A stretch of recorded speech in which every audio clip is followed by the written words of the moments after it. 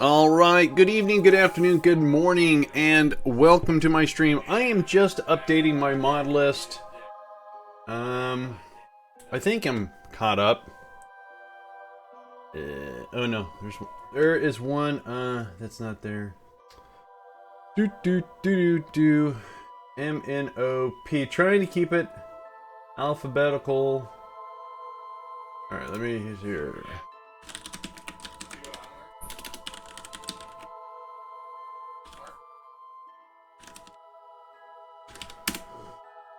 All right. Is that it? That's it. All right. Oops. Just a little bit more cutting and pasting here.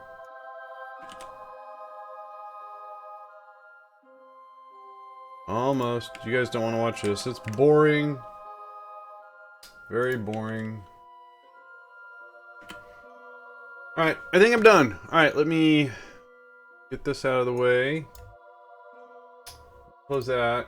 Close. Oh. Ooh. Really?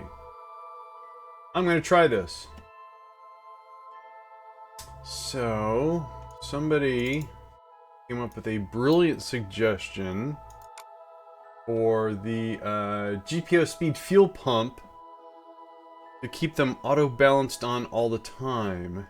And so, I guess I can share this. There's a mod I use. It has a specific feature that I like.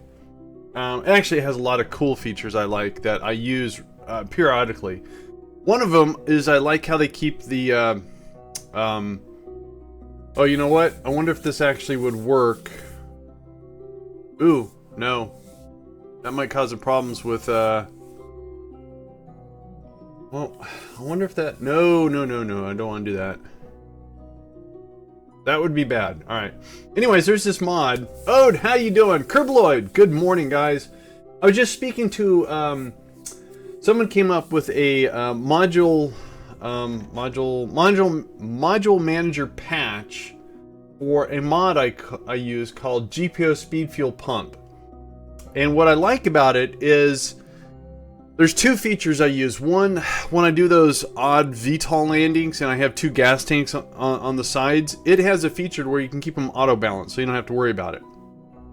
And I was just going to install a patch that would have the auto-balance on full-time, but I think that would also impact the MKS inflatable storage modules, because that's basically a fuel tank, so I don't want to do that. Anyway, it also has another, you can control pump levels, and when you do that, for instance, you could have, you can have a base set at, we'll say 8, yeah, we'll have it set at 8, and if you land a ship and connect it, and if you have its fuel pump set to a lower number, it will automatically refuel if you have fuel level. So I've always enjoyed that when I use the mobile launch pad. Anyways, let's get Kerbal going here. Oh, I have to get my beverage primed. Yes. Excuse me. That was rude. I do not have a no cough button or quick access to mute. Well, I guess I do. I lied. All right.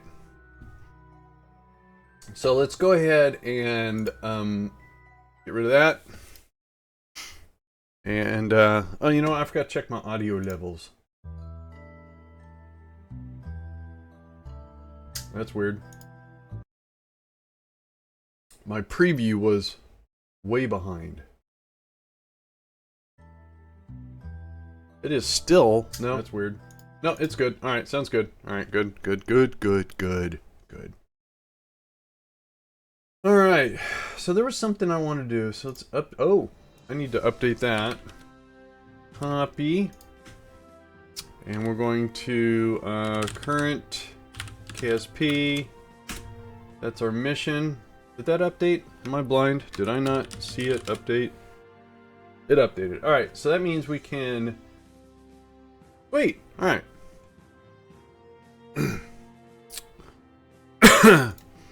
So, I'm actually not too pleased with the performance I'm getting from the base when it comes to chemicals and machinery.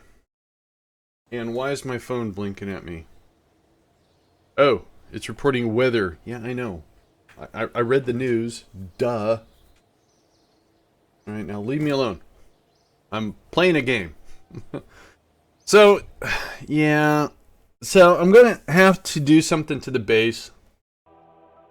Let's go take a look, shall we?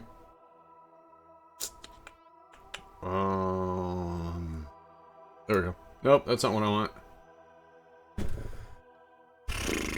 Alright, I guess this would be an easier way. So in 51 days, we're going to have the first rocket to built on the Mun. The very first rocket construction on the Mun. I'm nervous and excited.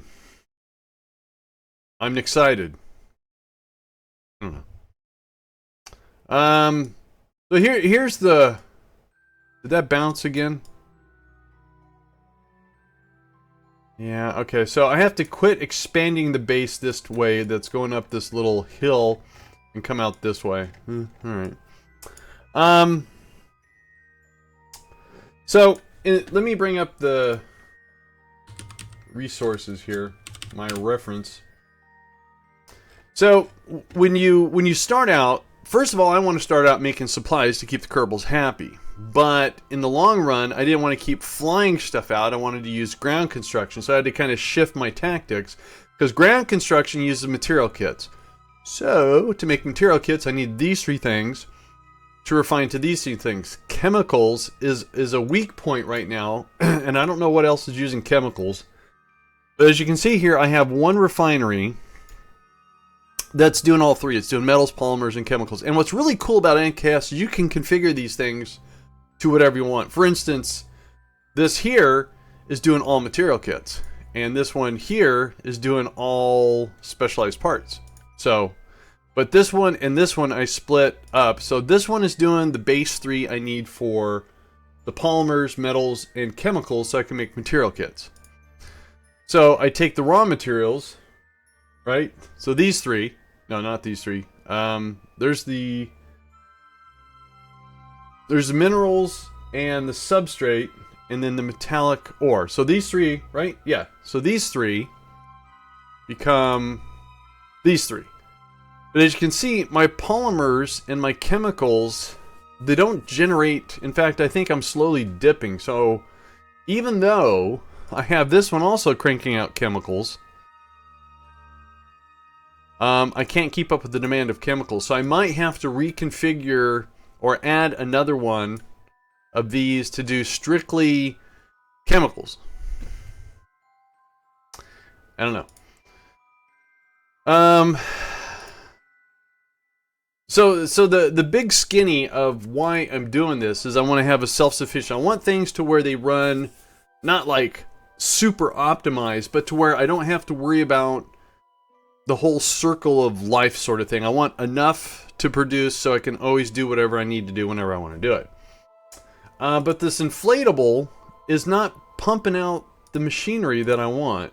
It's going really slow. So I'm gonna bring out a Tundra assembly plant. We're gonna build one after this rocket, and we're gonna connect it here, and we're gonna take this offline, put that online, and hopefully go from there. So, machinery's not coming in fast enough. Chemicals aren't going out fast enough. So, I have to probably to make it easier again off of here. I'll add another refinery that will just do chemicals until I can get up to snuff. And then it looks like not only chemicals, but can you go away for a sec? I think chemicals and polymers, I don't have anything, so I don't see any chemicals in here. I have 0 polymers and 0 chemicals. Alright, what about metals? See, but metals is keeping up okay. Alright, so anyway, I got that. Now if I check my life support and stuff, it looks like... Alright, so it looks like at the hydrates, substrates drill, in 130 days we have to get them some supplies. Or I think what I should be able to do is... they might not have a supply. So I might take them out a small supply drop with an inflatable. So that way they can tie into the planetary warehouse. Sorry, Odie, I was talking. I wasn't. Do you use drills? Do I? Absolutely, Odie. Yeah. My thing was this base receives all the well, here. These are all my drills. I have rare silicates. I have hydrates, substrates, exotic.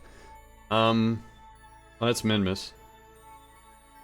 I have metallic, uranite, mineral,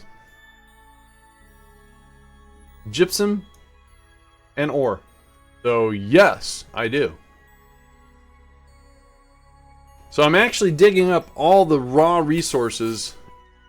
Where are the drills? Oh, they're all over the planet. Pretty much every single one of these bases is a drill. Except for that one.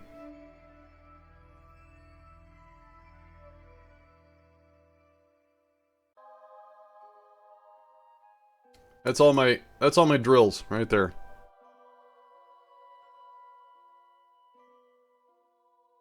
Alright, so anyways, it looks like, for the most part, everyone is happy with food and with habitation.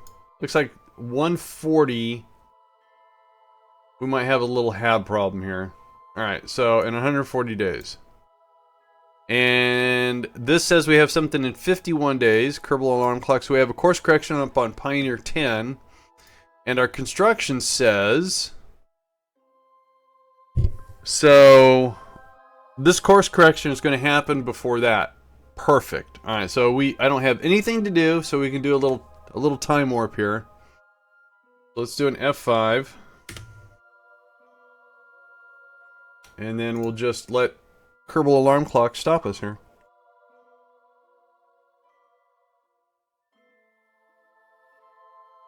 That's weird.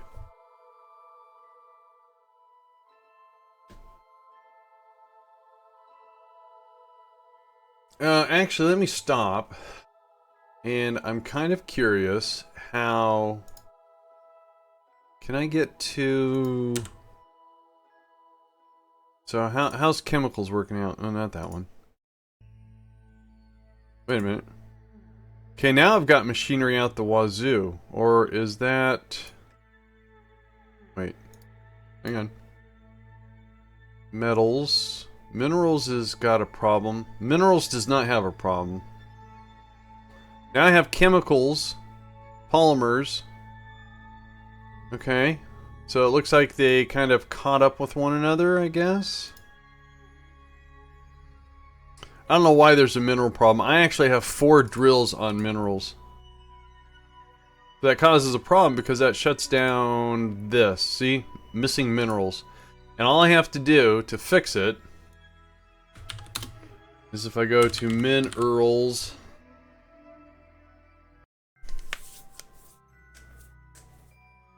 So maybe I don't really have a chemical problem. Huh.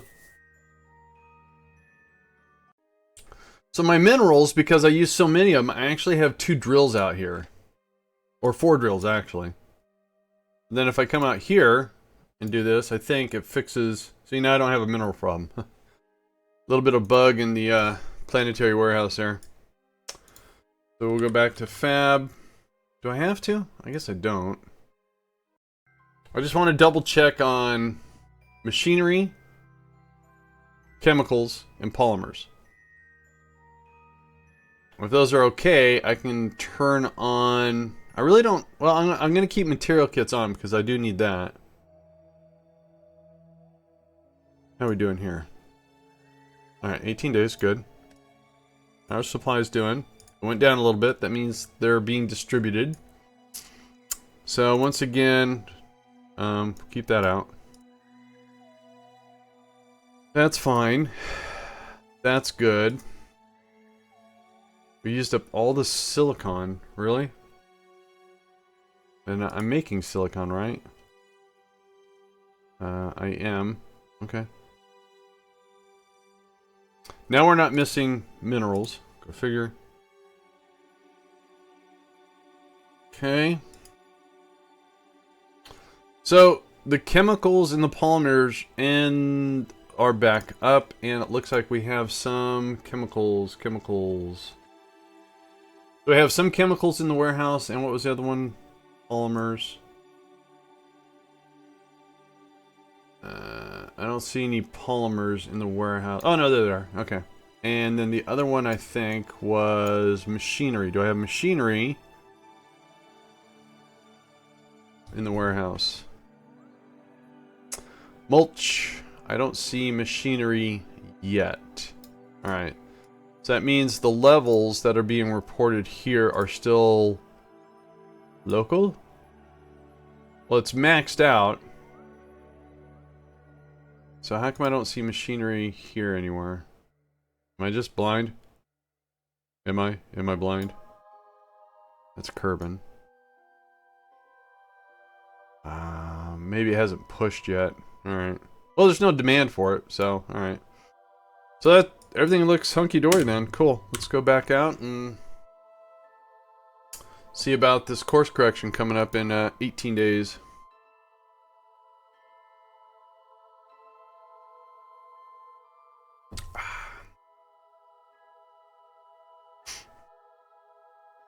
Alright.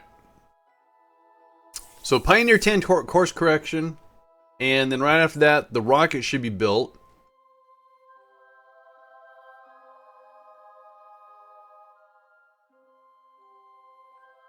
And this is just a course correction.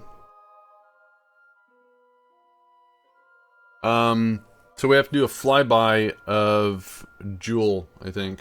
Because this one's on the way to Elu. I think. We'll find out. Alright, let's jump to the ship.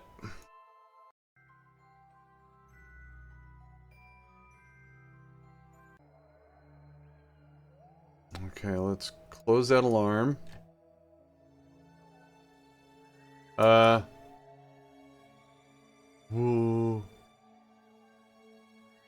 Oh, that's a comsat. Whoa. Whoa, whoa, whoa, what happened to the Viking? Or the, Pioneer? Pioneer 10. Why didn't we go to it? That was weird. Alright, so we have a maneuver node in about 10 minutes. That was scary. Again, we're doing Pioneer... Oh, look at our relay signal's low. Let's see what our... see where we're at. Wow. That kind of sucks. Hope we don't lose communication. Alright, so let's get rid of that, because that's in the way.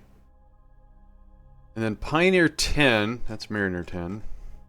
Do a flyby. So this one actually is just getting in orbit. Alright, this one's just getting in orbit around Joule. Alright, let's find Joule, which is right here.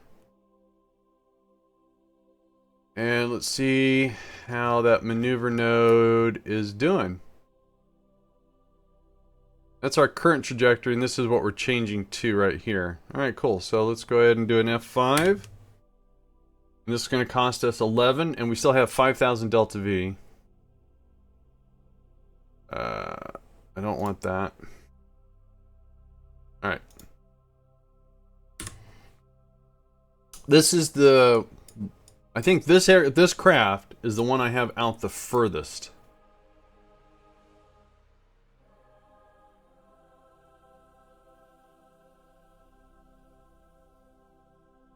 Still 45%.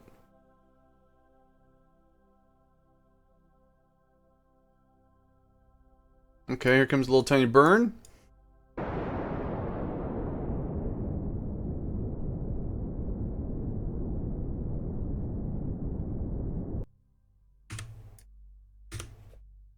So that should have given us... Cool.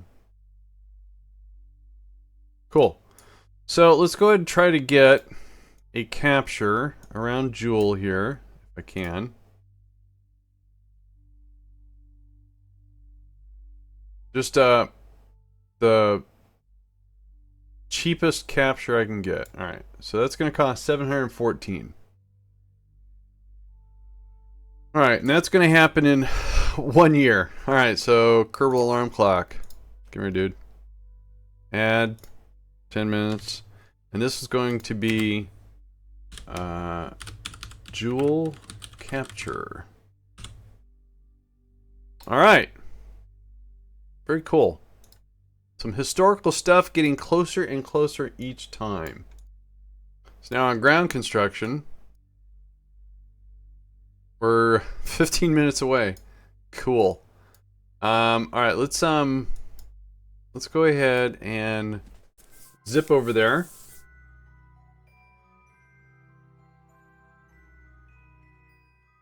And then let's double check the status on all the food and hab before we let 15 minutes fly by and someone becomes a tourist.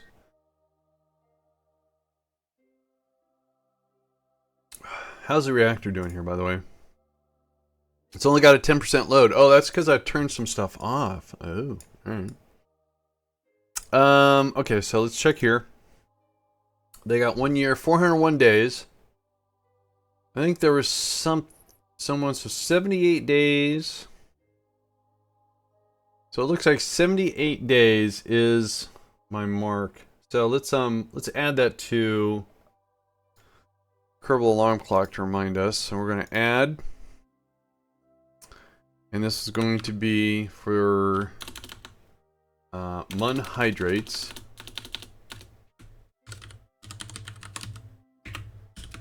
Resupply.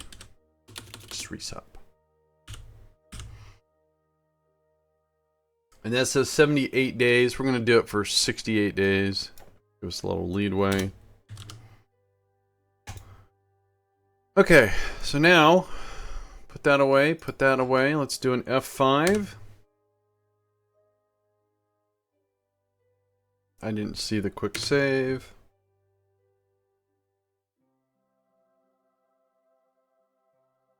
Okay, I guess it worked. I'm not seeing.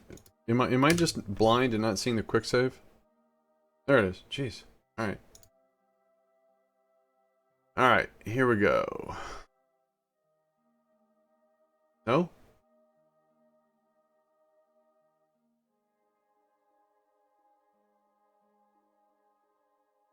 I did not see the message. That's... Can we stop?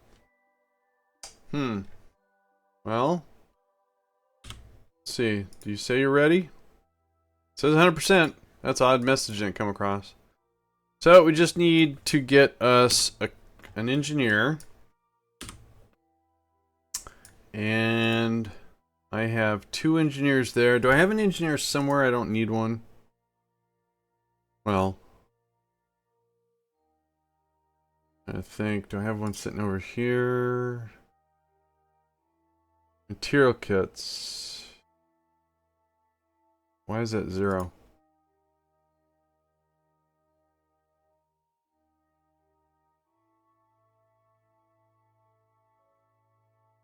Okay. Trying to remember where I put my engineer at. Alright, so let's see here. Where you at? Christ. Alright, so he just lost his tool. Didn't you? Yep, alright, so that's okay. We have spares. There's a bug with the inflatable. It's a Kerbal inventory or a Kerbal, probably a Kerbal inventory, that if you take a Kerbal in or out of an inflatable, whatever's in their inventory gets stripped. But I have a few extra tools here.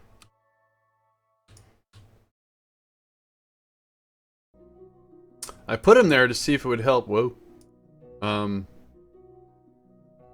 See if it would help the output of machinery, and it did not. There's your tool.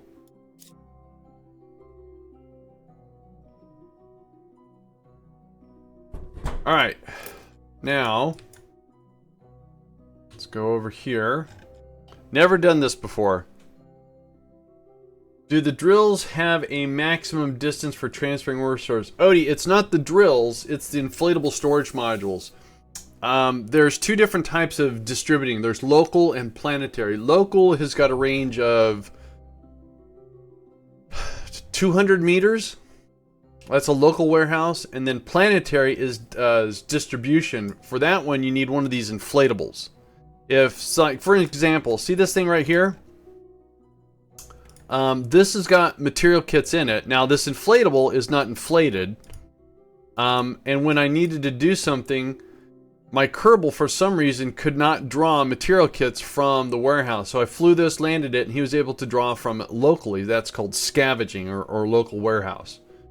But when you have an inflatable like this, for instance, so over here, I'm not producing any liquid fuel or oxidizer, but it's available through this inflatable storage module because I have a convertitron. I actually have two of them taking ore, again, from a different site. So I have one site that's drilling the ore, and that's all it does. It just drills it, and when it fills up to a certain point, it will then push that ore to the planetary warehouse.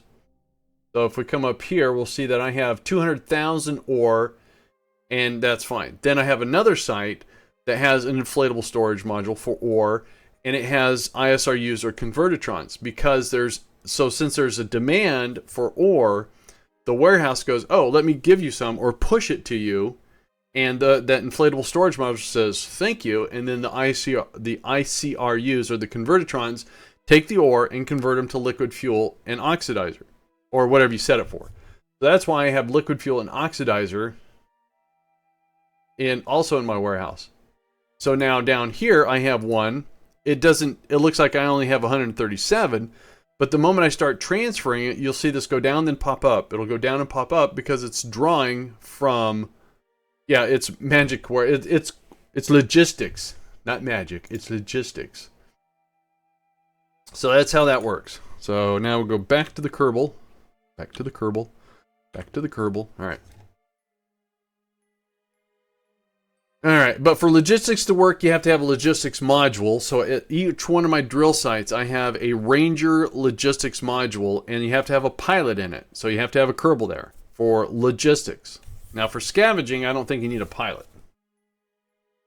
Alright, so let's see here. Let's do an F5. Please. There we go. And let's see what happens when it's time to launch this thing. Oh, I have launch. Let's see what happens. This is a rocket.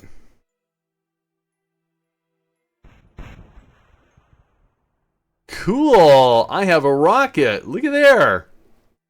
It's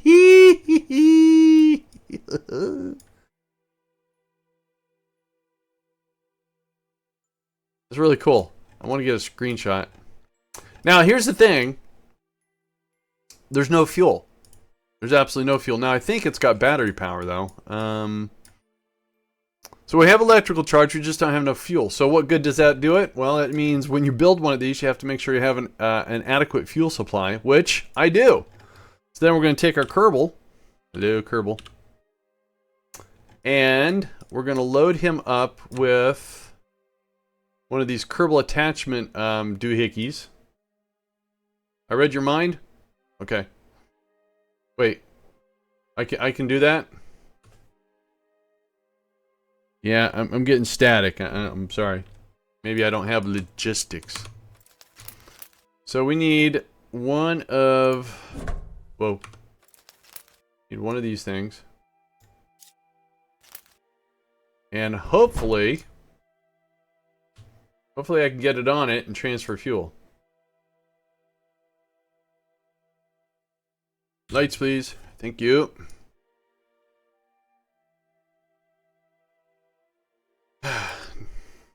You answered my question before I asked. Okay, good. Do I have... So in 62 days, we have that resupply. All right. So, can this Kerbal... Can I use this? That supplies... All right, let's do a test here. Do an F5. I'm wondering if the... Because this is connected... Let's find. First of all, do I have? Hang on. No, I don't have. Okay. Okay. Let's see if I can. Okay. Tool out. I'll be a son of a monkey's uncle. I can do it here. Now let's see if it actually works. And we got to stretch this all the way over there. Do do do do do do do do. My Kerbal's got a green tail. Gonna help transfer some fuel. Alright. So the rocket with the launch clamps, perfect. Alright, now before I link this, we're gonna do an F5. And then we're gonna link it. Max cannot. Oh, I'm just out of range. Alright, that's fine. Let's do this. Let's grab this from here. And we'll connect it closer.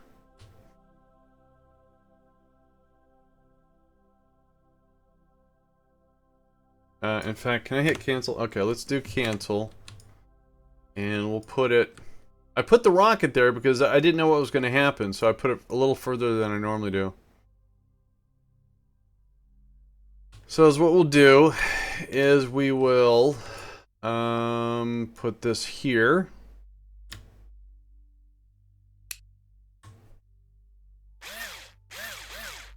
And then we'll do a link here. And is what I want to do is move that over here. So it won't be so taunt. Do do do do do do do do do do do. All right. So let's grab this, and put it here.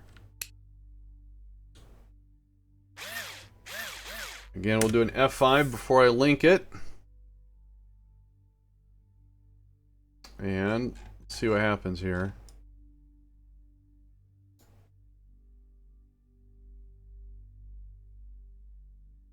Nothing exploded. Cool. So now the rocket is part of the base. And this is what I'm going to do here. I'm going to take all these and so here's what I'm going to do. This pump level is at 8. It's off. These are all at 0. Every single one of the pumps up here are at 0. Watch. I turn the pump on.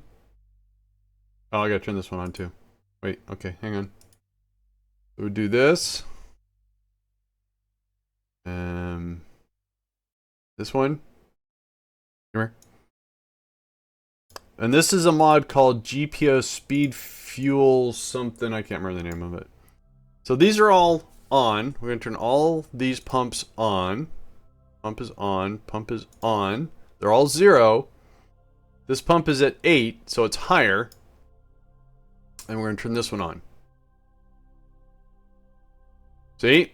I'm not doing anything. So these pumps, through this mod, if you have one pump higher level, anything lower with a pump on, fuel flows automatically. Sure, I can do it manually, but the thing about it is that if I set the fuel pumps on by default, when I make the rocket, the moment I connect it, it will get refueled automatically. Now again, this fuel is coming from my inflatable storage module, and it's connected to the planetary warehouse, which I have a separate site that's making fuel, which again, that site is taking ore and refining it. Pretty cool.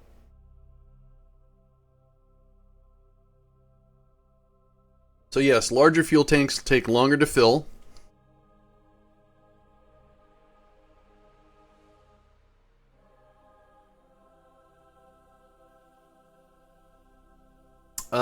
When I used to use Rover Dude's mobile launch pad, I had a dedicated site for the mobile launch pad where I would do, he does EPL, extra planetary launch pads. So you'd have to have material kits and special parts, and then you would go to it. It'd have a little different interface. You'd say, this is one I build. It's fairly similar to ground construction. My rocket's leaning. And I would set my fuel, my monopropellant, all that. I would set all those pumps to 8. And I would set these to 0, and I'd turn all the pumps on. So the minute the rocket would be constructed, it would start flowing the fuel. Now with EPL, you also have to do electrical. So 9 out of 10 times, if I would make something, I'd put an RTG on it just in case I had an electrical issue. The RTG would trickle charge things. All right, so cool. So I can go over here and turn this pump off.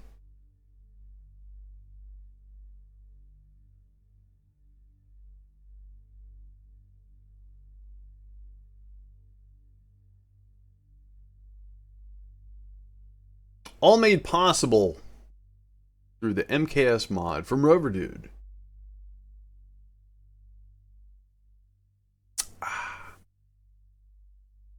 Good stuff.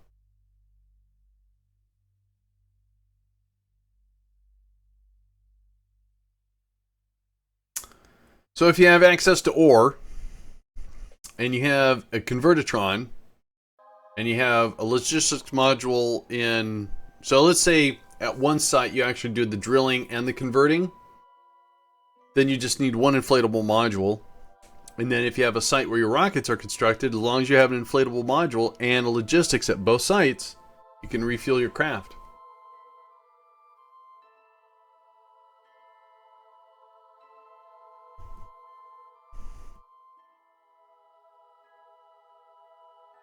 Now this rocket is going to be going on its way to Duna, and this is going to scan, because the Mun has been the test bed for colonization, and hopefully I don't want to speed up the process. I want to make it a little bit more efficient,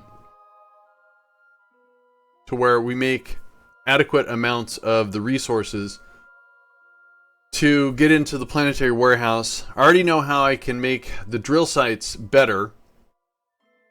I don't have to, I should not have to have an engineer. Well, I say that now. Mainly, each one of my drill sites has got a pilot and an engineer. The pilot's needed for logistics. I don't know any other way around that. And the engineer is there for the PDU, the power distribution unit. And I use that because it's got a reactor.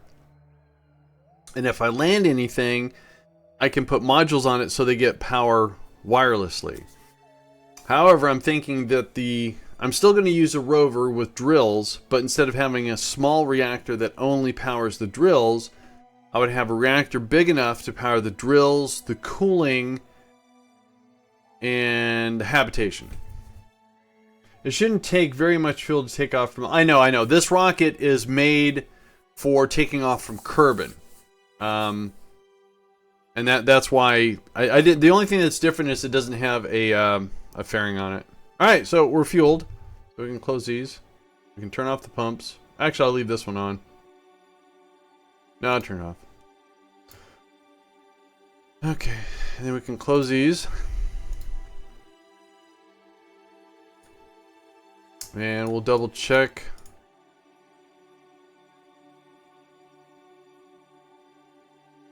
Fuel. Let's see, even thrust limited for Kerbin. Okay, good. Do.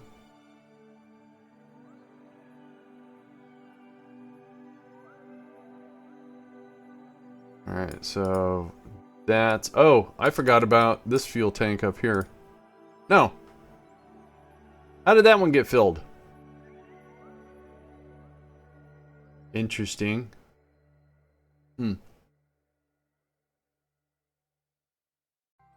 Not gonna question it. Alright, so, I think what we can do, we can launch this sucker. So let's do an F5.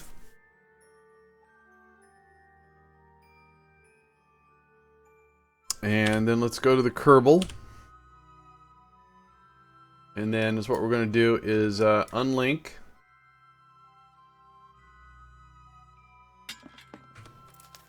And then we're going to take this back. I only got so many of these here. And we'll stow it.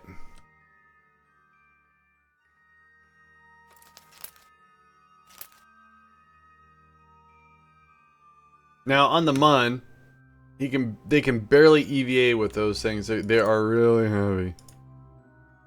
So that's why I stow them.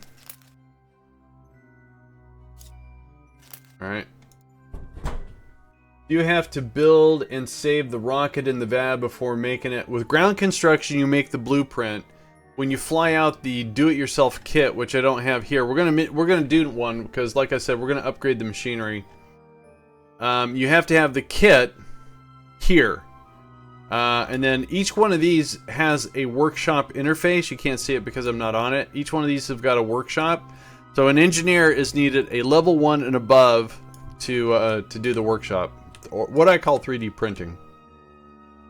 And again, I'm using ground construction because I liked what I saw in the TV series Mars. I only said Martian. Blab. And board.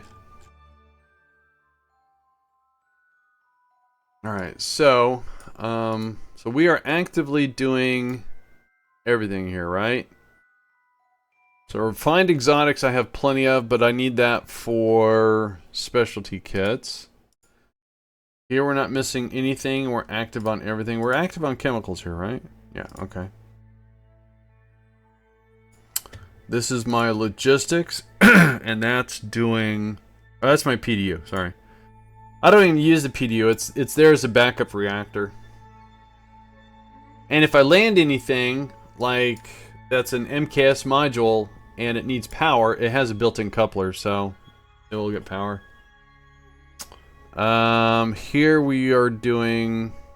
Oh, this is logistics. So I have 2 pilots here. Here we're doing material kits, and are they on? Okay, let's actually... How many material kits do I have?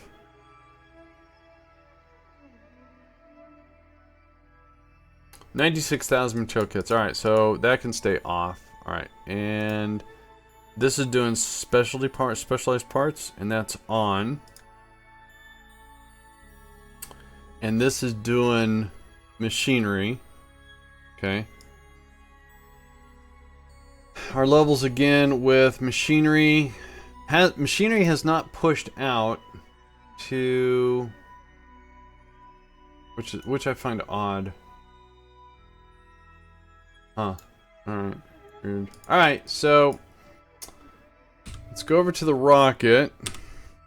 Here we are. And we're going to do an automated launch here. We're gonna take it up to, I mean, 23 kilometers is usually safe. Let's double it. We'll do 45 kilometers around the Mun. The autopilot on. She's launching from the Mun. We got a Mun launch. 46 minutes into the stream, and we are launching our first rocket from the Mun. Sweet. I did do an F5 before this, so we should be fine. Okay, it's doing its roll. So this should do a 90-degree. It should get us an apoapsy of 45. Okay. There goes our solar panels. Excuse me. It's leaning 9. Yeah, it is. Okay. So yes, this is extreme overkill because this rocket was built for Kerbal launch. Because I don't know how to calculate delta V requirements from Mun to wherever the destination, because the delta V map is based upon... Well, I guess I could look at the delta V map and estimate. So when we get up to, oh, all right. So we should have a burn here happening T-minus 13 seconds.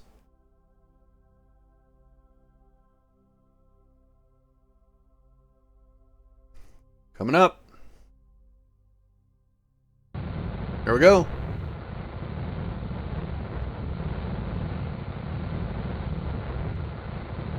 There's Minmus. Minmus is jealous because they don't have a launch pad, I think.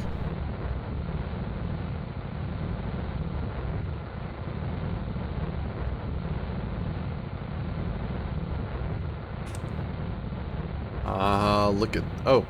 Oh, it's not... Oh, it's a little slightly inclined. That's right, because our base here is not right on the equator. That's fine. That's okay. So, SAS, let's do an F5. So, our first rocket launch from the Mun. Yay! Nothing exploded. Alright, so now the question is, can I easily... Let's see here. So let's target Duna. And let's see if Mekjeb... History! Well, I'm sure people have done it before. I want to do an advanced transfer. An interplanar transfer from within the Mun sphere of influence must target a body that orbits the Mun parent, aka Kerbin.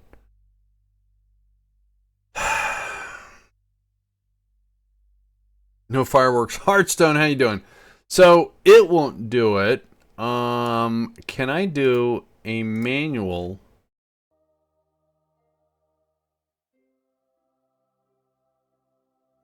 So let's grab a maneuver node. Now let's see if we can do a manual. The only thing, it probably won't be very efficient. Alright, so we have to... I think probably... Oh. Okay. Well, let's see what happens here.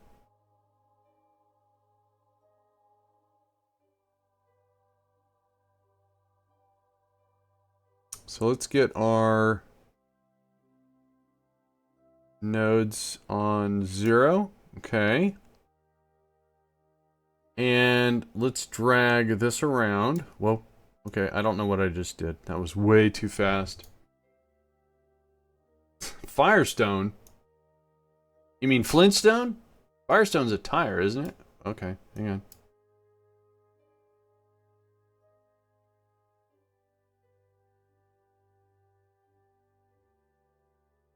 So that's at -2.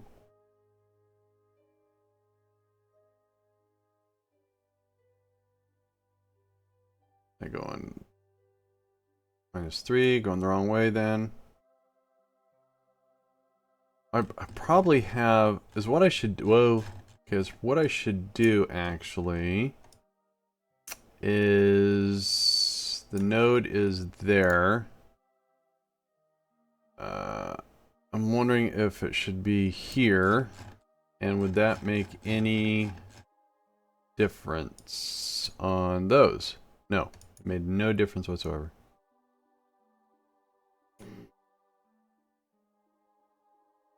So let's try to get our phase as close as possible. Okay. So now we have an alignment phase. So to get... So Duna is at, what was that, 20 million? So we need to push our apoapsy. Where's our apoapsy at? We need to push that out.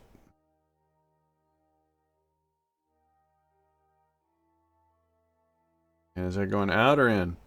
That's going away, so we need to do that way.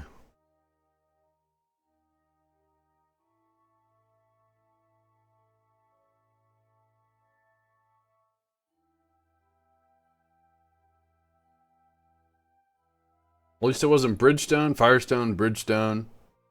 Oh.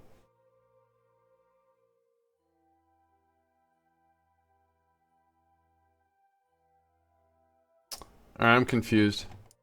How? Which way is my orbit? I'm in a prograde orbit, right? Okay, I am. I'm in a prograde orbit. Oh, wrong way.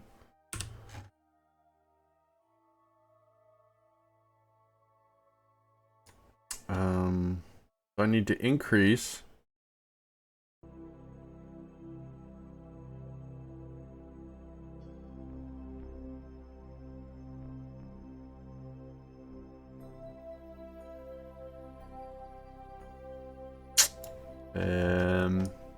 Hmm.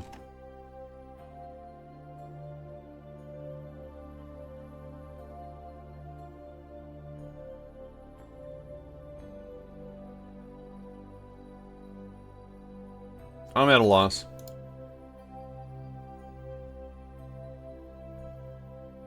So maybe doing a phase right now isn't a good thing. Maybe I just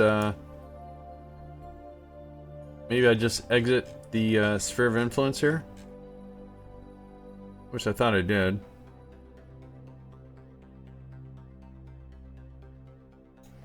Okay. So now we're orbit around the sun. So if we keep increasing, so that doesn't make hoot and holler. Million with a B, billion, billion.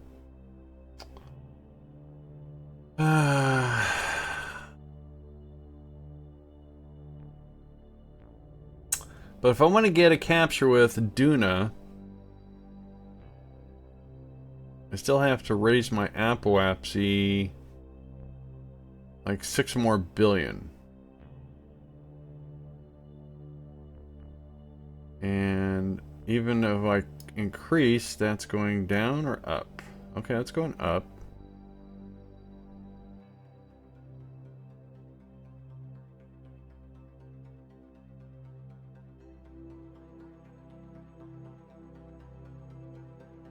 Leave SOI, do the inclination change and capture.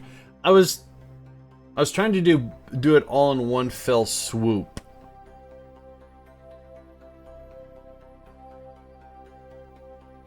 Just trying to see if I can get my apoapsy out. Okay. I can. So we're at 20. Alright. Hello. Okay. Let's bring that back down. Jeez. So we're looking at 20.9. Alright, let's see. 20.9.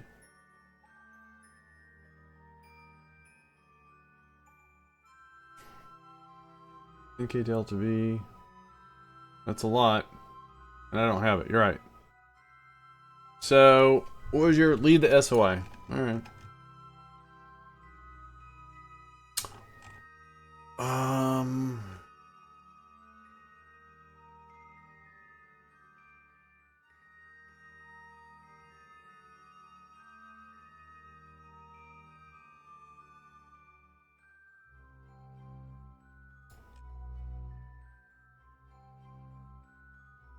So that puts me into a Kerbal orbit.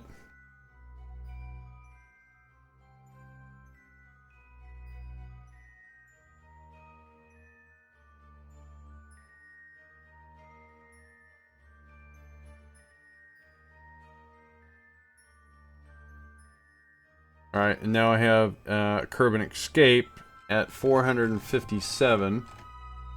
Only bad part, the third step, capture, is about the time. Yeah, I've done that before to where the capture was like 4 years sometimes, depending upon, you know, your angle. So let me, oh, actually, look at that. So our ascending is pretty much spot on. So can I get I mean, 457 at cheap, and that's going to happen in 33 minutes. Alright. So let's do an F5. So we have pretty much a matched inclination. Pretty much. So let's go ahead and burn this and see what happens. So it's going to happen. I got a lot of weight. My rocket has a lot of weight. All right, can I just specify that right now? Wah, wah, wah.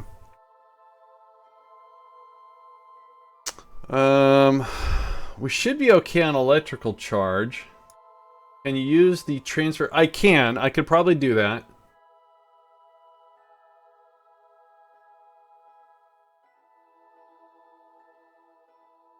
The separate mod. MechJeb doesn't want me. Oh, wait. Let's try this manually. We'll try it manually. We'll see if we can do it manually, because probably is what we can do is get a. Wait, hang on, wait. So let's talk through this for a sec. So we haven't burned any fuel. We don't have a node anymore. If we changed our orbit from Mun and get into a Kerbal orbit, then we could probably use the advanced transfer planet. Does that sound about right? I think that sounds right. So if we say we get a circular orbit around Kerbal. Okay. Let's just get a Kerbal. That's what I thought. This is Orbital Mechanics 101, basically. Or is it 102? Alright. There we have... so our PE is... Let's just make it a nice round number. Yeah, I could do that. Alright. I could. Let me do it manually, though, because I want to learn how to do it. So, we'll do it for 4 million-ish. That's hard to get. Alright, so I'm going to cheat. I'm going to use the...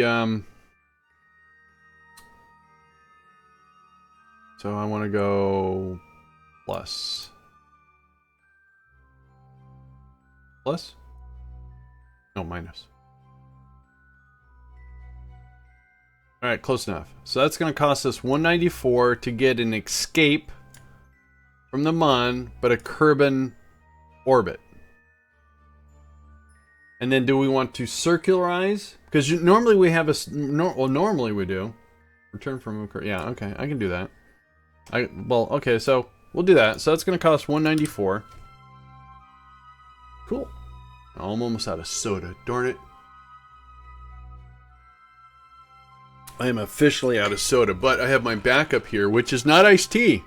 It is not Lipton iced tea. It's a mixture of 7-Up and cranberry juice. Shh.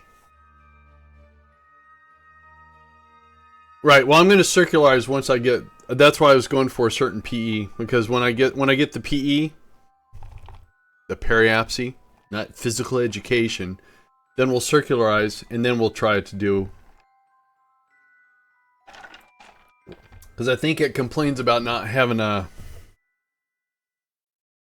hyperbolic orbit. Ooh, I said a big word today. And Hearthstone is challenged with typos.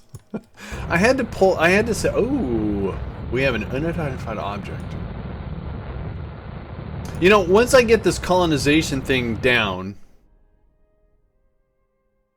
once you get to gym class, go to a circular burn. I don't want to go to gym. I don't want to go to school. All right, so what's our period? Once you go to PE, all right, so let's go. All right, let's camp. Let's Can I go ahead and plot it, even though I should be able to. So if I do this, whoa. No, I don't want to do that yet. I don't want to do anything. Let's just put that there.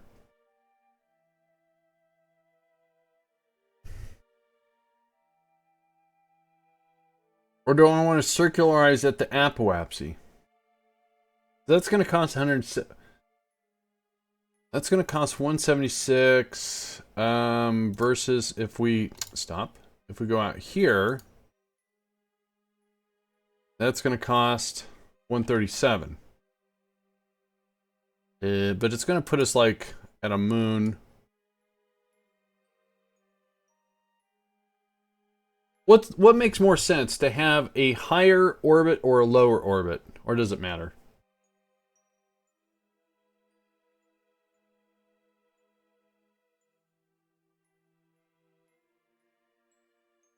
I don't think it matters.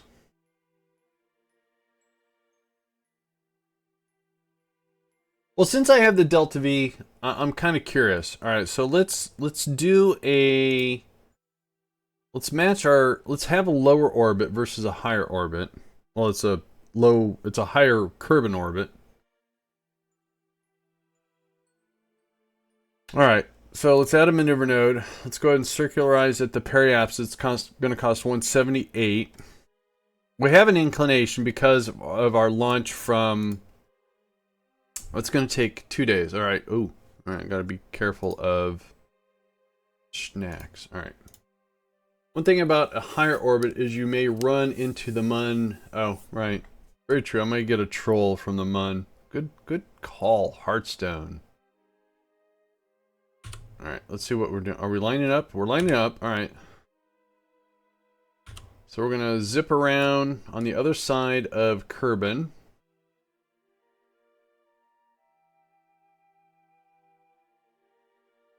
Do we have a relay antenna on this? Yeah, we do. All right. So let's get this circularization, and then we'll match planes with our target.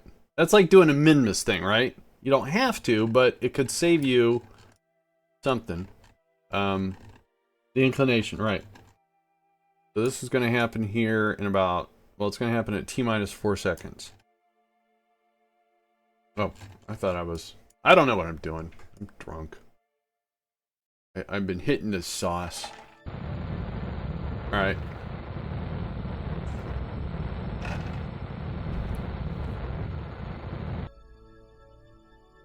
So this should give us a fairly circular orbit. Fairly.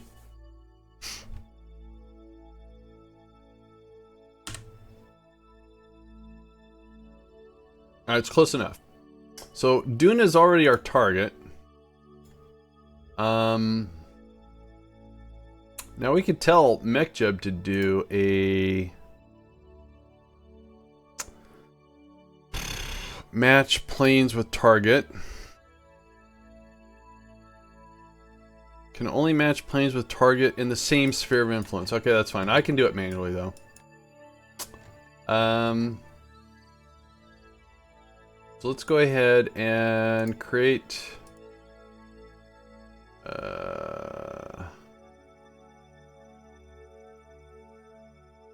do a maneuver node here.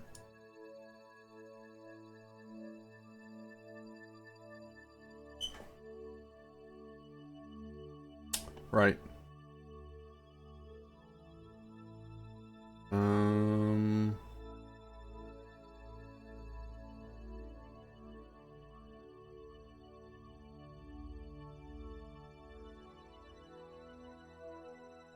I could go lowest or I could go now. If I do now, it's going to cost 28.21, which is, I have that. I can do this now. I can do this now.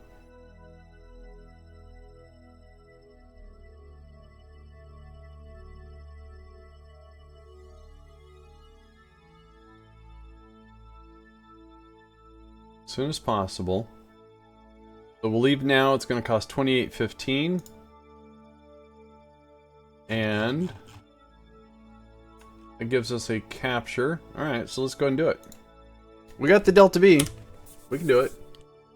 We just, I mean, you don't, basically when you're doing an interplanetary transfer, it's like a really, really far off rendezvous.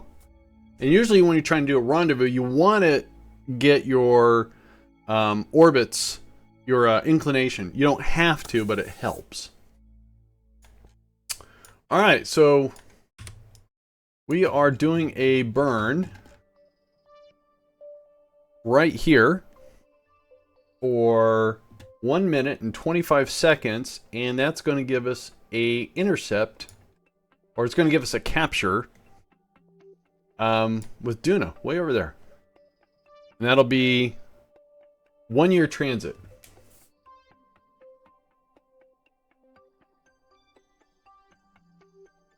So it should have been in the blue. Well, a more efficient one would have been in the blue. We're not doing an efficient transfer because we have the Delta V.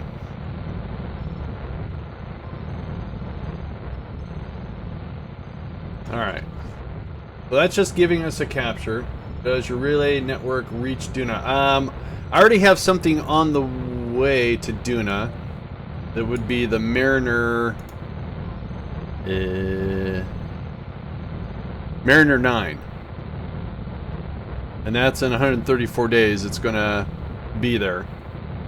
I don't have anything in orbit around Duna right now. No, sir, I don't. I don't think. No, I don't. I don't. Alright, let's get that out of the way. I'm confusing myself. But probably a good idea to get some antennas deployed. Have a couple somewhere. Where is it? There it is. There's that one.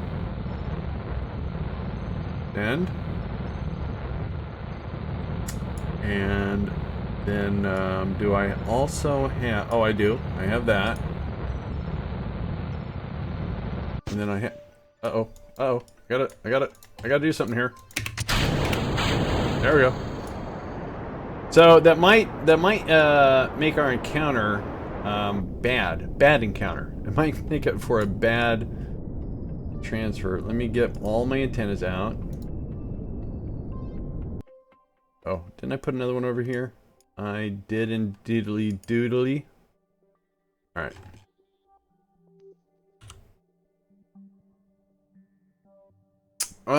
According to, well, we're gonna have to leave the influence, so we're going to, that's 1 day. All right, so in 1 day we can do this. We're not gonna, okay. All right, so let's get this out of the way. Physically move it. Okay, let's do an F5. How's the resources? We have 5,000 total Delta V.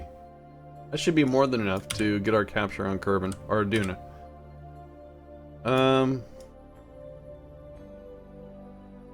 Okay. So let's go ahead and warp to here. That's going to take 1 day.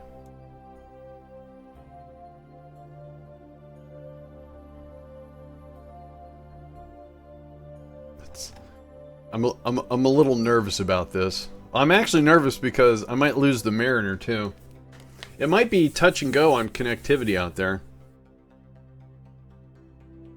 That could be a task. You know, if you think about it, if we're trying to colonize a planet, they don't have, so in the Martian they didn't, well, they do have some satellites in orbit, right? So we've oh, maybe I should put off colonizing the Mun until we put a rover. That would make sense, right? Because in the movie it was in the future, but then how far in the future was it? When did the Martian take place? Does anyone know? Because it was 2027 or 2037 in the... When did Mars 2016, the movie or TV series? I'm gonna look it up on the wiki here, and I will share with everyone.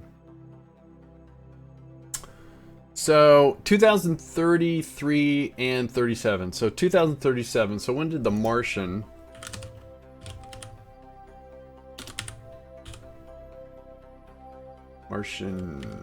Movie. No, I don't want the full one. I want the whatever. Internet Movie Days. There we go. There we go. This came out in 2015, but when did it take place? Does it actually say in the synopsis? Where's the synopsis at?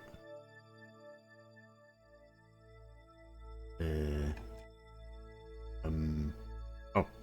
Seafull Cat. No. Where's the synopsis at? I don't want to watch it now. I'll get in trouble.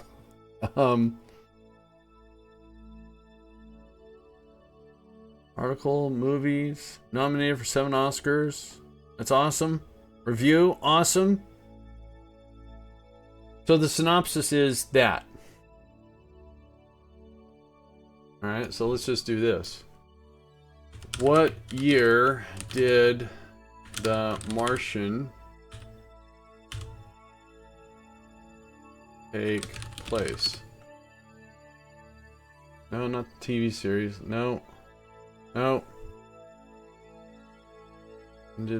What year did the Martian movie take place?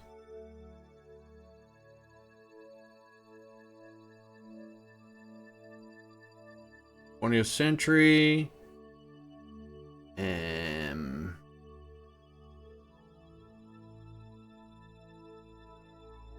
In 2037, so about the same as the TV series. All right. And currently, we're in. All right, let's get this outside sphere of influence, and we'll figure out where we are. So, colonizing the Mun. We're not doing it in real time. 2035. Thank you, Odie. And I decided to colonize the Mun after we did Apollo 17. Alright, so we're on our way to Duna. Do we still have a capture? Oh, see, we lost it. Or do we still have one? Can't tell. Well, I need to do a course correction regardless. But do we have a... Can't tell. It says we have a Duna encounter. Okay, we do. So what we're going to do here is we're going to do, for this scanner, we're going to do a maneuver node there. And look at Duna. And we're going to...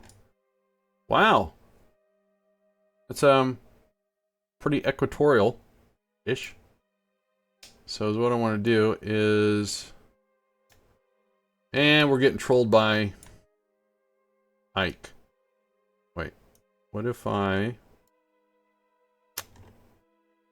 I'm gonna use this here.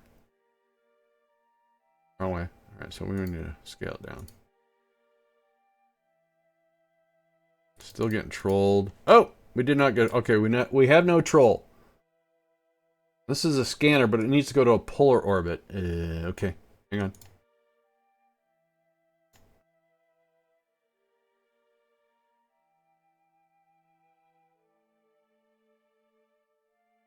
What am I looking for to do here? This needs to be 750.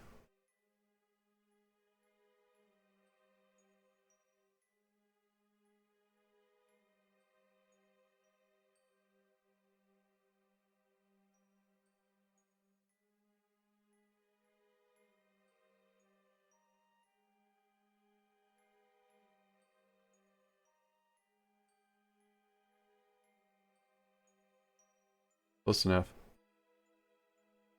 So that's going to happen in 136 days. All right, so let's add that to Kerbal alarm clock. And this is Duna resource. We're going to call it the DRS.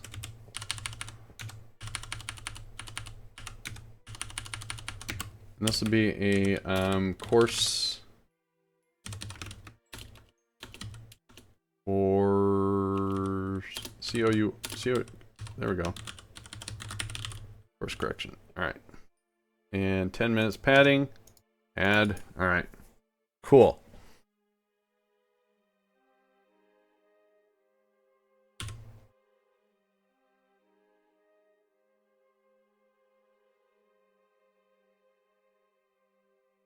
So let's make sure that this is on auto warp.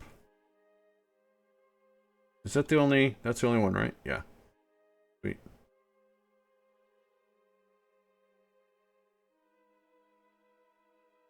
All right.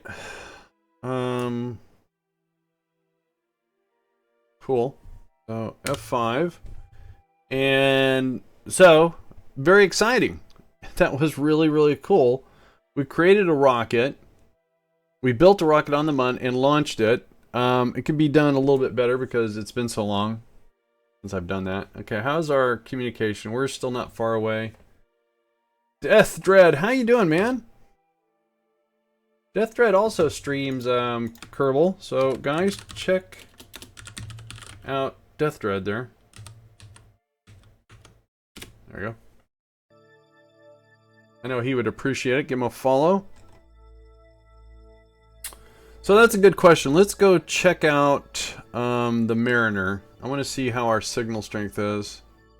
Let's go back here, do this. No, I don't want to filter on that. And let's go Mariner. Spell Mariner. Now an M would be good. Okay, that's fine, whatever. Mariner 9. Right, Mariner 9. That shows the distance, right? Oh, wow. Status, orbiting the sun. Alright, let's go check it out. I'll be doing some more rocket lessons later today. Cool. Yeah, anytime. Alright, so how we... Oh, I have a... Is this a lander? Christ, I'm not doing a lander. Am I confused? No, this is an orbiter, right? Please tell me. Just an orbiter. I think it is. Good. So confused. What am I supposed to do with this thing again? Sorry, this is Mariner 9. I have so much stuff. Orbit Duna. Okay, good. This one's just gonna orbit.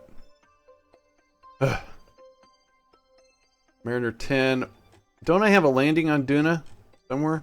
Oh, that's Viking 1. Viking 1, right. Keep forgetting.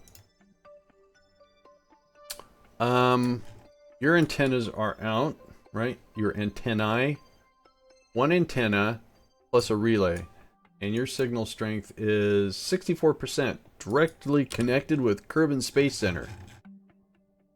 So, and you have 133 days until we get there. Yay. Alright. Alright, let's put everything away. Let's put all of our little fancy little tools away. And do an F5. So what's next on the list? We, for the career... So what did I put? I put gypsum needs a resupply in 58 days. Alright, so we have 58 days. And I want to increase... I want to improve machinery, so we need to get a assembly plant. So let's go build one. Build a blueprint. For some reason I forgot how to talk. Let's go to the Space Center. Let's blueprint out a new assembly plant. So let's go to SPH.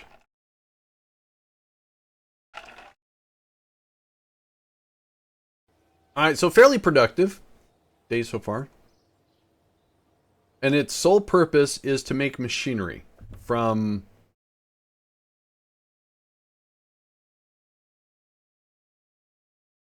material kits and specialized parts. All right, so let's go down to manufacturing, and we're looking for an assembly plant. And we're going to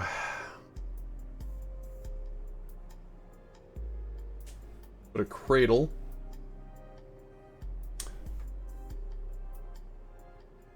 Yeah.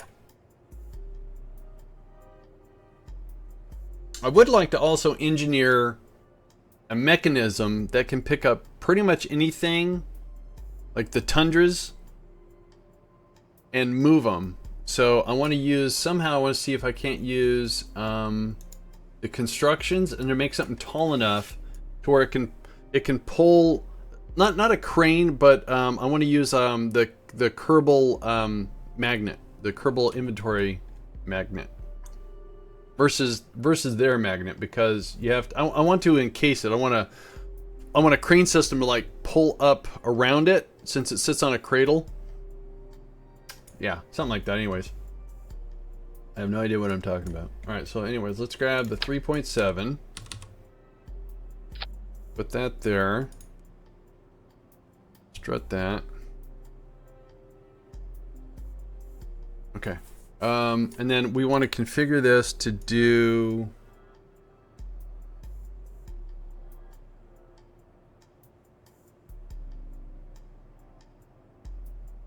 Machinery.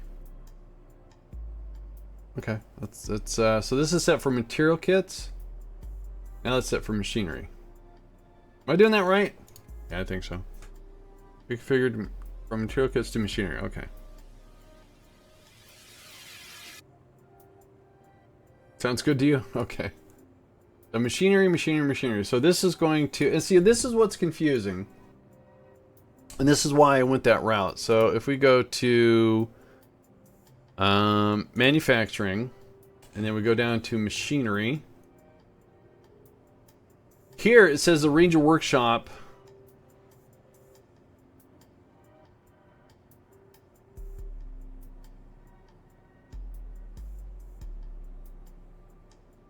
The output is 100.8 machinery and uses this much, and the Tundra uses little and only puts out. I wonder if these got swapped. Because the Tundra says it uses less power and this uses more power. But I think these are swapped.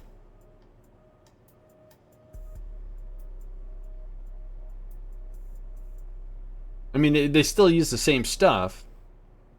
Yeah, I think that's what happened.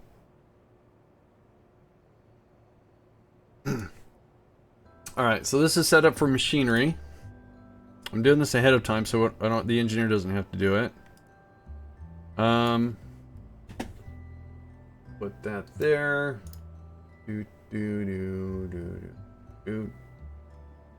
Alright.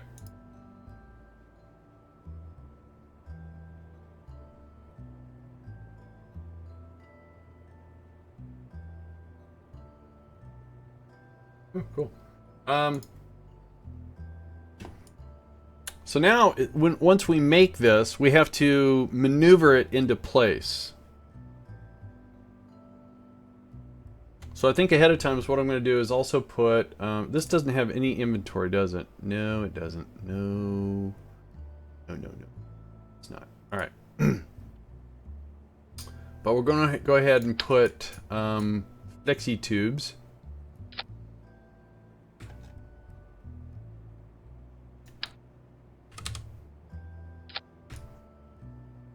You know, wait a minute. Would it be better if... Because he has... Where is it? Is it under colonization? Yeah, so he's got these things. I wonder what purpose those serve. It looks better, I guess. And you put... Yeah, I'm gonna... I did that. I'll put trusses and then I attach wheels. I've done that before. I was... But yeah. So let's go ahead and grab this. Okay. Makes it a little bit better looking, I guess. Alright, so then let's go ahead and strut. Strut. Alright. And then we'll grab this and put it right there. Then we'll grab the longer one and we'll put this in mirror. So. And then we'll grab wheels. Been using these. Let's make sure we get these on correct. Those are on correct. And then all I do is make sure that the wheels are down as far as possible. So we get some clearance. And then I take the... Okay. That's not what I want to do. I do these into about... come on. To about there. Maru, how are you doing? Then we have clearance, and then if I need more, is what I can do is I can come grab this one right here, and oh no, that one right there.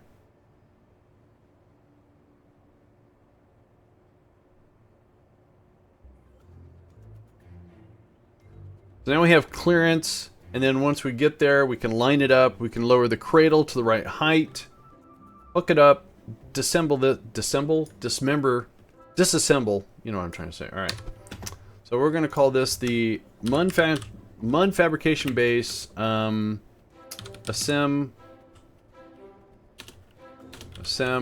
for machinery. I'm tired. Aw, how's it? We're kerbling good. We launched our first rocket from the Mun. Doesn't sound really exciting, but it was a rocket launch from the Mun. We built it, launched it, and it's on its way to Duna. It's going to scan Duna for resources. This is machinery. The manufacturing plant machinery. All right. Save that. So now is what I just want to be able to do is grab this, copy this. There, I think. Is that gonna work right? Whoa, whoa, whoa. Is that gonna connect? Why do you give me such a heartache here? Well, it looks like it's right. Hang on a sec. I got an idea for this. Take that off.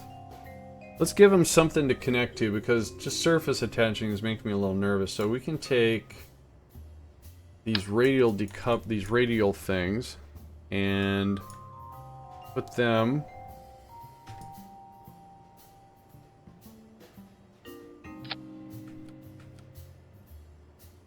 Yeah, we can put those like that. That way, now everything's nice and centered. Whoa, whoa, whoa. Alright, so let's see here.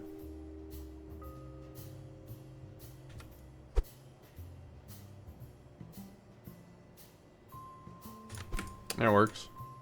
Then we can take this. Attach that,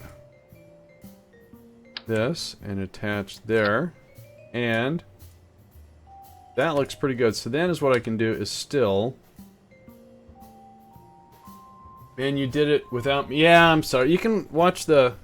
You can wait for me to put it up on YouTube or just watch the VOD.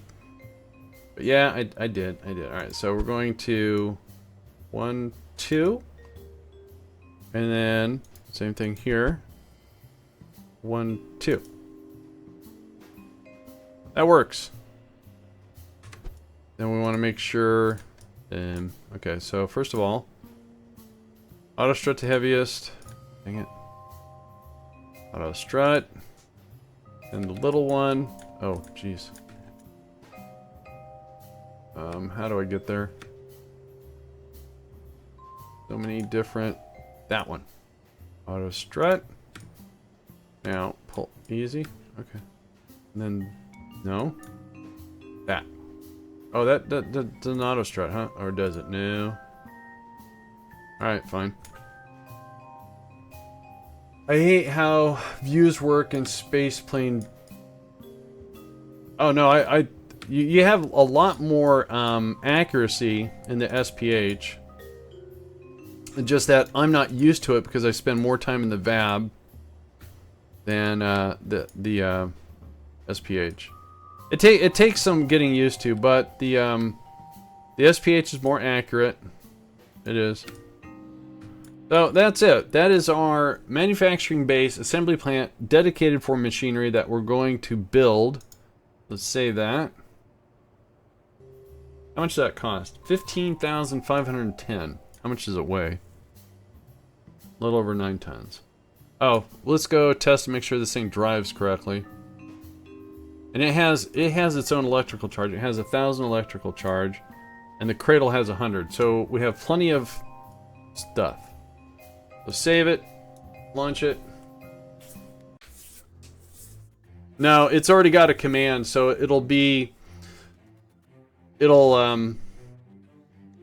it's a command structure, so it has a built-in probe core.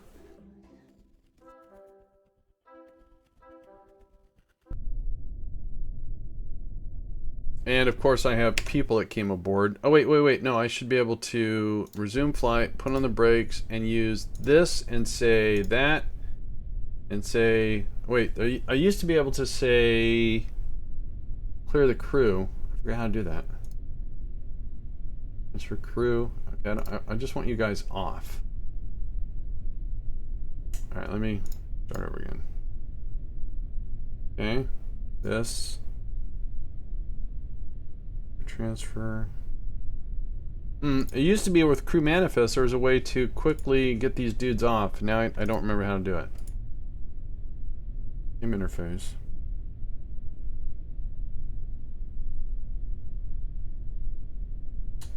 It used to be where you can say remove crew or something like that. I don't remember how to do it now. Nope. Alright, so I have to go back and make sure they don't come aboard. That's why I thought I used to be able to say, alright, let's revert it back to the SPH. Alright,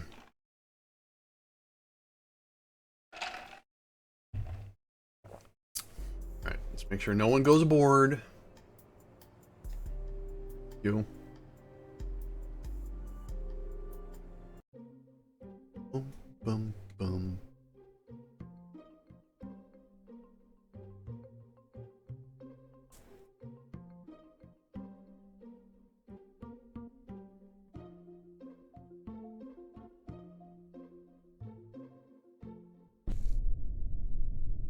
Alright,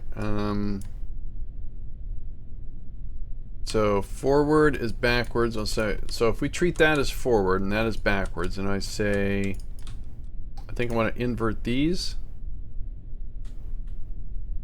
Yes. Alright, cool. So we have to invert, so the front of it is where the 4 is. The front is the 4. And I have to invert the 3 side. And then save it, and then we got it. I mean, you can do it on the fly. I just thought it would. So this, we do an invert.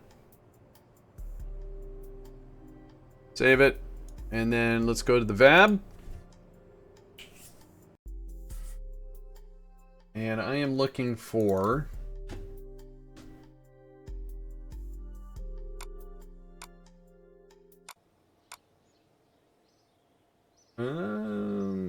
a do-it-yourself number 8. So Mun Base do-it-yourself 8. We're gonna call this one 9.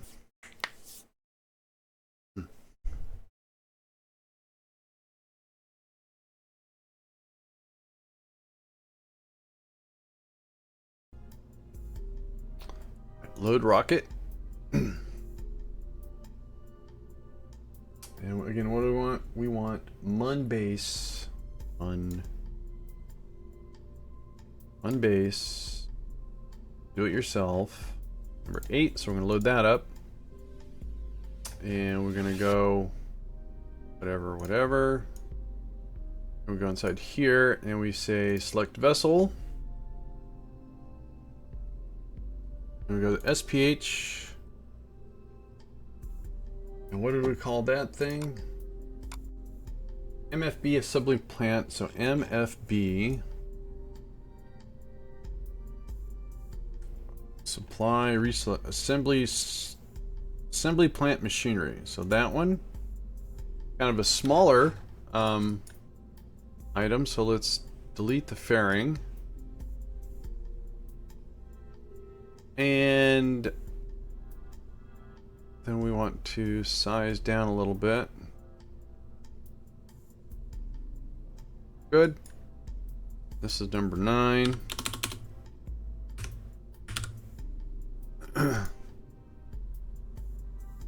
Rebuild the fairing.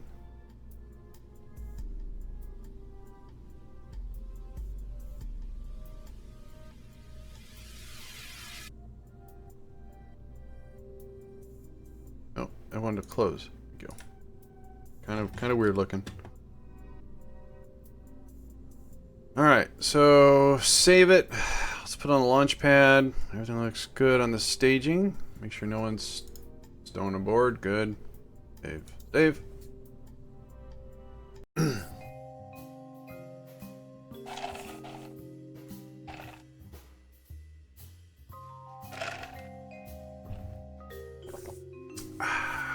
stuff. So hopefully this will solve our machinery problem. And now I have to take a look at how maybe chemicals might have to be improved.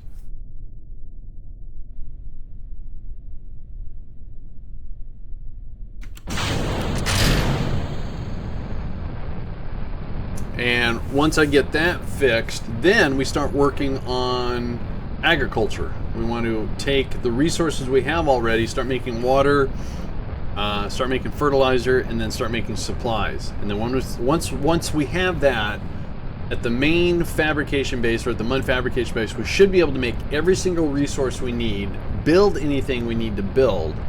Just at all the drill sites, I have to make sure we have the inflatable storage modules for supplies. And then I'll never have to do a supply drop. I'll just have to maybe do a crew rotation.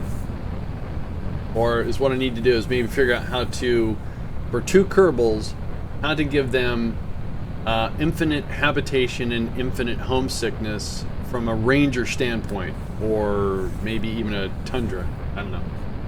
That'll be that. Alright, getting ready to stage here. I'll lose our boosters. Hey Focus, how you doing? Welcome back, welcome back.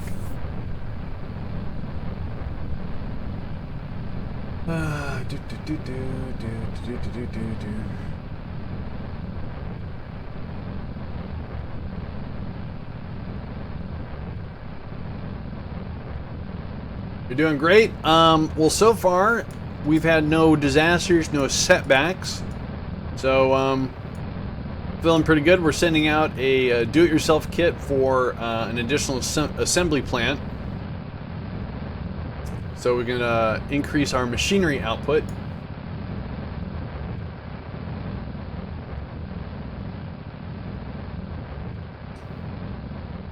Trying to manage something here while I'm doing that. All right, we're good. Alright, coming up on 40,000, so we can ditch our fairing, or ditch our fairing. Close enough. Let's go and turn on the fuel cell. Alright. Ooh, it's really dark. Really bright. Really dark. Really bright. Dark, bright, dark, bright. Alright.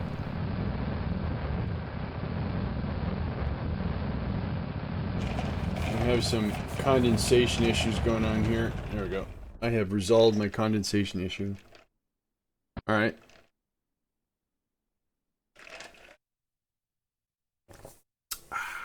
Good stuff.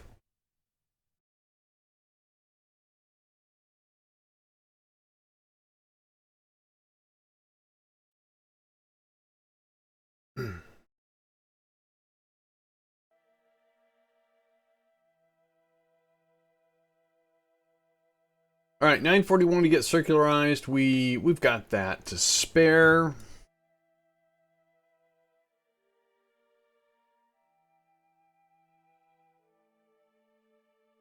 Okay, what's coming up? So in 58 days we have a resupply. We have actually 2 resupplies. Well, so up to 80 days we have 3 resupplies. You know, all I need to do is fly a small canister of supplies with an inflatable storage module. So it shouldn't be a very expensive rocket on all 3 of these.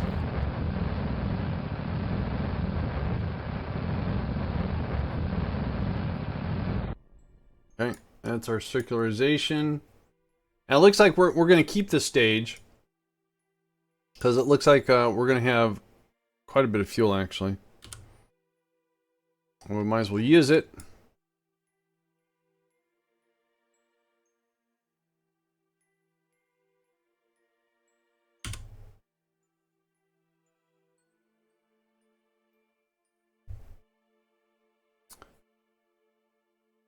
Do I have music turned off?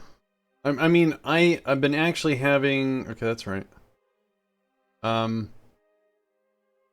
The stuff that I used to use, YouTube is hitting it, and I'm not getting too much support from the artist to resolve the hits I'm getting. So I've actually stopped using the music.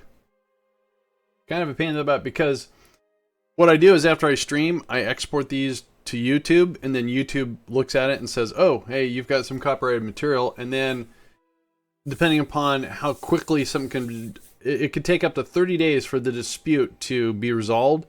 So within the 30 days, the anyone that watches my videos, I don't make any money. So, I mean, they're not out there to make me rich or anything, but, you know, it'd be cool that, you know, through my time and effort, I can see a few pennies.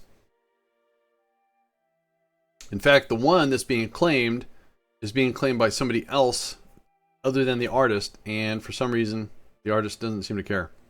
Or he cares and he's just too busy to help. It's unfortunate. Very unfortunate.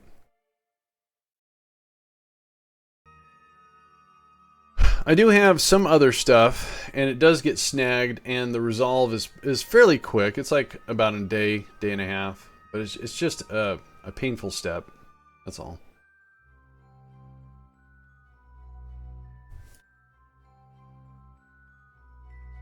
Keep music. KSP music is fine. I like it. Yeah, it's not flagged by the content ID system from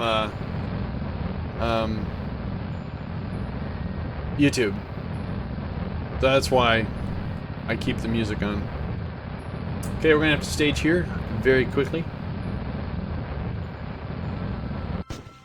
There we go. Smaller rocket, easier to maneuver.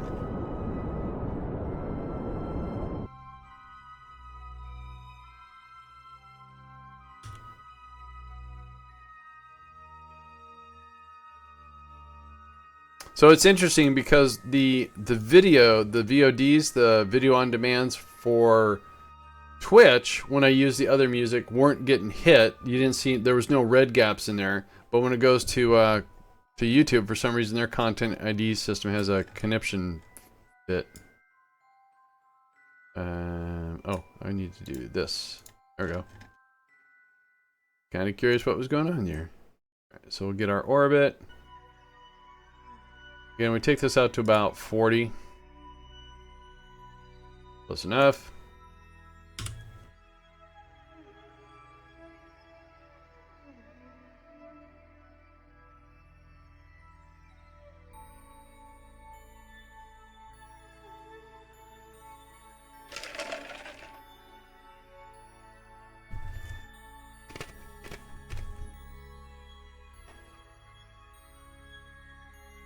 Don't worry about it, Maru. It's all good.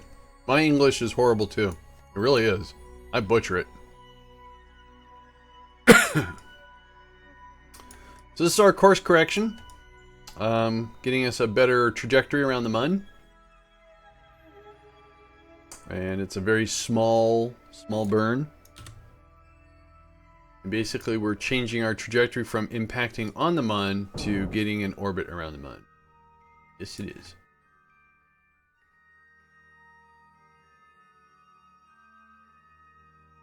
Alright, then we want to get an orbit around the Mun.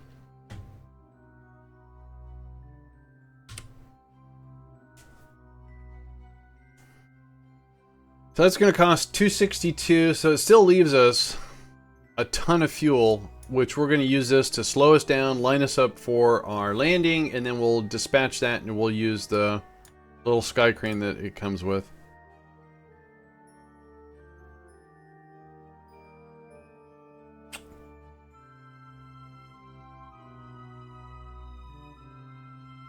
Oh, here we go.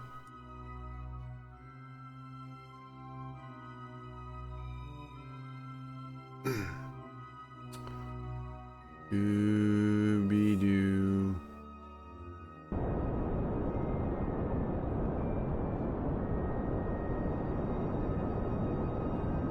Alright, so that's going to be our Mun capture. Yay. Alright, this is where we're going. Right here.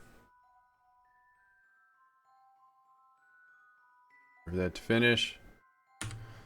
We'll do an F5 right here.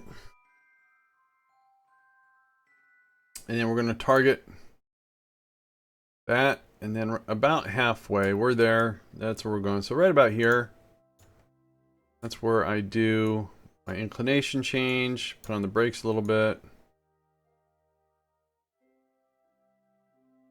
That's somewhat lined up. That's going to cost 129, and again, we have 2,000 delta V. So why do I have so much extra delta V? Well, depending upon what I make, the do-it-yourself container gets either bigger or smaller. So instead of making a lifter over and over, I just made one that so far, the rocket was the heaviest thing I've ever had to make. So based upon that one, I redesigned my do-it-yourself handling kit lifter, which is fine.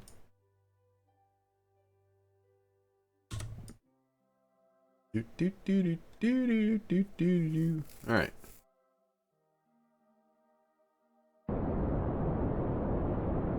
It would appear that it's going to be nighttime by the time we get there. Might be a little scary, you know, night.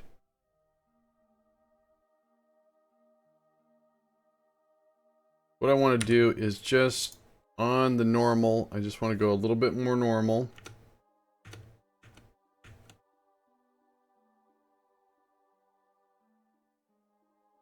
Oh, I'm hitting caps lock. Oop, that's not going to do it. Alright, cool. Then we're going to go right here, and we'll do that. There we go. A little radial out, so we get a little bit more height. And that's going to cost 324. Again, plenty of fuel to do this.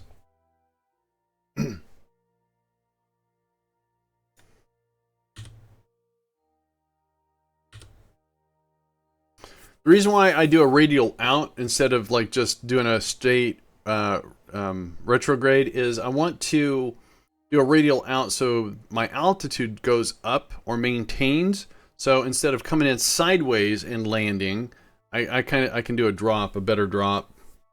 It's not very efficient. It uses up a lot more fuel. But it's my space agency, and that's what I want to do. Now with this big Rhino, we have a lot of force, a lot of rocketry, a lot of oomph.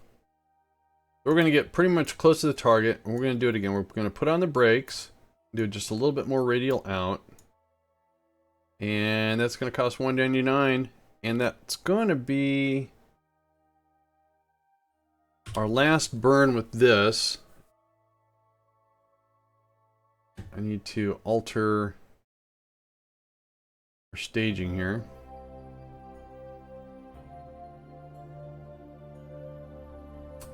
That's our target. Alright, I need to put that there. Alright, need to do this quickly. So basically when I use nav HUD, this is our orientation and that's our target. So what I want to do is get rid of that. Turn on retrograde again. And when I get pretty close to, when this is pretty close to that, so that should be falling away. Okay, that's scared. So then I want to kill my horizontal speed so I don't drift past the target. Whoa, too much. All right, kind of went too far. So we'll do an F5 here. And then we'll get down to 3,000.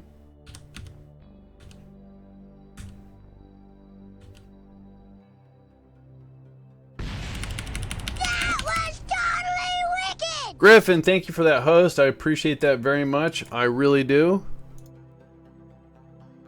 Alright, so... Okay, we're coming rendering range. Excellent. Can slow down a little bit.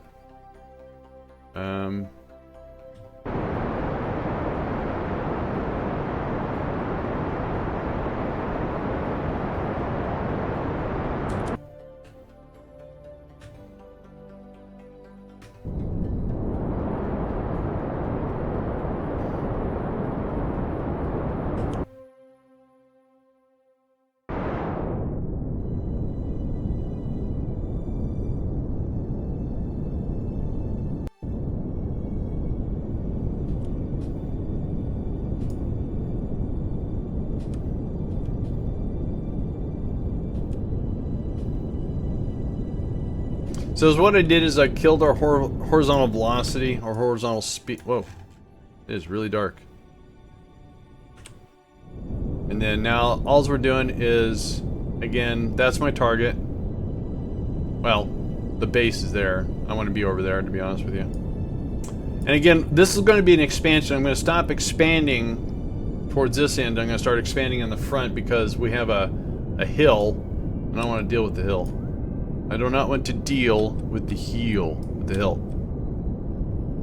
So we're 700 up. Let's go ahead and do the ground construction containers all weigh the same? No. Different sizes weigh different amounts. Empty, and then when you put stuff in them, of course, it increases their weight too.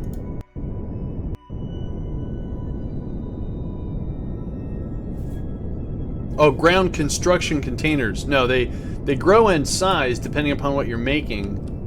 So that's why, I don't know if you noticed it, but when I selected the vessel, this actually got smaller versus what was in there before, which was the rocket. So this doesn't give you a true physical representation of how big it is. It's just, you know, it's a blueprint. But it changes a little bit based upon the size.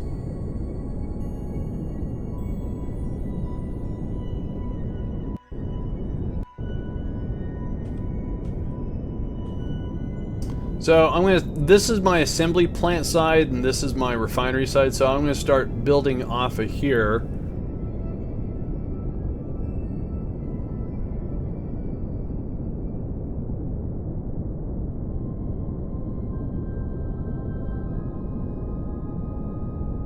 And once we get pretty much over here, that's when I'm gonna kill my horizontal velocity again, my horizontal speed.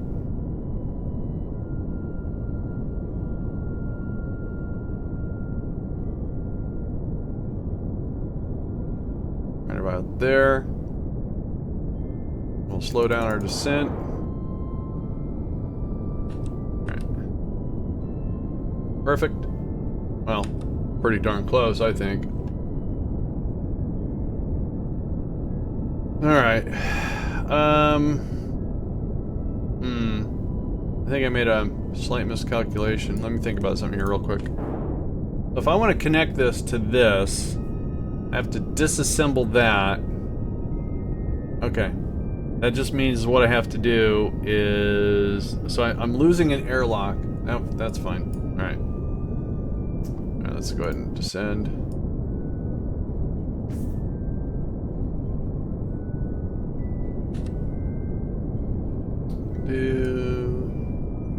We need to get closer.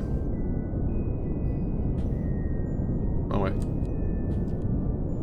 Go. And so at about 20 we're gonna hover, and then we'll use RCS to push us about in the right spot. Well, actually that doesn't matter. No, we'll just land right here because we have to let this get constructed, then we can drive it. So we're good. The reason why I'm not putting things back there, it's too cluttered back there now, and plus it's on a slope.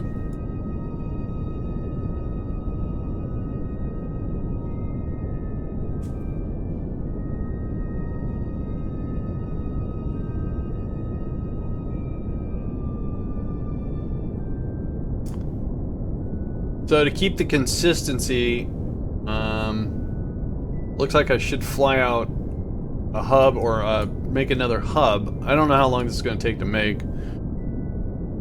We'll find out here in a sec. All right, let's go ahead and turn this off. Those are all off. Turn SAS on so it doesn't tip over. Let's do an F5.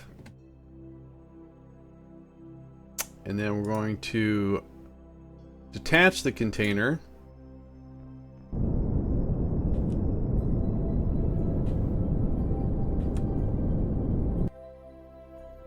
And we're going to mark this for deletion.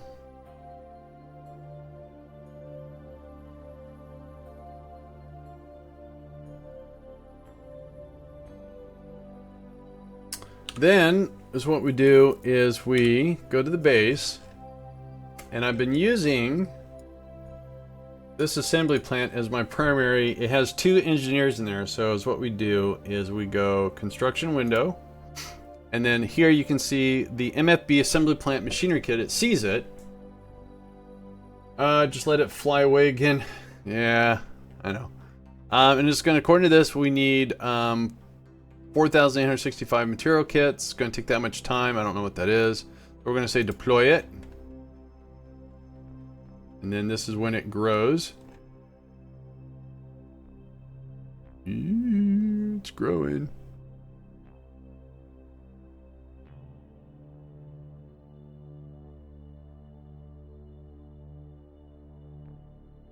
Okay.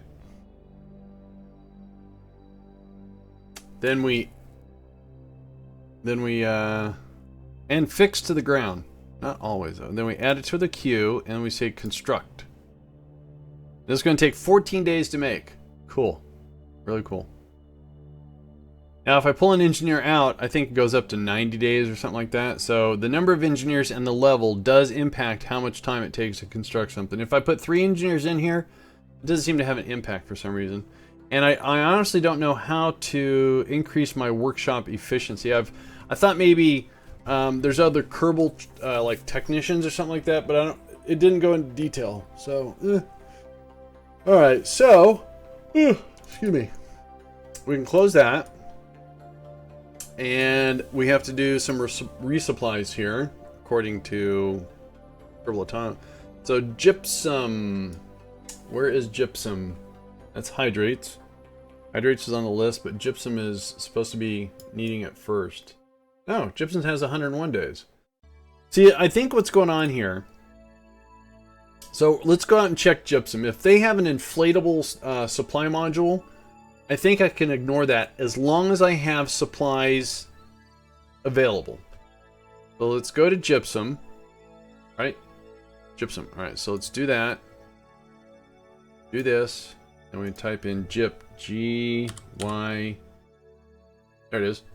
Let's go take a look. If this drill site has got an inflatable storage module for supplies, I think I can pretty much ignore that as long as I keep supplies at the main fabrication base. Whether I keep doing manual drops until I get the supplies flowing, they, when they want them, will pull from the warehouse. All right, let's see what we got here. I think, so there's our gypsum. And that's the supplies. So I can take these guys off the list. Because when they want supplies, they'll go, oh, we need supplies. So that means their local supplies are... They got a little. And they have habitat... Oh, and I did a supply drop earlier. So they have supplies, and when these get too low, they'll go, we need them. And then this will go, hey, do you guys have some? And they'll go, yeah, we do. And they'll give them. So that works out pretty good. So now let's go check out the hydrates.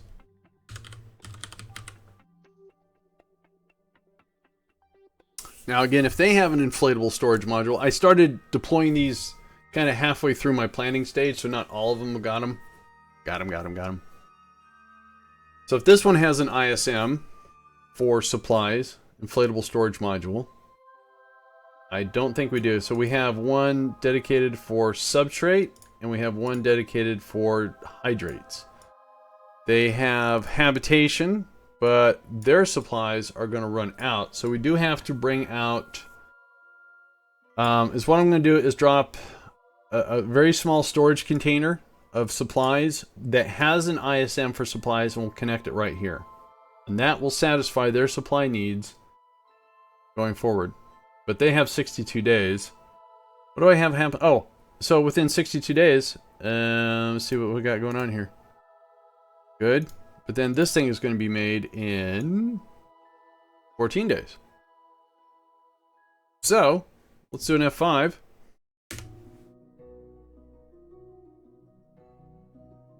And we can time warp and get that thing online. There we go.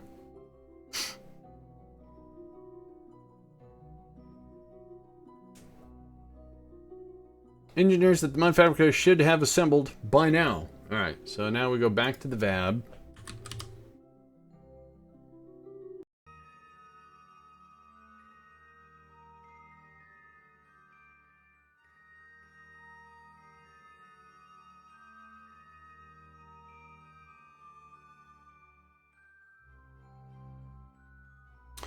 So the bad thing about this is that the height of these tubes is going to be really off.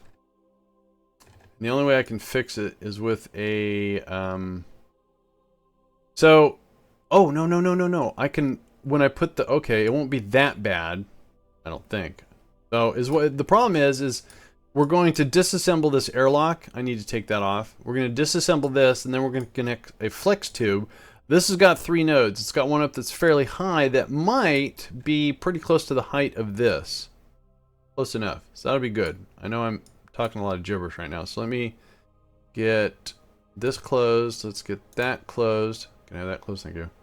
I think I left an engineer here, didn't I? I did.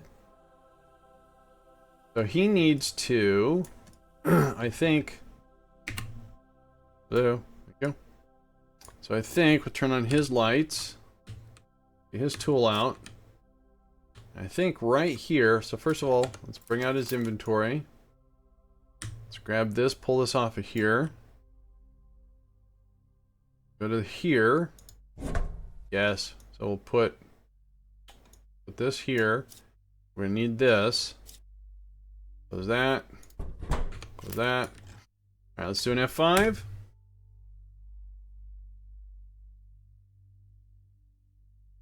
I couldn't tell if it F5 did it. There it goes. And then we're going to disassemble this.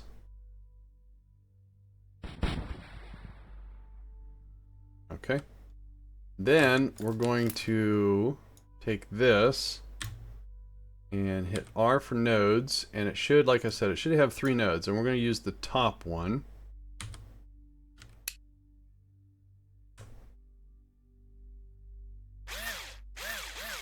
And that will put it fairly close to the height of that, which was the same as this. So we'll close this, and then we'll get him to turn around. Click on that.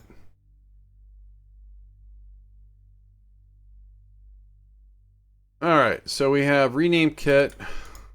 Where's the launch? Name kit. Wait a minute. How come we have no launch?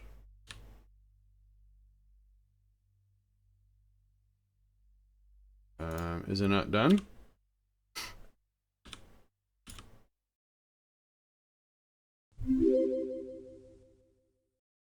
Why didn't it finish? I'm confused. Lost Forever, thank you so much for that follow. I do appreciate it. So let's go back to the base. Why did it not finish? I'm confused. So evidently I don't fully understand this, or there are still some bugs.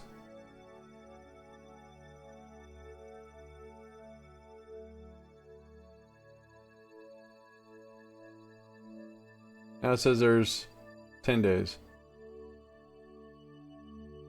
Wonder why it didn't say 28 days.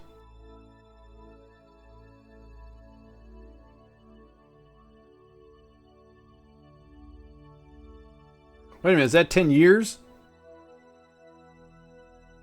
Seconds, minutes, hours, no, it's 10 days. Whew, I got scared. So again, 10 days. Do we have anything happening in 10 days? So we had the hydrates is on here, right? Hydrates is in 44 days. Alright, so let's wait out the 10 more days and get this finished. Doggone it. Do another F5. The one thing that we do have to do is we have to put the Kerbal back into an airlock somewhere because, believe it or not, they have limits they can only do outside. It's okay, we have one right over here. Now he's carrying around nothing. Alright.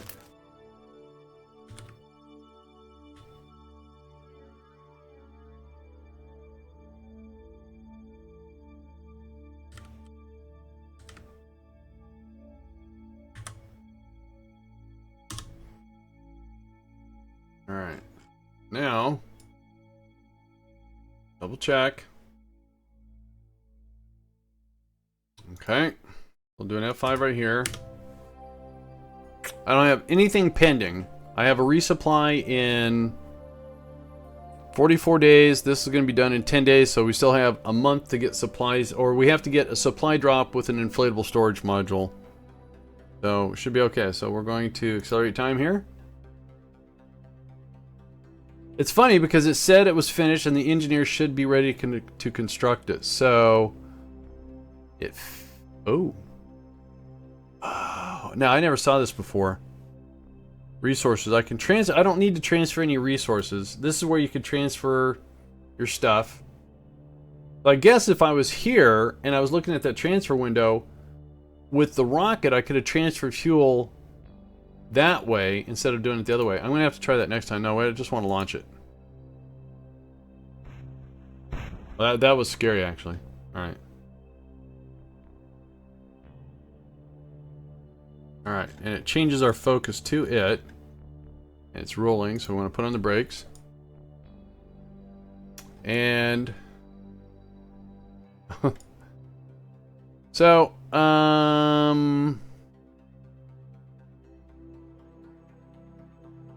so this is sitting a little bit high because of the wheels. Let's get this closer.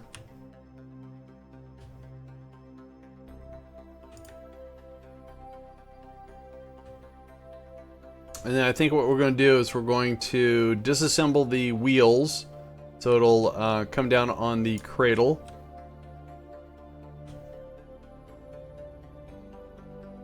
CTP, how the heck are you, CTP? Alright, wait. Whoa. Alright, so let's back it up. Beep, beep, beep.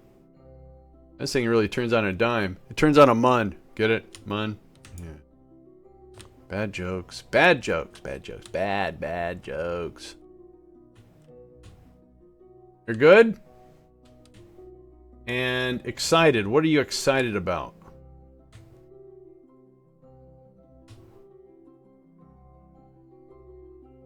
For some reason I can't get this lined up.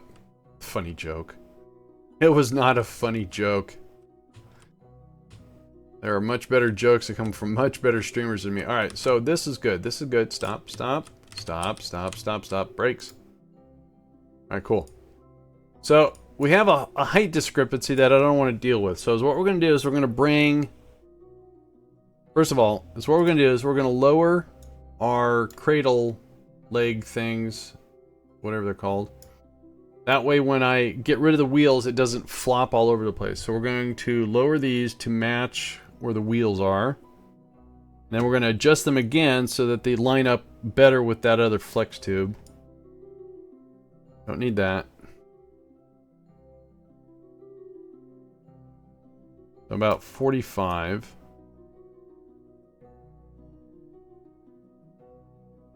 What about the rear ones?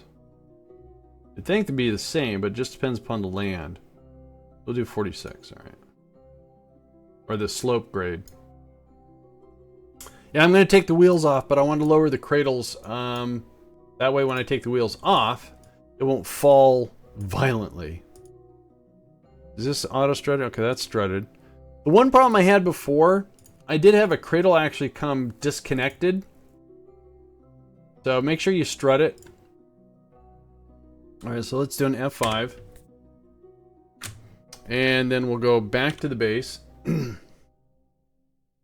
Today at 3, I will be looking at a house. Oh, very exciting. Close that. That is truly exciting. Alright, so we want to take our engineer out of here.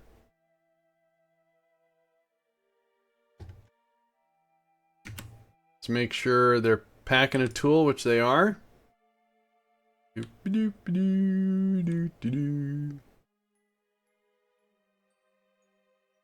Alright, so again, by disassembling all this stuff, we actually get material kits, which is cool because it took material kits to make that.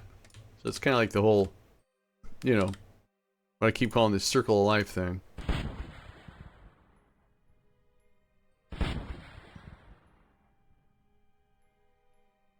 And then I'll adjust the cradle again so it gets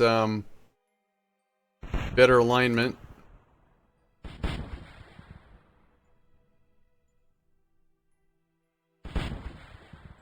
See, now after I've done this, after I've disassembled the wheels, this thing is stuck where it's at.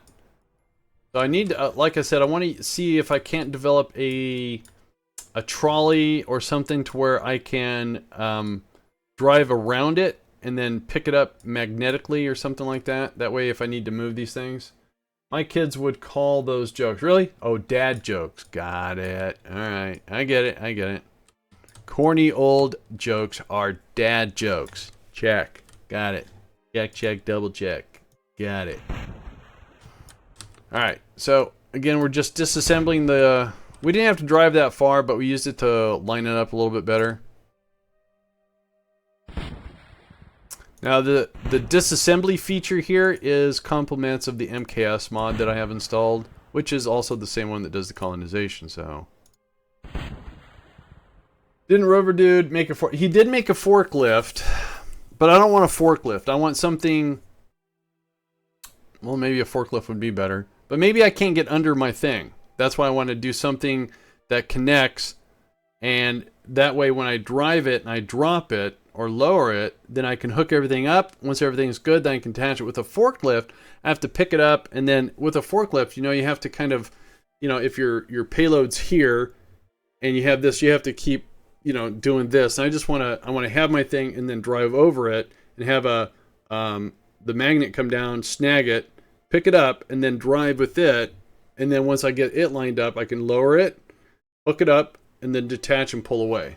That's what I want to do. Alright, so the Kerbal is not quite done. So now we want to do another F5.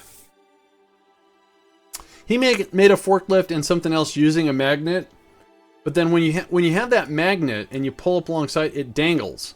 That's why I want to make something that can drive over this and then pick it up. It might dangle a little bit, but, you know, I think it's a little bit more of a challenge. All right, so what do we want to do here? We want to lower. Let's pin that. So, let's see. We're at 40. Let's try to take this down to 80. How 80 does it. Kind of a big jump. Okay. Alright. Easy. Don't tip over. Whoa.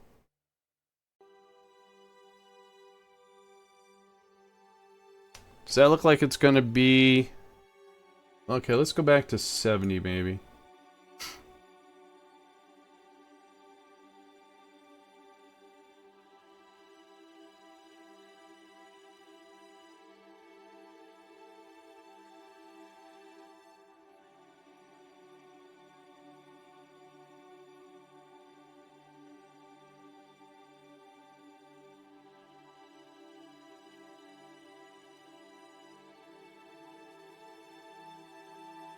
It can come down lower. Yeah, I watched when he made it with the blender thing. Oh, cool.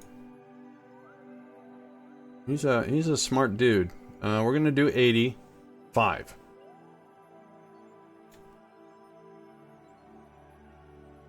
The one thing, the MKS mod is doing stuff in the background. That's why you'll see sometimes it'll have little minor hiccups. That's because it's doing some calculation. So when you're doing this, you have to be really slow because it will jump, and that might catapult your thing, you know, away. So I think 85 is going to be good. There's a little hiccup there.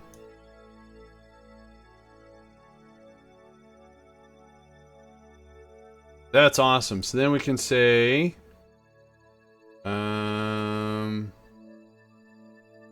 Oh, that's the cradle. I want to go here and say...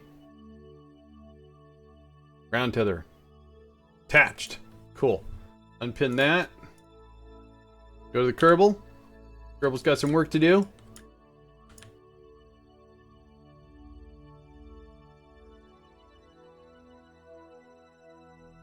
Those look like they're at pretty good height. And the reason why I try to get things as even as possible is when you come into what they call physics range or rendering range, I mean, of the planet, once things, they'll get taunt, and some things will hop. Like this keeps hopping, and that's because there's such a dramatic change in pipe elevation. That's why I get really nervous when I use the Kerbal attachment pipes. I don't want them to snap anything. Alright, so we want to do a link. And we're going to float over here. Float like a butterfly. Sting like a Kerbal. That was nice. See, there's no jump or hop or anything. Alright, so now, to make this work, this is a Jeb or Argy, one of the two, told me you have to perform maintenance. That gets the needed resources over there to start it.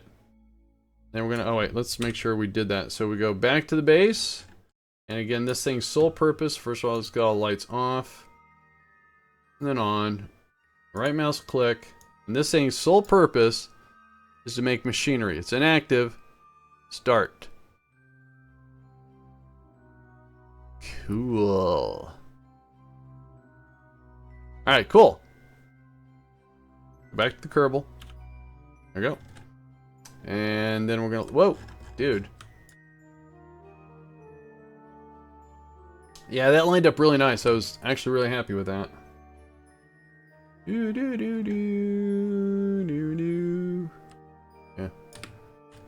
Alright, so, whoa. Okay, so board. Not board. I'm so bored. Not really.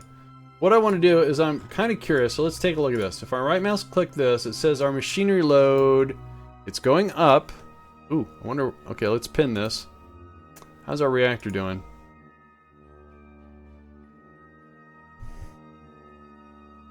Not bad at all. So let's move this engineer from here over to here and see what happens to that machinery load. It's going up faster. The efficiency didn't improve. Look at that. We're cranking out machinery. Oh, that's so much nicer than this thing. Well, that's maxed out. Let's see, where's the machinery at over here?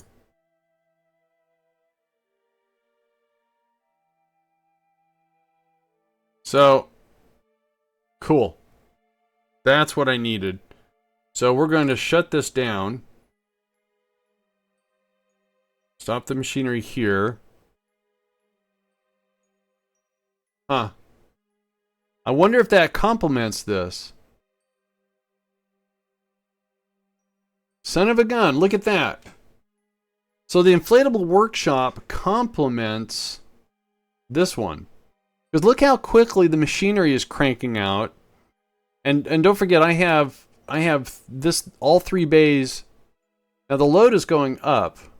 Ooh, that's a good thing. So if I bring this up, hello again. Thank you. All right, so let's pin that. If I stop the machinery here, does load go up or down? Load stops. But then you notice the machinery efficiency does not exist. Alright, so I guess I will not get rid of this thing. Hoping to get rid of it. The load goes up. That starts cranking out.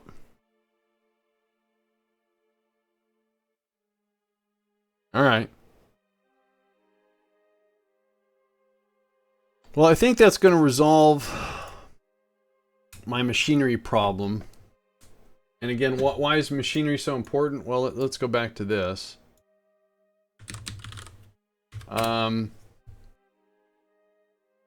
So machinery, whenever you start any sort of a project where you start taking this stuff to make this stuff, you need machinery. So if you think you can drop a drill, hook up your warehouse, and start making stuff, you're wrong.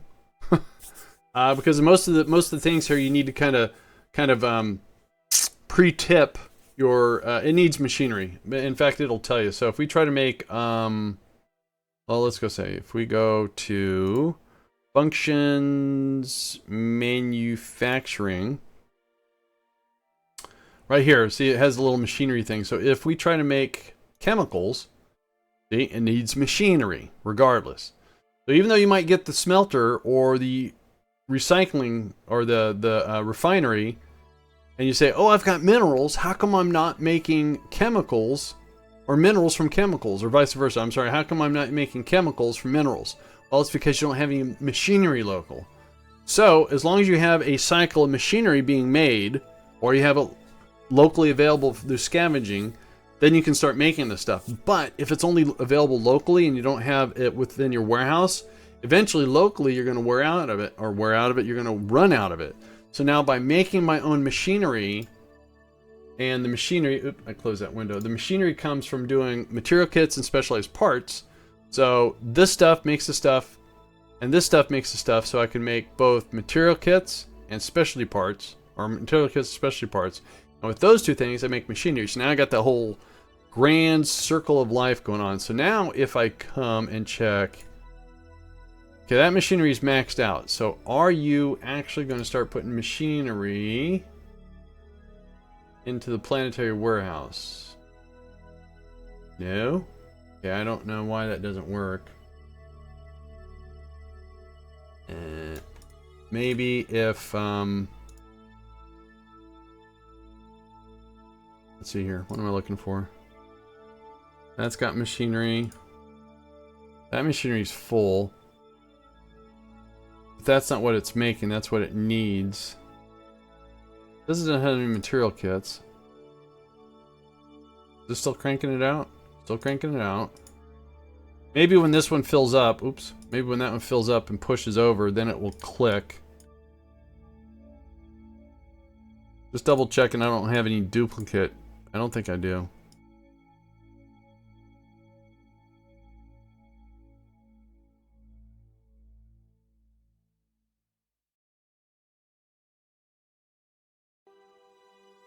See, it says we have a minerals problem. We don't have a minerals problem. The only thing is if I have a minerals problem, I got it. I don't. Wonder if I need to tell Rover do that.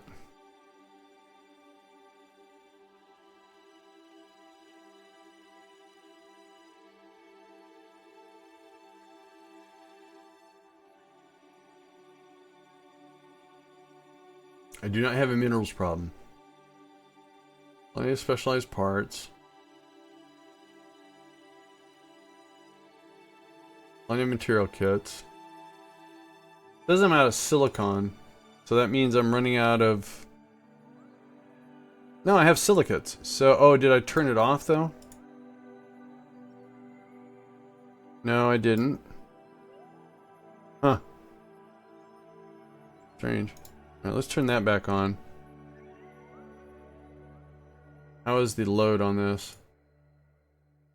It's constantly rising. Alright. How do you remember all of this? I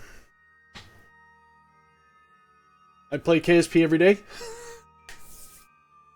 Well, quite frankly, I don't remember exactly which one of these ISMs are for what. Now, this one is for... these two things are going to help me make supplies. So, the hydrates turn into water, and the gypsum turn into fertilizer. Now, it's going to be similar looking buildings, but they're going to be agricultural versions. And those, again, I'll probably... I don't know where I'm going to put them. I might just keep them over here. But the one thing that throws me for a loop is it says I have 0 silicon, which means it's not using the silicates, which it should be. It should be right here. See? So it should be, unless I'm using it. And I don't know it. I don't think I am. Oh, I take that back. Wait. Resources. So this little chart here, so it uses to make specialty parts. So silicates become silicon. I use silicon to make specialized parts. So I am making specialized parts here. Specialized parts, and they're not complaining that they don't have silicon. I don't get it.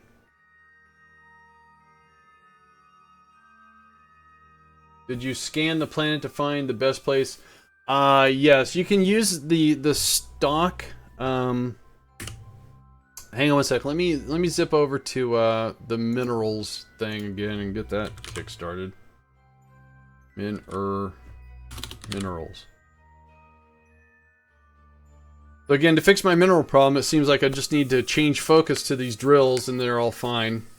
So initially, I scanned with the stock M700 scanner, and it did. It scanned the planet, and when you have the CRP, the Community Resource Package installed, it will scan not only for ore, but it will scan for everything. Alright, so these are the minerals, and I no longer have a mineral problem. I didn't do anything. I just came over here. So now if I go back to the fab,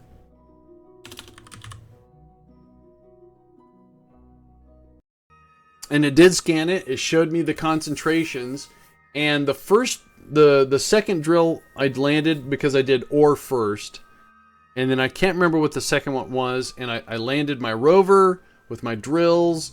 I landed my logistics. So I had the 3 buildings to make everything start working.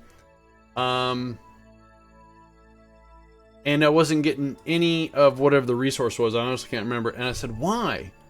And then on the rovers, I have the little tiny scanner that after you scan it, it'll show it. So I ran another scan. It says 0%. And according to my scan, I was at pretty much the highest concentration, but I was a few kilometers off. Now with ScanSat, which is another mod, it was able to give me a more accurate scan of the planet. So now when I drop rovers for drilling, I had a better accuracy. All right, so I'm questioning how come I'm not seeing chemicals show up in here yet. Not that they have to, but they should. And silicon is not. Maybe I'm using it faster. Okay, there's chemicals. All right, what? So we're making silicon. So silicon would be for special parts, which is right here. No, wrong one. Wrong one. That one. That's material kits. Go away. Stop. It's not complaining that I can't see silicon. All right, let me stop doing special parts for a little bit. Then maybe that will start rising. Yeah, I scanned, found the best places. I always try to find something equatorial, so that way it's a little bit easier to land. How are we doing on supplies here? Okay. Go away.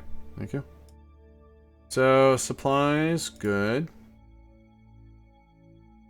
Machinery. See, machinery is maxed. I think probably this one has to be maxed and then it's going to push. Because it's filling up that one too. Ooh, wait.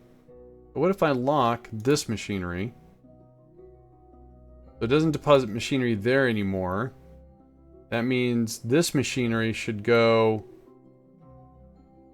Maybe? We'll figure it out.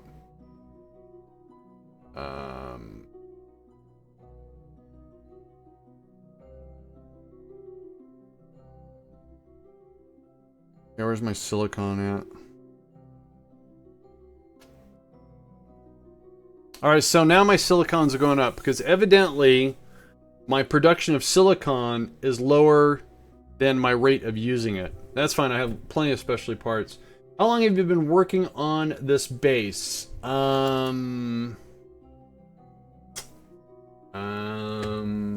Roughly... Hang on, somebody actually asked me a question. So, January 29th is about when I started. Here's a picture of what it looked like when I first got it. So this was my first. I landed. I landed my first refinery, then a hub, then a reactor, then this was the logistics. This is the PDU. Some more hubs, local storage, some local parts, and this was my. That habitation is still here. It's right there. So it hasn't really changed in format. So you can see. At first, I had this over here, but I moved it over here. I'm just kind of keeping my local habitation here because eventually these are going to go away. I'm going to put real habitation here instead of this temporary stuff. So, not quite a month, a couple weeks. All right, so that's working out. So we're getting the machinery. I just don't see it dumping into... here yet. All right, so I'm not going to risk it. Let me unlock that again. One.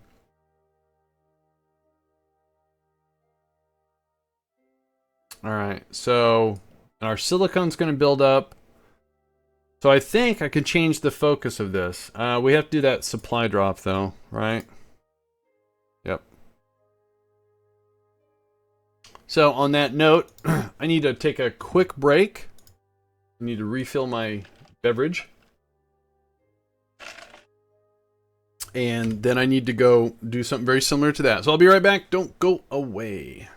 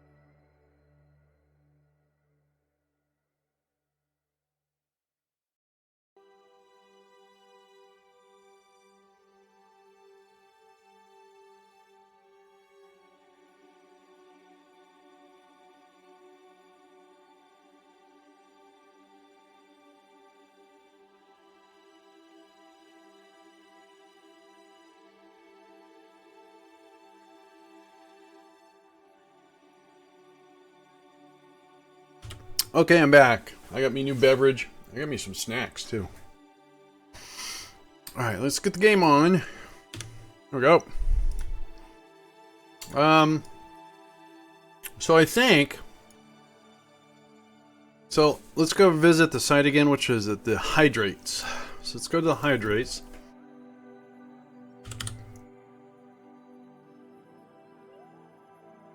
I got me chocolate chip cookies.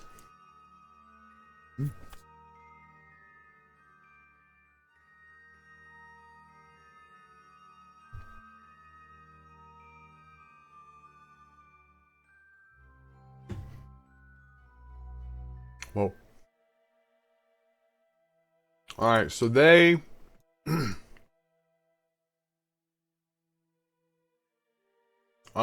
you want some snacks?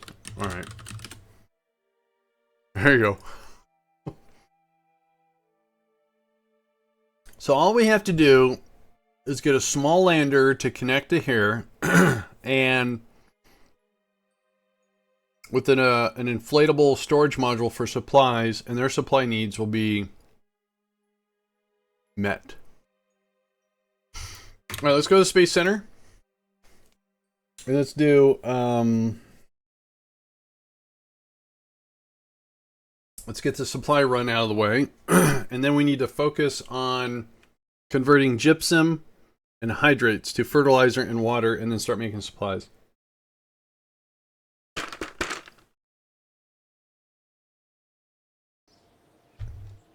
All right, so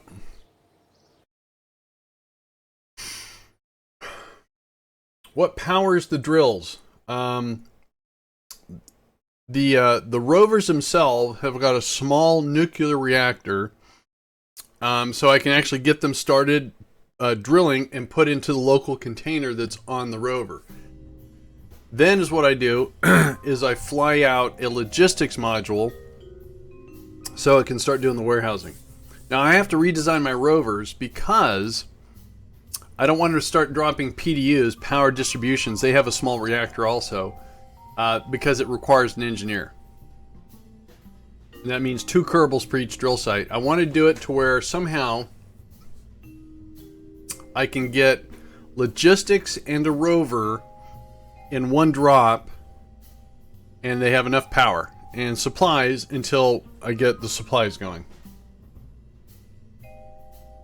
Alright, so is what we're going to do. We are going to go to here. I'm going to grab one of these things just for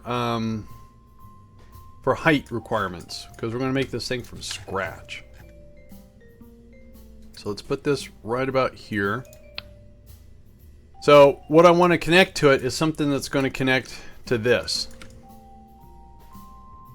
So just for, again, for making sure I get things aligned properly, I'm going to use this. All right. How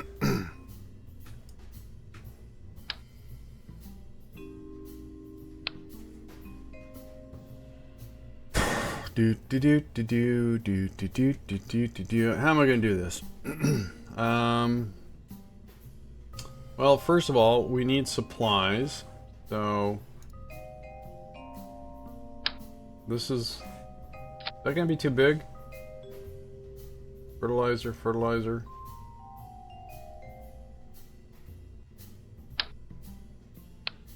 Huh.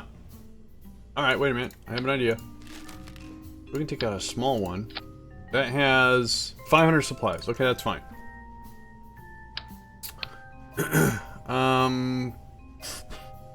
Boom. So I'm going to build this in reverse because I want to connect over here, and then I have to change the route so I can get stuff to connect. Right. Alright, whatever Andy said. So let's land this thing with... Oh, no. Wait, I can actually start... I don't have to start it this way. My bad. Let's get a fuel tank.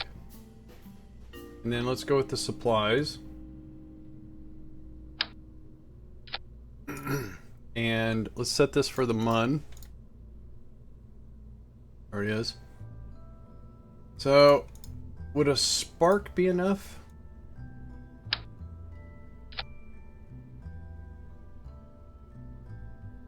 Well, looks like I could even use a 909.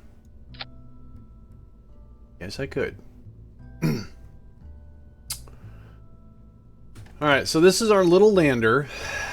I am not going to use stock landing legs because when I do the flex tubes, the stress could make them blow up and cause all sorts of problems. So, if we go to landing legs, I'm going to use something... Ooh, well, these might be overkill, but what about these? We'll have to check this out. Kind of slim. That could work. Well, not really. They're more like stabilizers, not really landing struts. And these are immensely.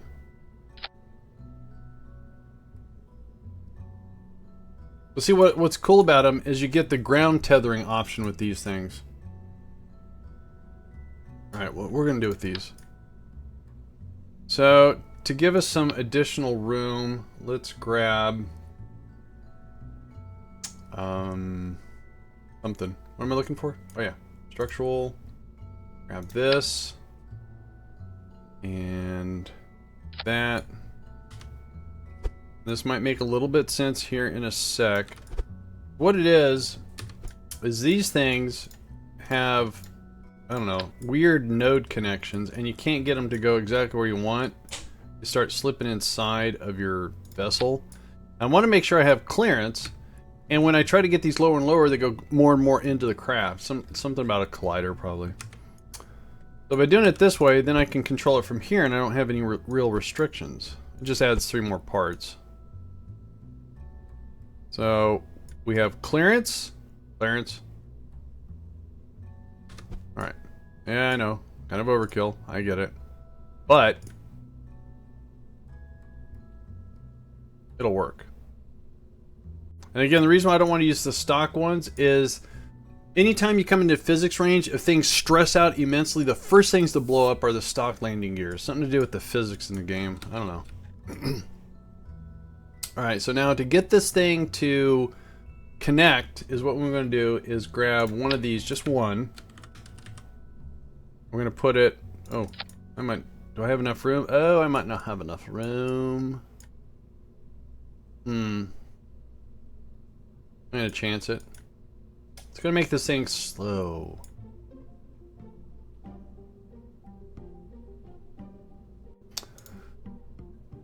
Won't work. I was trying to make it as compact as possible. And again, I don't want to use the Kerbal attachment pipes. I want to use the flex tubes. I have less problems with the flex tubes versus the Kerbal attachments. Other people say they have more problems with flex tubes. It's just all whatever. So let's start with this gas tank. That way I have more room. And then is what we'll do is go to supplies somewhere. And then we'll have sky crane. How much does this weigh? Wow, 10 tons. Well, again, I don't need that many supplies. Let's drop it down. What was that, 45? So that'd be 22 and a half. All right. Now how much does that weigh? Again, I don't need that much. All right. Probably don't need this much fuel either, so let's yeah, that's more than enough. Oh, never mind. Oh, now we need a probe core. Come on. And alright, cool. So this has got a reaction wheel, that's got a reaction wheel. We don't need a reaction wheel. This has got a battery. We will put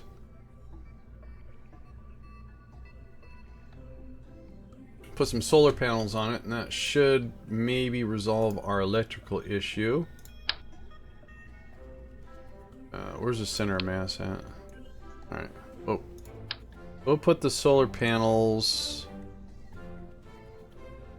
I don't know, I guess down here.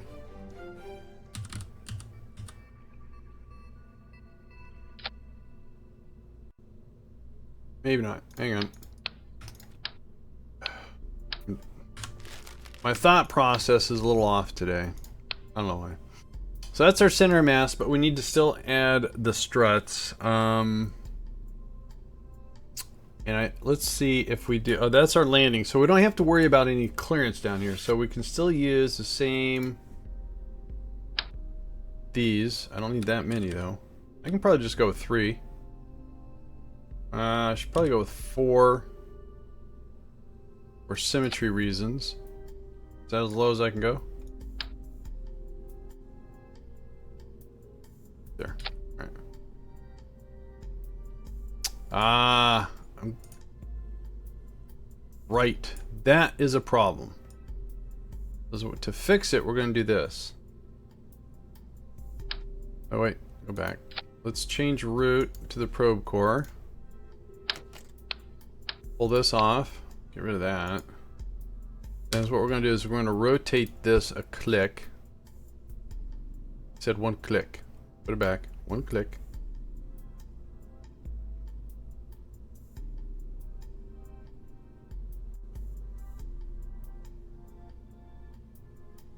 There. Perfect. So it's possible they might overheat and explode these, but also because of the close proximity, you'll get no thrust. Now, even though it shows you have thrust to weight ratio, it won't work. So now if you offset it by 1, you won't have any problems. Alright, so we have our engines, we have our fuel, we have more than enough delta V, we have a nice thrust to weight ratio. Let's put that back the way it was. Let's those should be auto strutted, right? Nope. Okay, there we go. Then let's strut that. Then we're gonna strut that. So we have the supply drop, but we don't have a way of connecting this yet. Because what I need to do is find the center of mass. And that's pretty close. Because then we use RCS to kind of maneuver things where we want. Alright, so with that, like, oh, you know what? Let's put the landing gear opposite these things. And then that way, what we do is we come to here, grab this, and I only need 2, really. I only really need 1. Alright, and this is where we put flex tubes.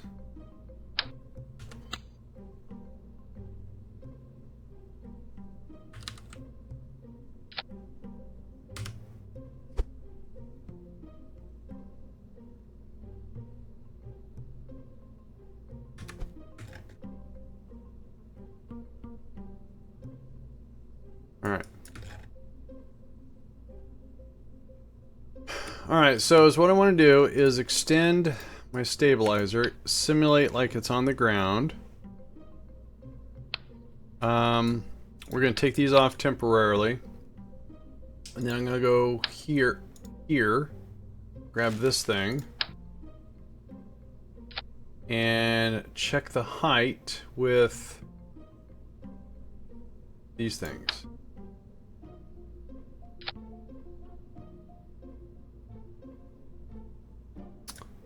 Pretty close. So what I can do to fix that is we take this and lower it. That way they're at a better height to connect.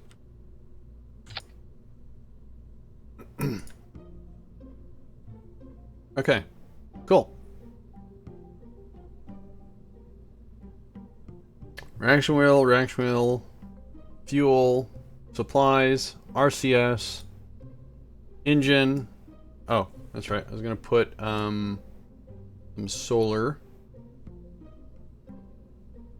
And that has a small electrical charge.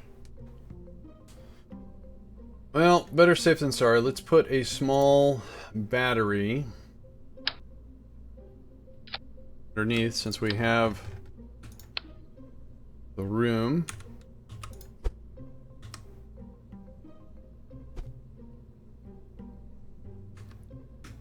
Alright, and to keep the power going, we can put we go 4. That should be good. Hopefully it's not at nighttime, because that would be horrible.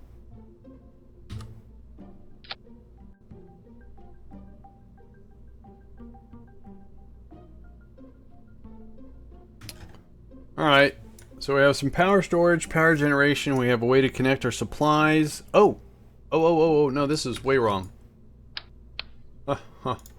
I am so wrong. We only want to do 1. And then we want the inflatable storage module on the other side. And we want to make sure this is up for supplies. But then this little guy will allow supplies to get back and forth to the site. Whoa, almost completely forgot about that. Alright. So, more than enough Delta V to land. Sweet. Cool. An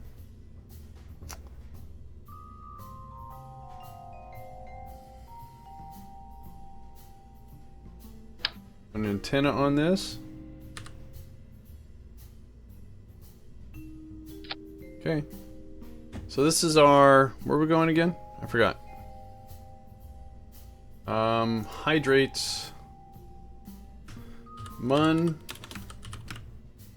Hydrates. Resup. Save that. So again, this is our lander. And what I'm going to do here is we're going to action group these stabilizers because they're not really landing gear. And we're going to toggle. Alright. And I don't need that.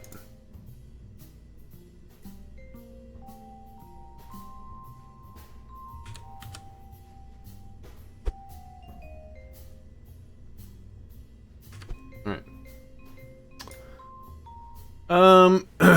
So now we just need a rocket that gets from the Kerbal orbit to the Mun. And I go for 1500 Delta V. That's a little overkill. But then once not only do I get the capture, I want to use the rest of that rocket to line us up, lower or slow us down, and then this lander takes over. So is what I want to do is that's going to be pretty ugly up in there with the decoupler, I think. What can I do? What can I do? Oh, well, let's see. If I go with a decoupler of this size, and then if I go with a structural piece, the converter, is the engine going to miss the flex tubes? Should. Oops. Hopefully. Good call. So what we can do is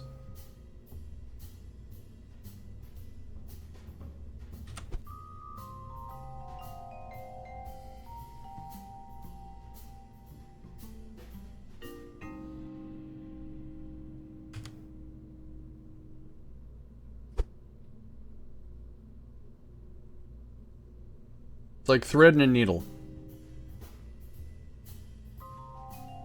Oh, man, it's twisting the wrong thing. Wait, that should be... Oh, that's twisting everything. Okay, so I need to take this off, and then... Oh, wait. Pop them out.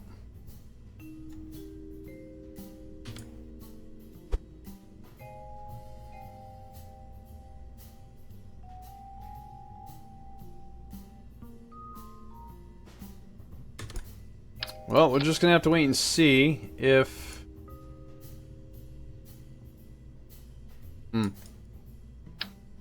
I am slightly nervous about that now. But better now. Oh wait, I did that wrong.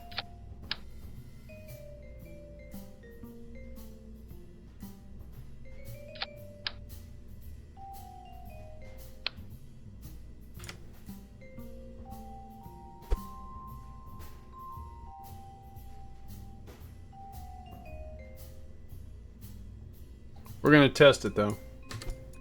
Good call, Odie. Alright, so let's put this out. Let's get these extended. Actually, I want to test the action group, so... save. Launch. Drink.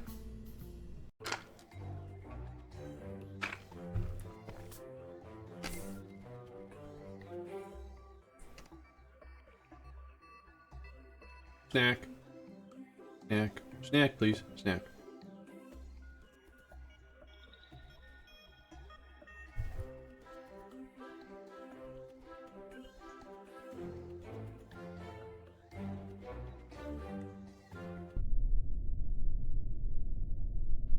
Whoa!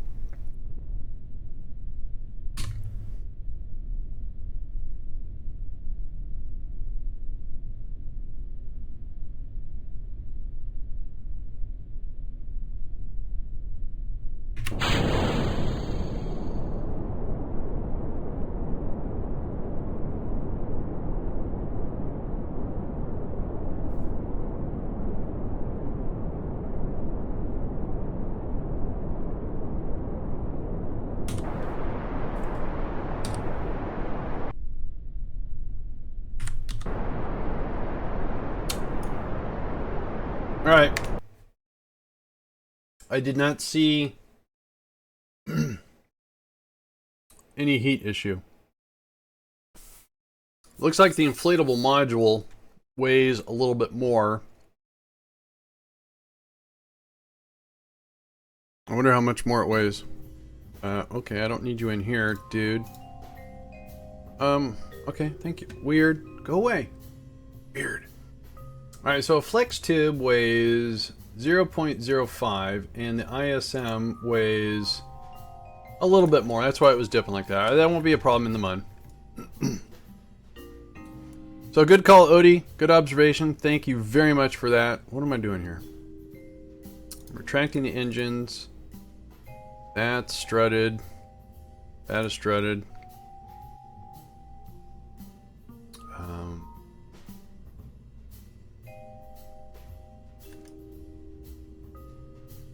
Those don't have struts. Alright. Alright, so is what we want to do is, again, that's our lander. We want to design a stage that's going to get us from Kerbal orbit to the Mun. 1500 delta V is what I'm shooting for. It's normally 9 and another 300, so it's 1200. I just tack on a little bit more because I make mistakes. So I think if we go here and grab this, then is what we can do is we can go with a fairing.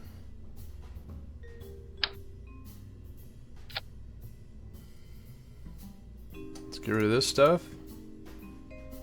And then we're going to build our fairing.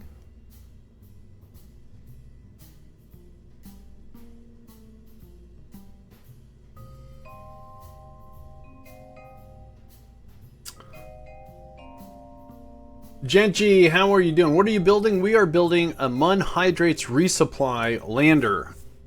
And when this lands and connects to the small little site there, it's going to have an inflatable module that connects it to the planetary warehouse, so they'll be able to get supplies centrally and versus locally. Are you going to make an action group for the landing legs? Yep, Odie already did that. Right here on action group number 4. Boink, boink, boink. Alright, now we're going to put a reaction wheel. So we have a decoupler to get rid of this stage. We have the shroud to give us some aerodynamics of our payload. Now we need a stage for 1500 delta V. So let's see what happens if we do this and a skipper. 1400, that's darn close. We're just going to make sure we get it though. So we're going to go with this. There we go. A little more never hurts. Alright, so we want to make sure we keep powered and we keep communication. I don't think we're going to lose communication, but never, you know, better safe than sorry. Never safe than sorry. I'm starting to make up stuff. Alright, so there's our power generation. And then we go down to antennae. No, antennae, not science. And we're going to grab this. I don't need that many.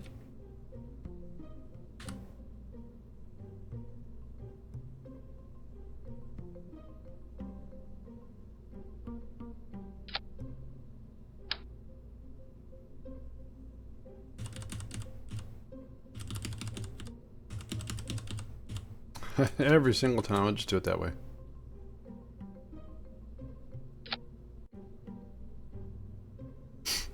Alright, so now we want to get this rocket off the planet. So we're going to change this to atmospheric, and we need 3400 delta V on our next stage.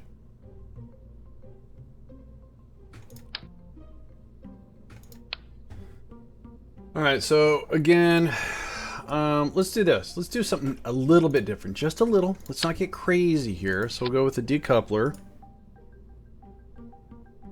And let's make sure we get a good separation. So we'll put some separatrons on it. Not that many, I just need 4. Let's make them look a little tidier.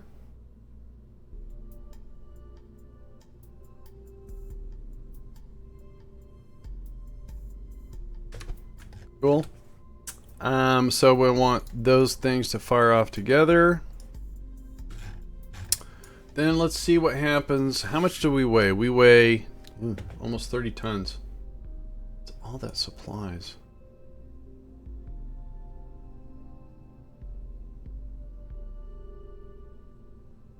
All right. Oh, right. Orange tank. So what do we get here? Orange tank and then a mainsail. That's not a mainsail. That's a mainsail. Not quite. Let's add another mainsail and see what happens. Oops. Or another orange tank.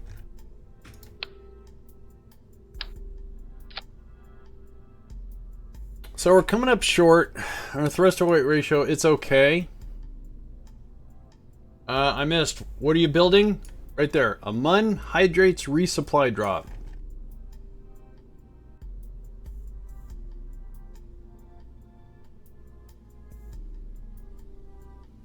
Maybe I'll do SRBs.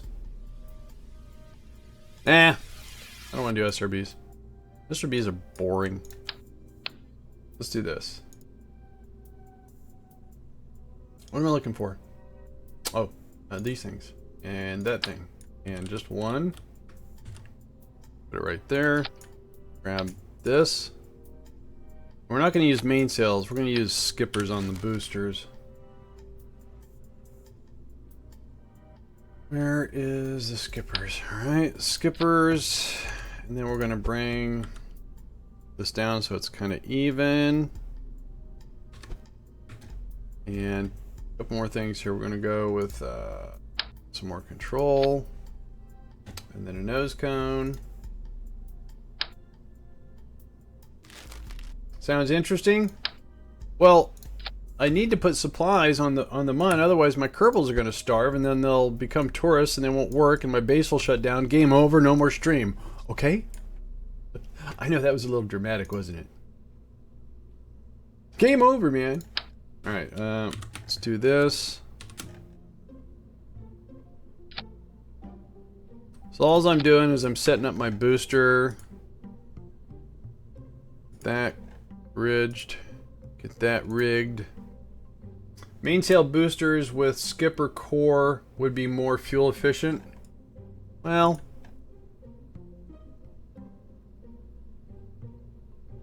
hang on, we'll see if this works. I'm almost done. What was I doing? Oh, that's in that. I don't doubt your knowledge, because again, I don't know anything about rockets. I usually keep the core with the strongest possible engine, just giving it a little bit of boost from something that's a little bit weaker, or the same. Alright, so 140 off the launch pad. That's swell. And we get our orbit. Struds? You're calling me a stud? Yeah, I'm a stud.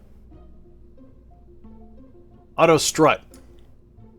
In the old game mechanics, to keep everything from getting all wobbly, you'd have to take struts and do like something like this. That way it keeps it kind of, you know, functional.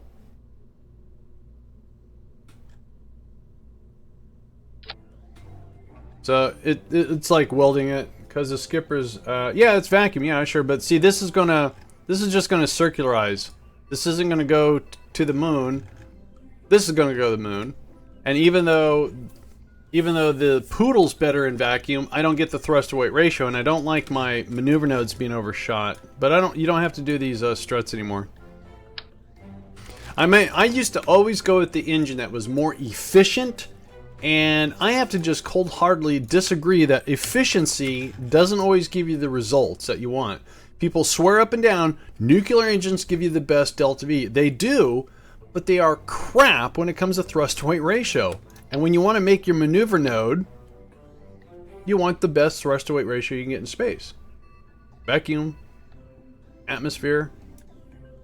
So that's why I'm going to go this way, because I want to make sure I get my orbit. And even though I'm going to be in vacuum, I'm going to be using the mainsail to finish off my orbit, but it's going to be pretty darn accurate.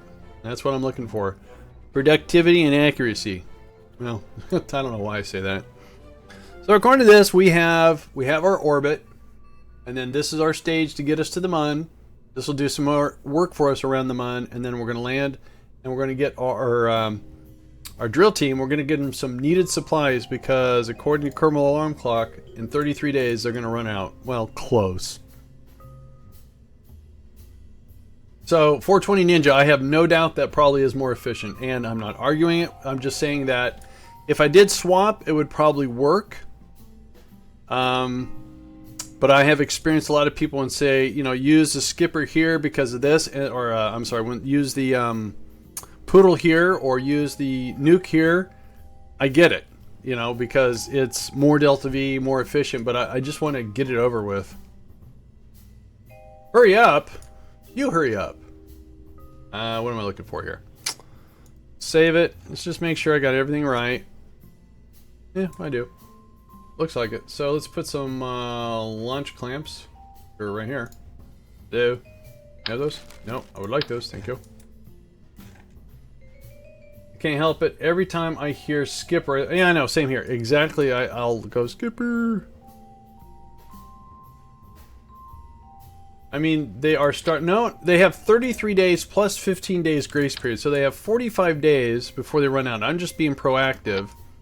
And it only takes, what, 4 days to get to the Mun? So they might be going into their store's warehouse and going, oh man, we're getting out of the good snacks. Speaking of snacks.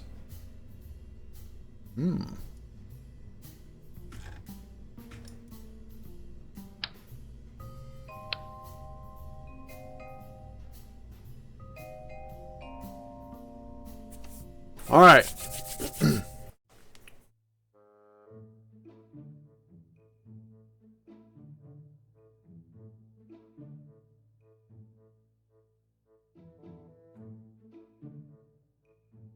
I'm not really taking that much because I have an inflatable storage module that's going to tie in with the planetary warehouse. And at the MFB, the Mun fabrication base, I have a nice little surplus, which eventually I'll run out of. But after this rocket launch, I should have some time to make my first agricultural structure. Then we'll launch the do-it-yourself kit and get that underway, and then we'll see if we need to do this resupply. And then we're getting close to a Helios 1 burn. Oh, that actually might actually complete the contract. That would be so cool if it did. All right, let's go to the Mun. Oh wait, I don't need the thermal on. No, that's the wrong thing. Thermal. There you go. You go away. Looks good. Looks good. Daytime launch. Nice. Have to start rationing. Do we cut back on potatoes? I know. It has been 7 days since I've had ketchup. So I'm crushing this Vicodin, and no one can do anything about it. I know.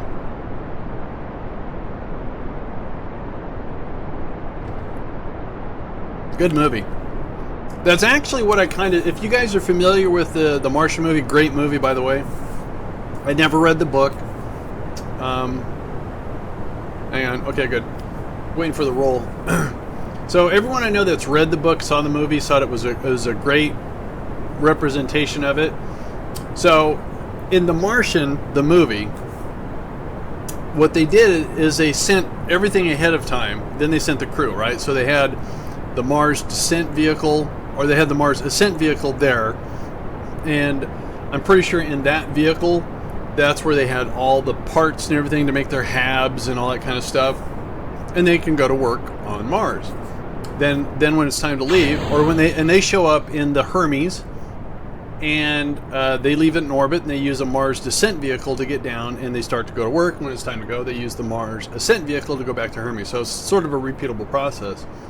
So I'm going to take that concept along with the Mars TV series that was on History Channel or A&E, I can't remember, to where they sent some unmanned structures to Mars. One including the 3D printer, which I call which is a ground construction mod, so they can make stuff ahead of time. So once I get the Mun up and running and I get all these resources available, I'll stop doing the launches from Kerbin, stop costing money, and I'm going to start launching rockets from the Mun, which we did. We have our first rocket on the way to Duna that launched from the Mun.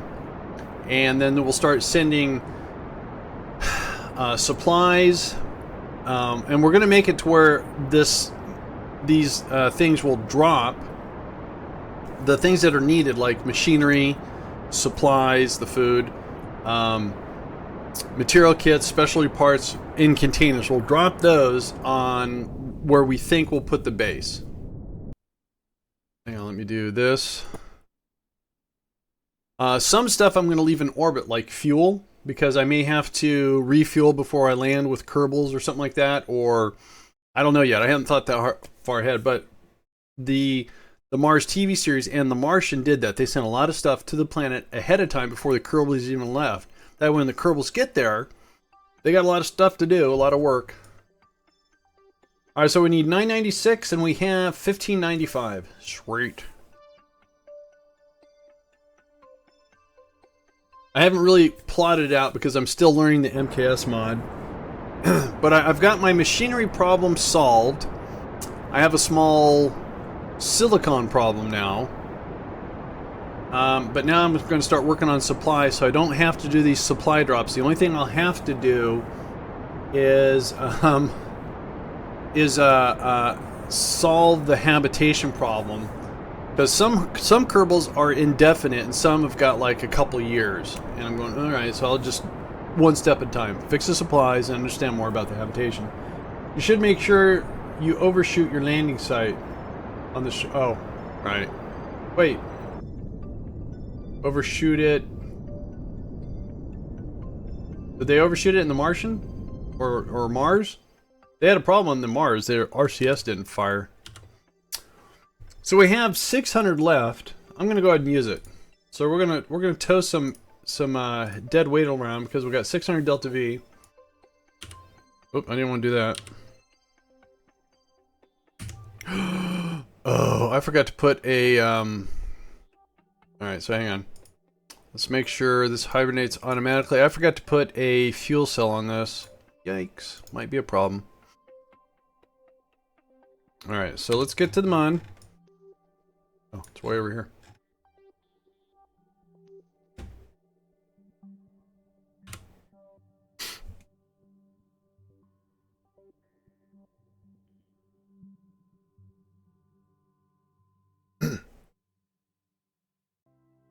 Yeah, they had to draw. Oh, that's right. Yeah, because they missed their target because RCS fired too late in the Mars. Yeah, you're, and then their rover broke down. They had to drag. Yeah. So it's actually amazing that their descent vehicle had a rover. Is that right? Or was there one close by or something? I can't remember.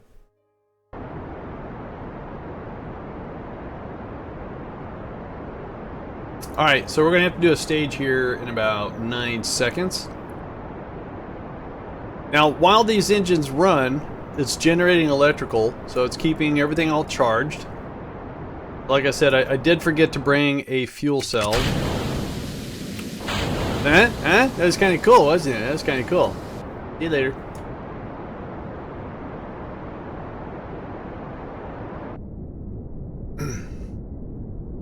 So every engine on here generates fuel except for the sky crane. So when we're descending, if we're in the dark, we're going to be using all the electrical charge.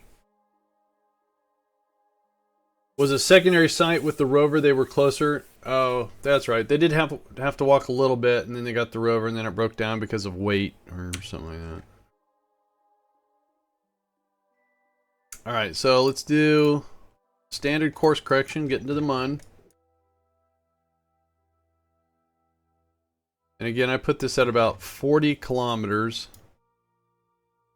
That's 60.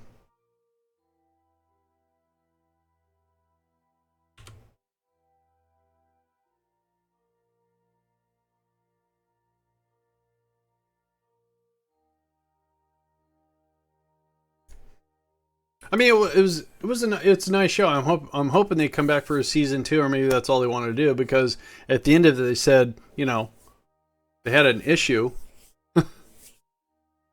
So I wonder if they're going to continue it and talk more about what we need to do to get to Mars. That would be so cool.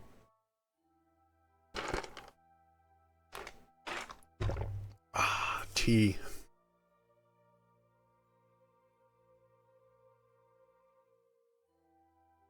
So overall, today has been a pretty, I almost said destructive, productive Kerbal.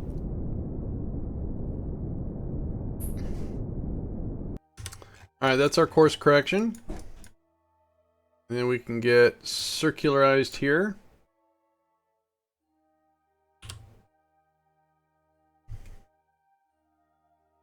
Alright. One quick sec. Be right back.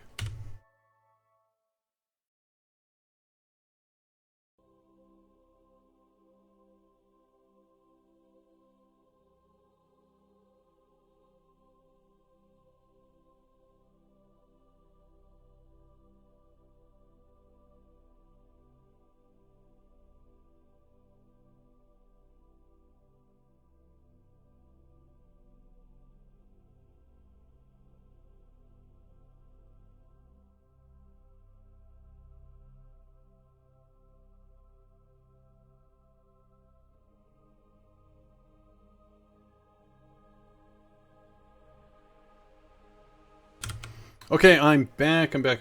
Sorry about that. All right, resume.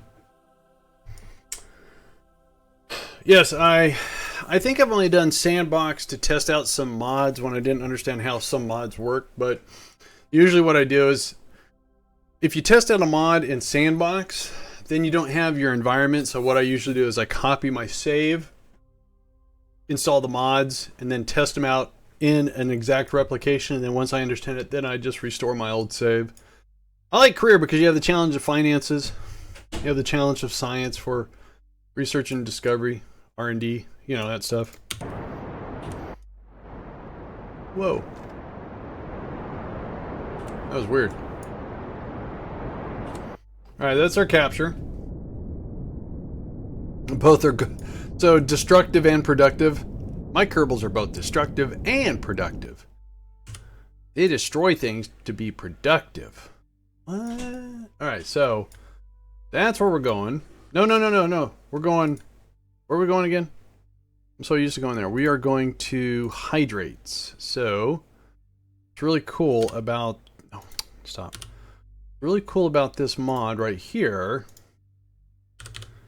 So we're going to the Mun Hyd... No, that's my debris. That's me. That's where we're going, and we can target it from this mod. It's been targeted, so we can close that. Go back here and figure out... There it is. Alright, so that's our target. Alright. So we just passed it. Where are we at? We're over there. Yeah, we passed it. Alright, so pick the halfway mark right about here. And... Alright, so a little bit of an inclination. So let's go ahead and get that out of the way.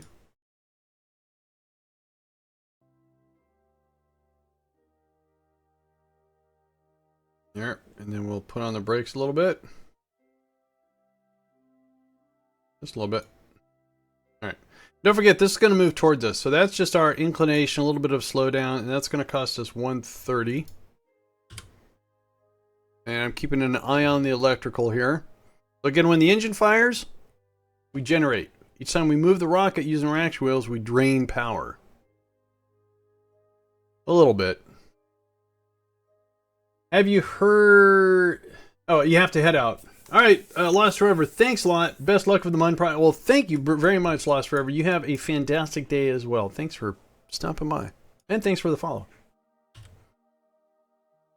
Alright, here comes that burn.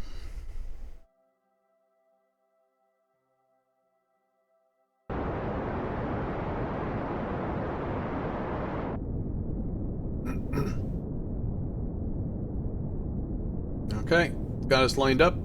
Pretty good. Good, looking good. So we'll do an F5 here. And then what we're going to do is we're going to, about here, put on the brakes. We're going to go radial out, more brakes, a little bit more radial out. A little more. All right. So we're going to do that and see how that lines up. That's going to cost us $258, and we still have 1,400 delta V on this stage alone. Oops. There we go. And the reason why I do some radial out is right now, see how rapidly we're descending because, you know, we're slowing down. We're getting close to our target. Well, I don't want to come in completely at a slant. I like to drop down on my targets. It's not very fuel efficient, but it works. Hey, there's our target.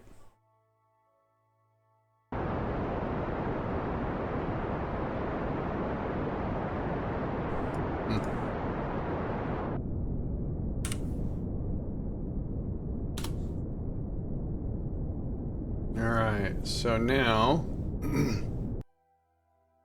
we'll get closer to the target. We're going to put on the brakes again. Some more radial out. Looks pretty good. Again, that's going to cost $254.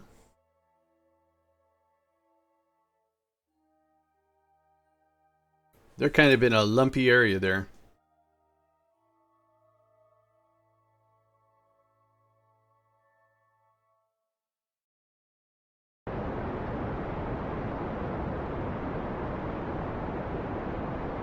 So we still have some nice altitude here.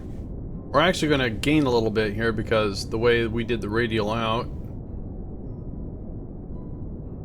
So I'm going to wait until we go past our apoapsy and to where I'm going to go right about here. Make another retro burn. Slowest. Oh, we're a little bit off target there. Bummer. So we're going to overshoot the target, slow down, bring it back, radial out. All right. The reason why we're off target is because the target's coming towards us, we're going towards the target, and the target's inclined ever so slightly. So it just means the trajectory is this trajectory is in a straight line. It's kind of hard to do an X, Y, and Z trajectory. Oh, cool. So I think is what we're going to do here is back to the original plan is we'll put on the brakes. Oh, too much. Right about there. The ore processing has a relay antenna on it. That's what we're bouncing our signal off of. Bouncing off it right over there. 50 kilometers away. Alright, so let's get our engines out on our sky crane. So we're 14,000 feet. Meters, sorry. I think is what we're going to do is we're going to do an F5. We're going to take it down to 10. We're going to accelerate time. Get down to 10.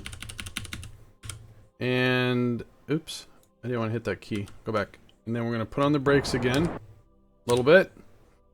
Then we're going to detach.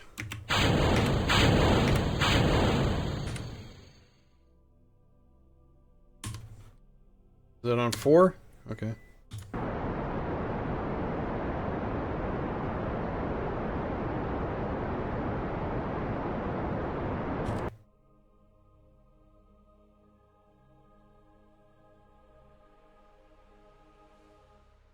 How's our electrical? Electrical's holding good.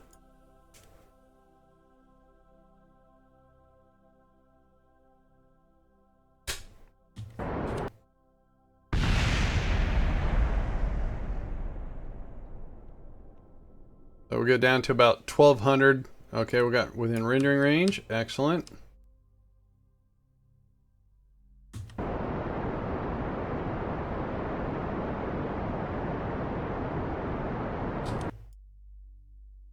So see how we're just kind of dropping down on the target versus, I mean, people that are better can obviously land however they want.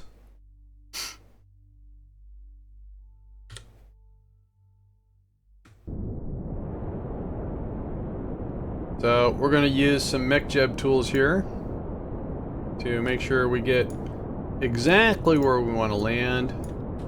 Oops, my bad. That's where the rovers are. I believe I'm connecting at the tail end of the rovers. So I think we're attaching on this side. All right, let's go ahead and get this going.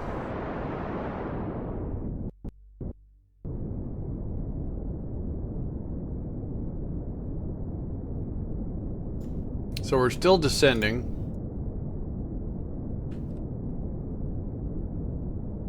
That's a rover, that's a rover. I think there's a building right here that we want to attach to.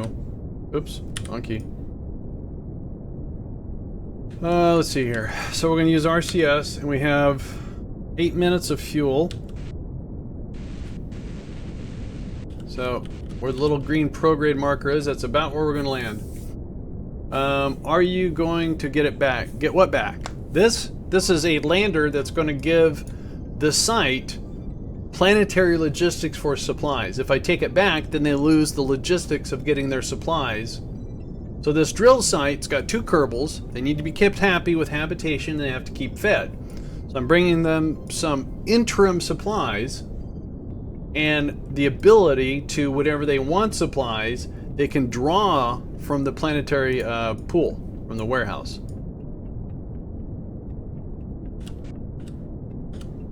Okay, for some reason I'm hitting keys and nothing's happening. There we go. Little caps lock, little refinement here. Cool. So right here is a structure that's got a flex tube. We're going to connect this flex tube to that one, and we will then deploy this, and then this site will have supplies. As long as I keep supplies going at the main site, we're good. So that's going to be the next thing after I land this, I think. Do we have another... We have 49 days, so we have plenty of time for the ore base to get resupplied.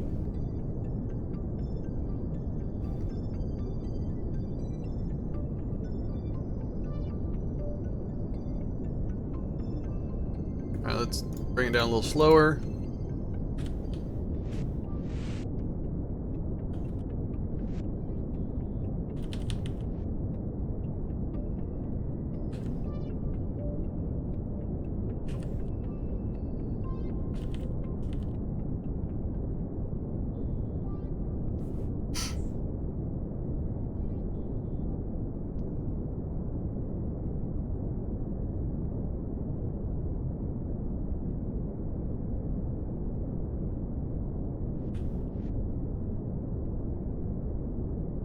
Alright, let's go ahead and hover here.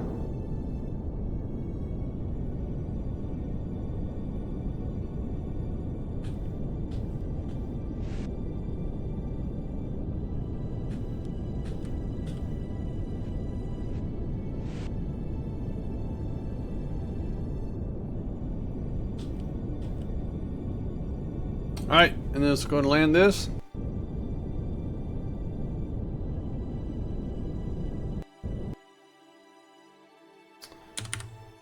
Get SAS on, turn off the tools, and again, the reason why I use these is they have ground tethers, so it'll kind of lock them into place.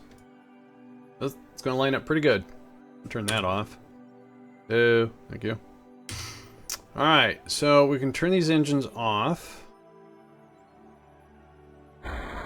And then we're going to go over to here, and yes, I know everything's heating up. Nothing I can do about that. Hey, there's DJ. He's one of my mods. You out there, DJ? I don't see you. We're going to have you EVA. Make sure you have your tool. Very cool. Then you're going to walk over. This is hopefully a known bug that whenever you bring something within rendering range or landing, it heats. These panels go crazy on heating. Why? I have no idea. Yes, my Kerbal's a little warm. So we want to get a link. I'm going to come over here and get a link. And then now we put him back where he was. Oh, what do you do? Oh, you ran it. Hit the landing struts. Great.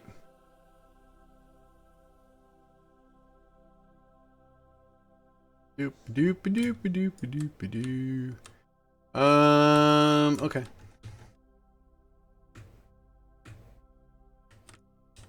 Easy, easy, up, up, easy, easy, up, up, up, up, and grab. Board, board, board, board, board, board. Then we inflate this. Do it. Go. Oh. And I might have to...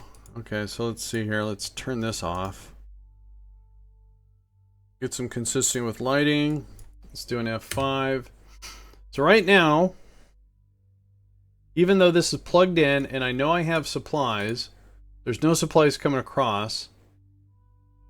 So is what we're going to do is we're going to switch to we'll switch to here, and then we'll switch back to the hydrates. And then we should see supplies in that little inflatable.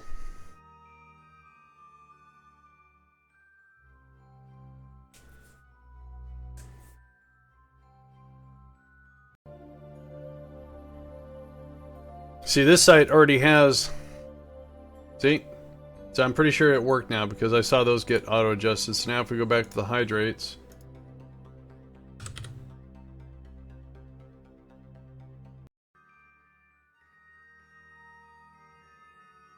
So right now, everyone's kind of feeding off of one another. Anyone that has these inflatables and they're kind of bouncing between it, kind of, they're not really.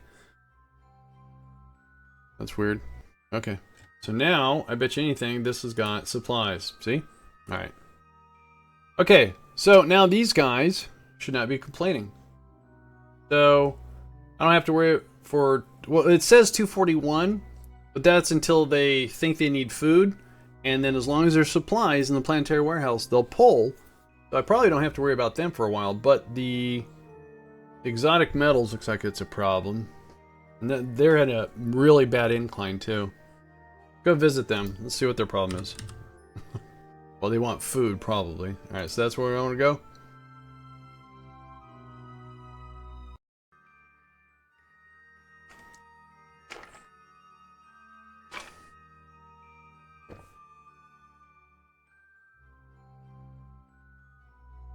So if they have an ISM, I'm not gonna say ignore them. I'm just gonna not pay that much attention to it.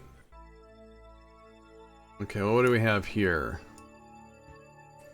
So that's for the exotics, and they have a supply, so I don't have to be concerned with them because again, they'll draw supplies when they need it. So the next one is, so I just did the hydrates. Pull that off. So the next one is the ore drill. Let's go take a look at them. Mun ore drill. Mun ore, that's it.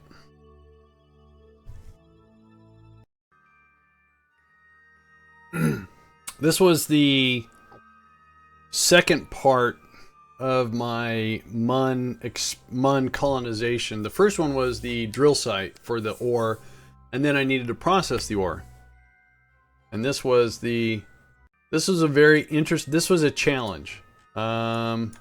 Okay, I don't have to worry about this site because they have an inflatable here for supplies.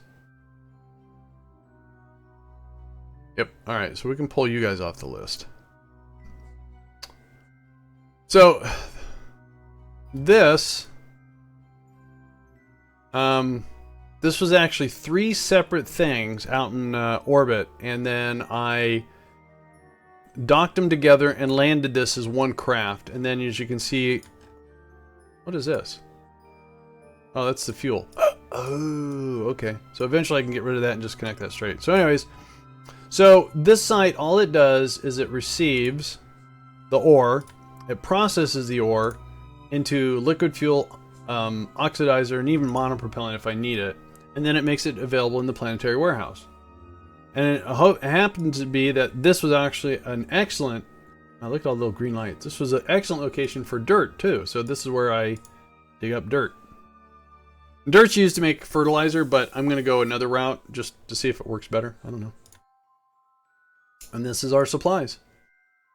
So these guys are content until their habitation goes sideways, which is at the minimum 2 years.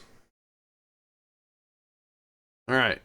So the next thing we have on the timetable is says 76 days. I don't think I have anything that's lower than 76 days. Let's just double check. I do not see. No. So now we get to do some boring research. Let's do an F5. So slowly, all the drill sites are getting integrated for supplies. And again, as long as at the main facility I have supplies, they will draw when they need them. So, what I want to do is go to resources. Oops, it was all in caps too. That was loud. I don't know how to spell resources. So we want to make supplies, not colony supplies, just plain old supplies. What is the difference?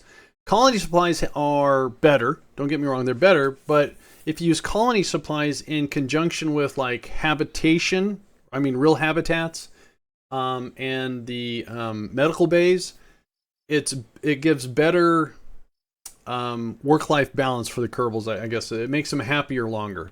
But right now I'm just using supplies, and how I'm going to do it is I'm going to convert gypsum to fertilizer, hydrates to water, and then we're going to take water and fertilizer to make supplies. Am I seeing that right? So to make sure we're doing this right, so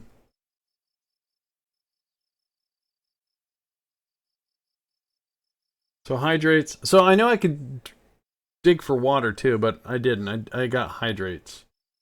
If I go to, this is still under manufacturing, and I want to do fertilizer, and I'm going to use it with a tundra. So fertilizer from gypsum, that's what the G is, and that's M for, I don't know, something.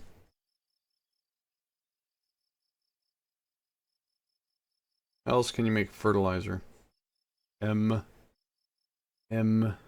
see. Alright, well. So we're going to make out of gypsum. And then while we're at it, water from hydrates. So both agricultural. So we're going to do a standalone one for water and a standalone one for gypsum. Alright, so we're going to come in here. And first we'll do fertilizer.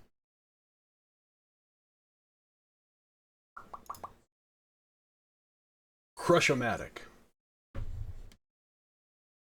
I guess the M would be, I don't know, metals, metallic ore. I don't know.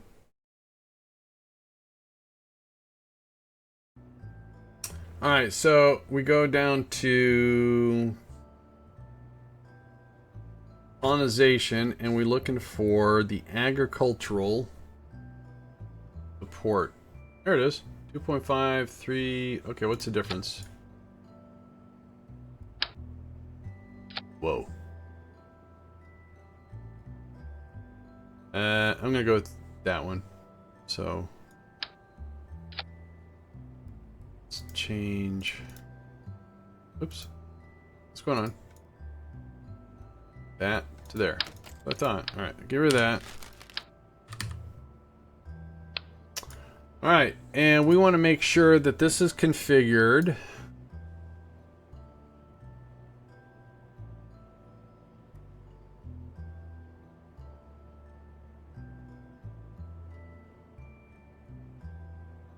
Agricultural support module.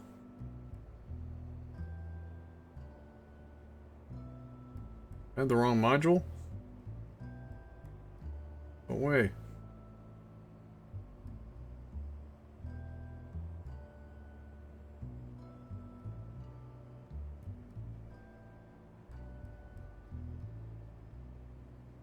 Alright, I'm confused.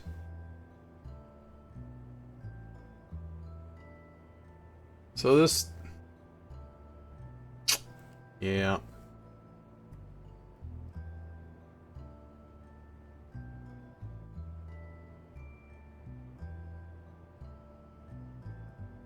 I see S and D. I don't know what S and D is for.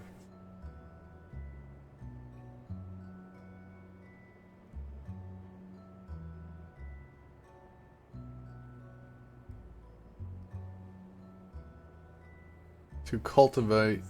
I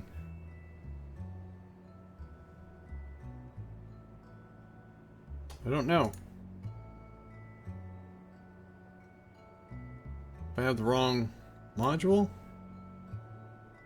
Oh. Okay, this is what I want, is the support module. Okay, I had the wrong structure. No wonder I was confused. Alright, so root to do it, there, get rid of that. Ah, here we go. Alright, so I want to do fertilizer via gypsum. So that's set to go.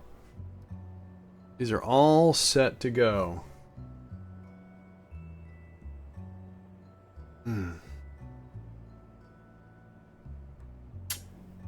I think. Alright. So all we have to do is then put a cradle underneath it.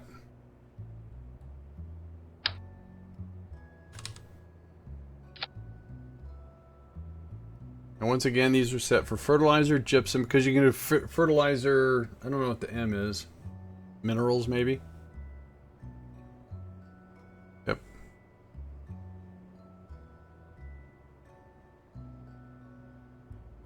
Okay. And this has got 1,000 electrical charge, and then that's got 100. So we don't have to worry about it. So we're going to do the same thing. We're going to take these, and we're going to put them right here.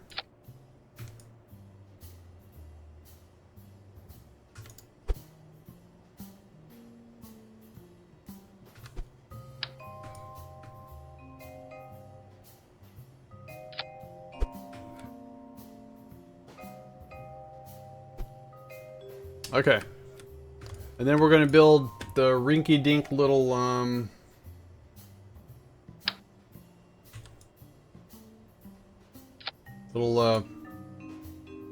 temporary wheel structure I put together. So I want to do this in mirror symmetry. And then we take, well, before I do this, I want to make sure we auto strut that to heavy. That doesn't have an auto strut option, does it? It does not. All right. Auto strut those, and then we go to wheels, wheels, wheels, wheels, wheels, wheels. Then I like these wheels.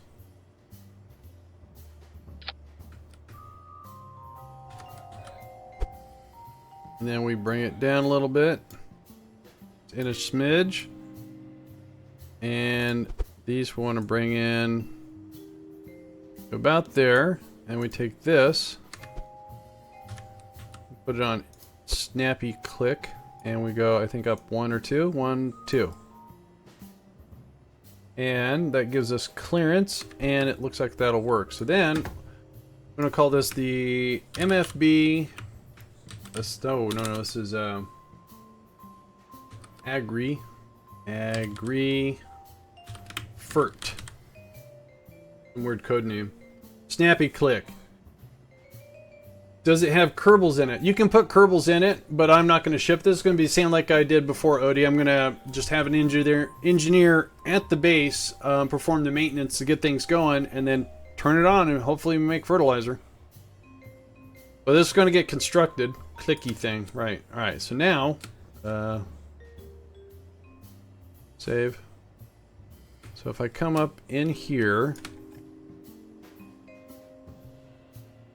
The seats are for Kerbals, and I'm pretty sure that if you put Kerbals in it, it should increase the efficiency.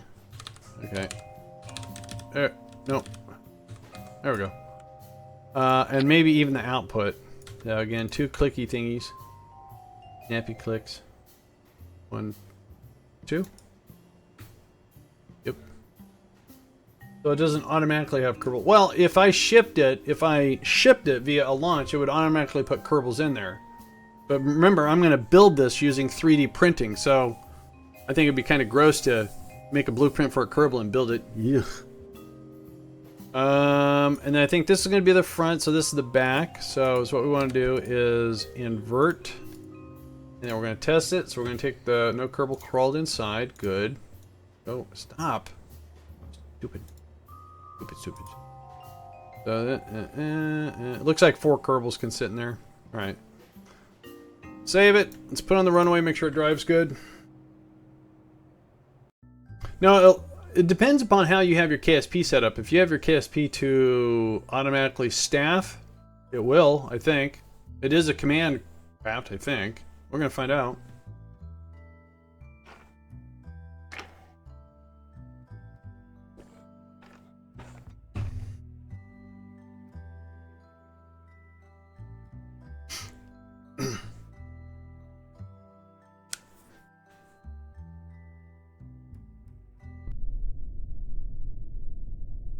All right, she's rolling.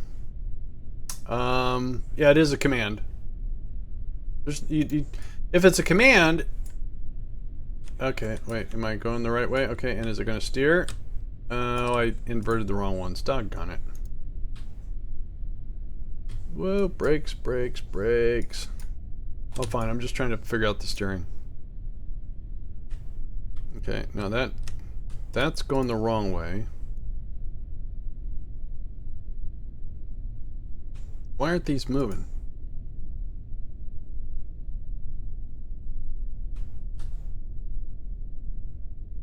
Oh well. It worked. Alright, so let's revert this.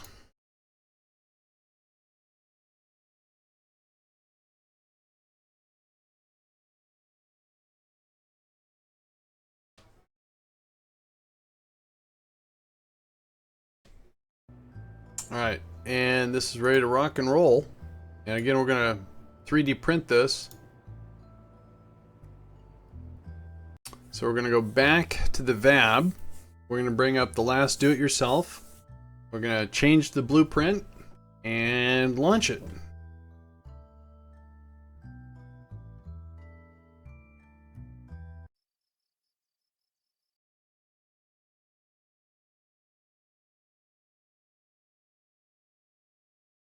So this is going down the other side. So now I'm pretty content with making material kits and the process of getting to those. Now we're working on becoming content with supplies and making sure we have a steady flow of that. So the only thing we have to worry about is improving the habitation of Kerbals. And that will be something else in between all the historical stuff to figure out what's the great way to do like a habitation to where I don't have to do crew rotation if that's possible. But I need a quick break. Be right back. Don't go anywhere.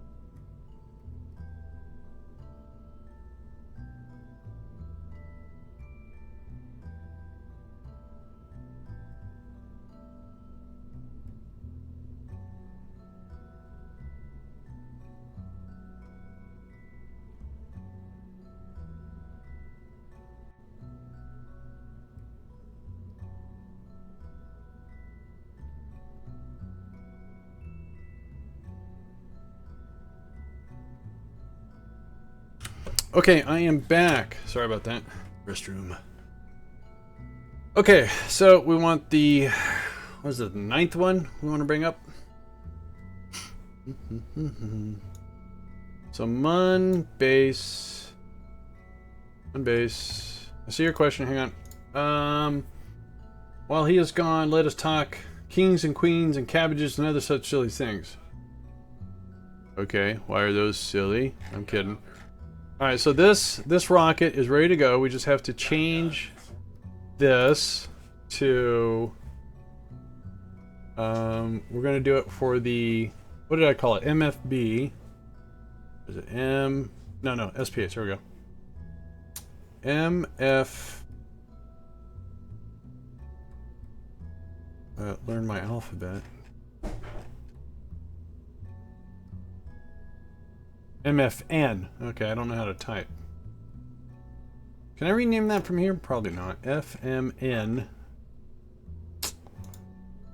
And that stayed the same size. So, cool. Rename kit. Does that work? Detaching stage. No. Oh, look at that. MFB. I guess except.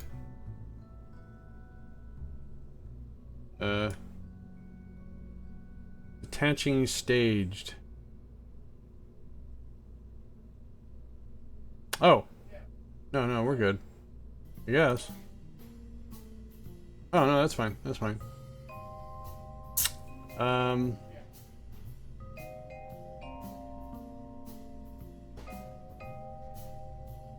We have too much thrust to weight ratio, so let's go ahead and make this the 10th one. Save that, and then let's come down here and adjust these down to right about there.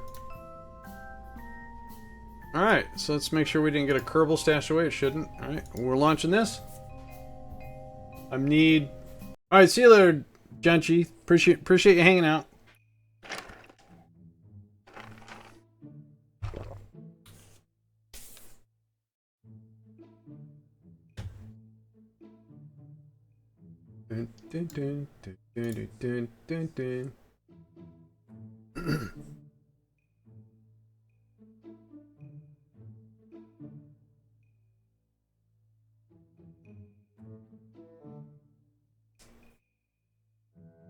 Thanks a lot. Appreciate it. I will do my best. No Kerbals had died today, so that's a good day. Good day.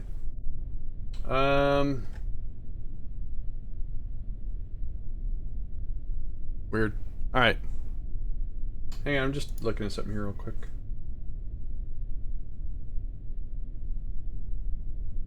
Okay, we're good. Alright, let's go ahead and launch this. Don't need that.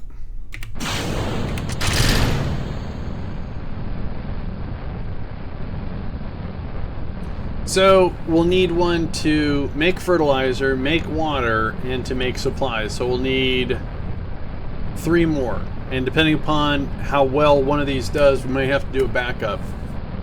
And then we just have to worry about, oops, sorry, we'll have to then dive into habitation.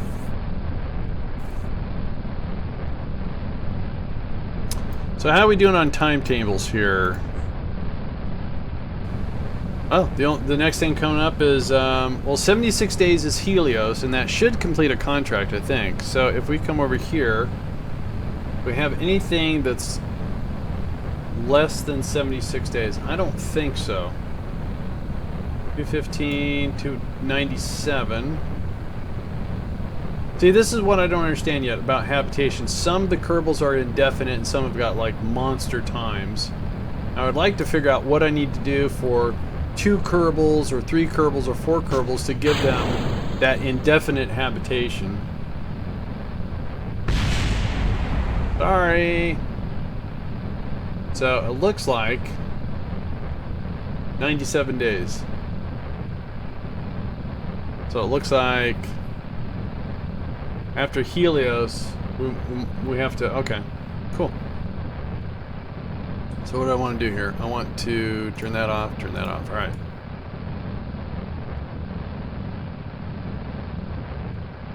Doot, doo doo. Doot.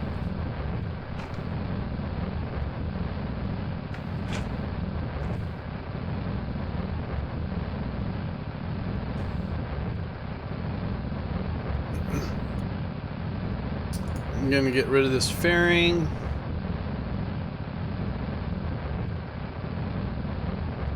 Right about now is good. Then we want to get the fuel cell that's on. Where's the fuel cell? Start fuel cells. All right. All right. Don't forget this lander's a multi-purpose lander. It's one lander fits all. I got tired of redoing the lander over and over because depending upon what you add to this, it could be bigger, smaller, and I got tired of reconfiguring the lifter, so I just used one lifter.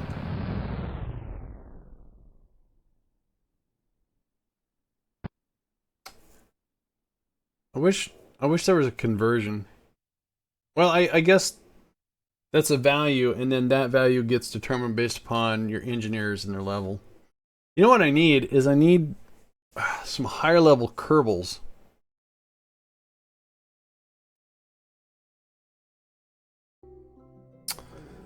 So you can get level 3 Kerbals if you launch, get into orbit around Kerbin, go to Minmus, orbit, land, get out, plant a flag, and I think you have to do a surface sample. Then if you leave the sphere of influence of Kerbin and then come back and then land, you become a level 3 Kerbal. I wonder if I could do that. Last time I did that, it took 4 years for them to come back.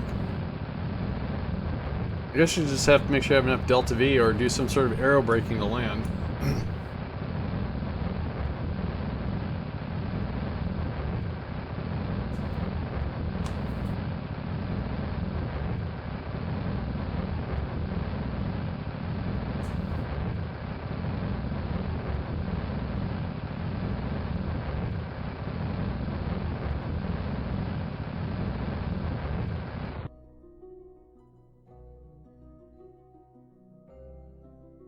Alright, so that's our orbit.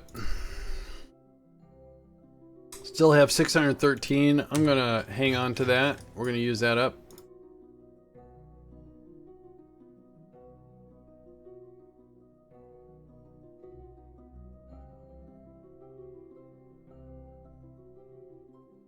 Keep an eye on the consumables, the groceries.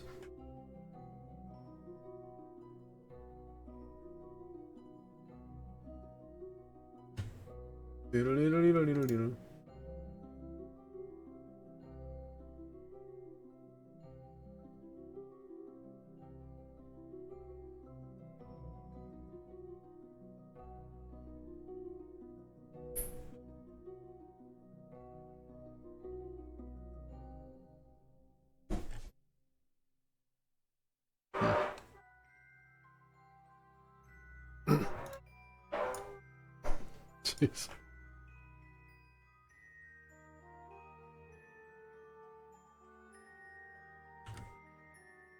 Alright. Getting all lined up for the burn. For the burn. Burn to the mine.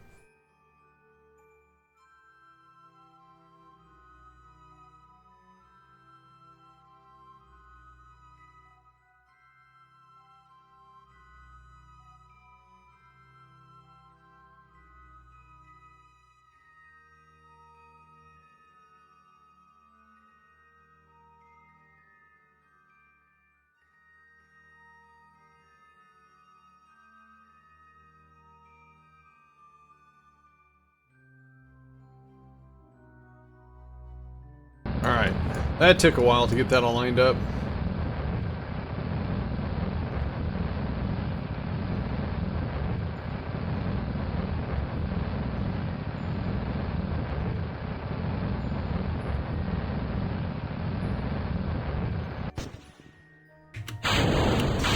Get that stage going off.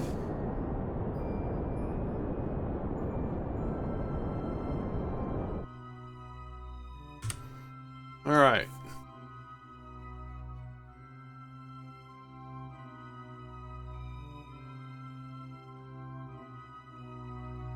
I Again, we get that course correction, so we get around the Mun at the correct spot.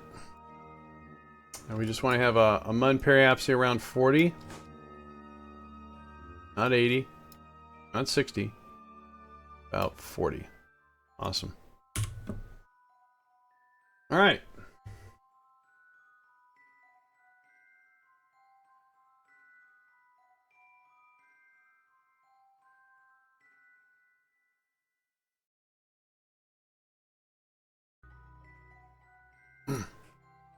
Here we go.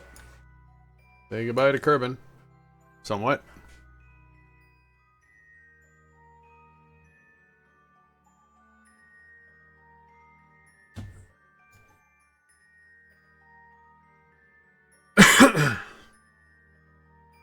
Darn.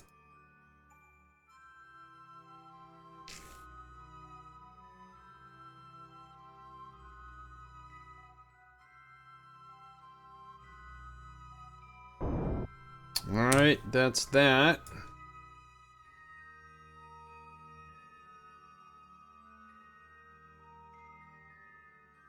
Get our orbit.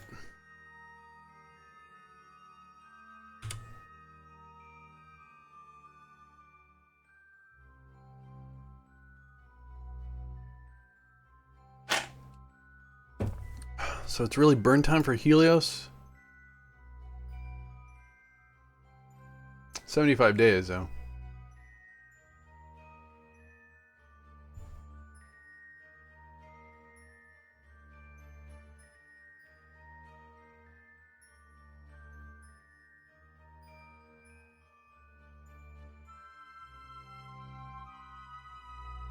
You know, I think I made a boo-boo.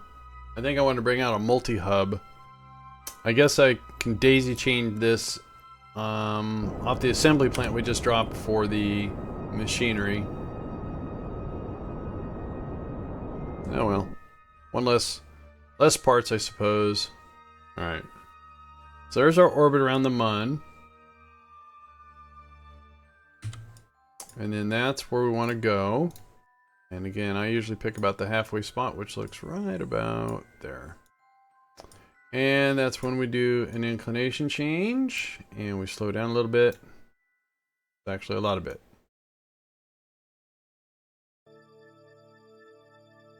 Alright. That's going to cost 108. Plenty of fuel. Plenty of Delta V.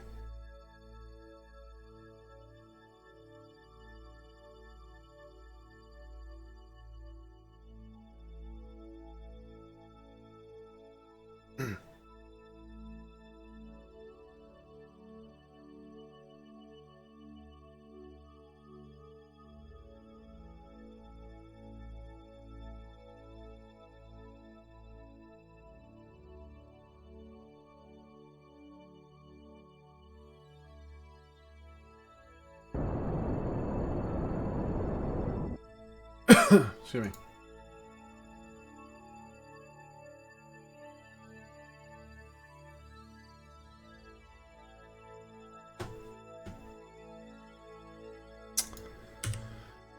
All right, then we get up close to our target. Right about there. Then we put on the brakes. And we're gonna go again radial out, more brakes. It's gonna cost 422.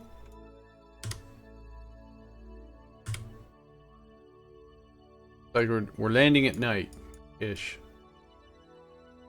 Look at all these sites I have.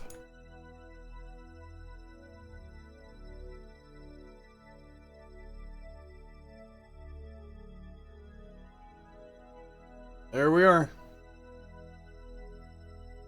So, again, we're dropping, but the way I did this maneuver node is that we're going to raise our apoapsy here. Did it on purpose.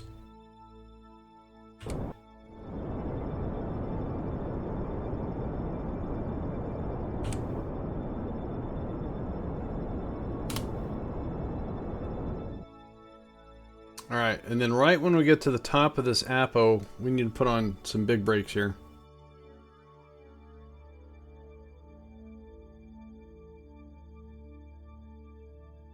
And swing a little bit closer. Like that.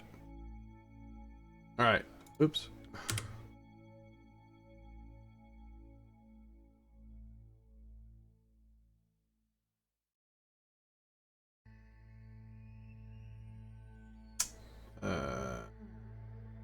I didn't realize I did that. Alright, so we want to do this. Alright. Alright, how are we doing here? Drifting right towards the target looks good. And let's go ahead and stage this off. And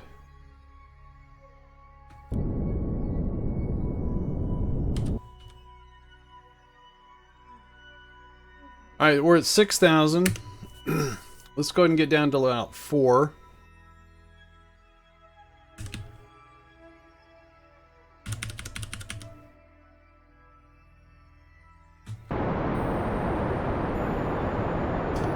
Trying to kill off most of my horizontal velocity here.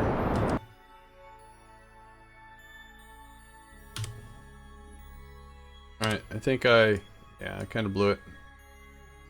So let's see if I can't fix that slightly.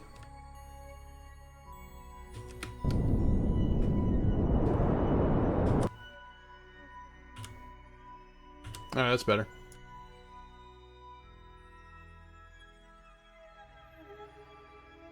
So I'll do another F5 right here. And then what we're going to do is we're just coming up at 3,000. And they're shooting at us.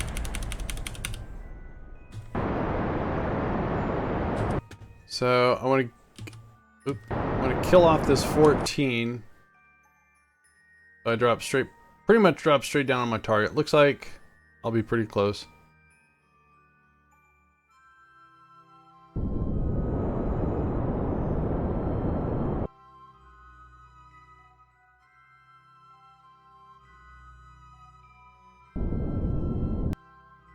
Let's see if I can't. Alright, rendering range of the base.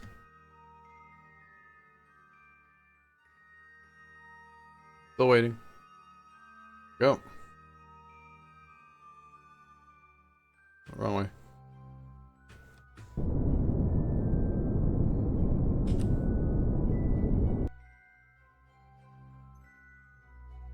Does the Sky Crane have RCS? Yes, it has monopropellant. It sure does.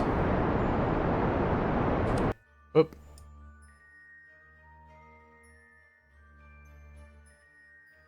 Sky Crane has its own fuel pod. You have to put your own engines. I put 909s on it. It has its own fuel cell. Has its own probe core, reaction wheel. It has everything except for the engines. So my horizontal velocity is pretty much null. So what we're going to do here is use RCS, maybe. There we go. So we're going to maneuver this. I push my landing where I want to go. Again, I want to put this out front, right about there. Alright, so then we bring out our nifty little tools here from MechJub.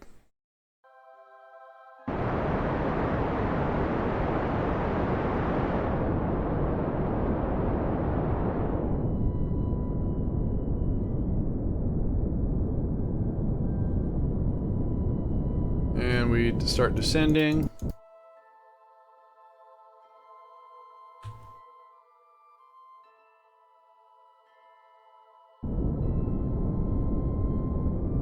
Again, like I said, we're gonna start expanding the base out front.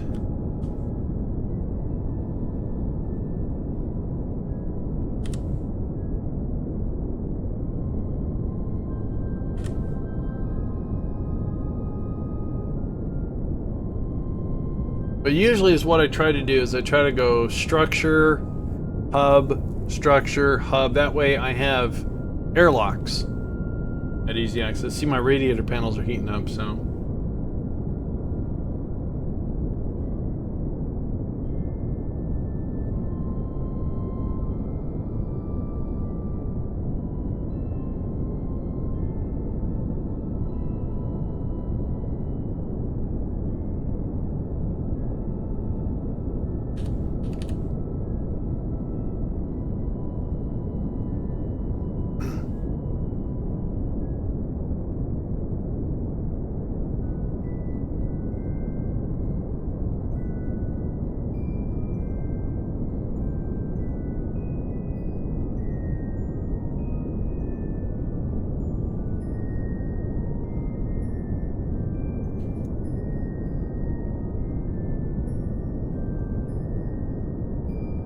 Minerals. Come on.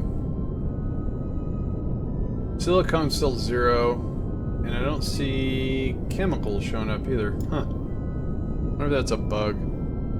Alright, let's go ahead and slow down. Bring our landing point back again. As I figure out which key I want to press. Right about there is fine.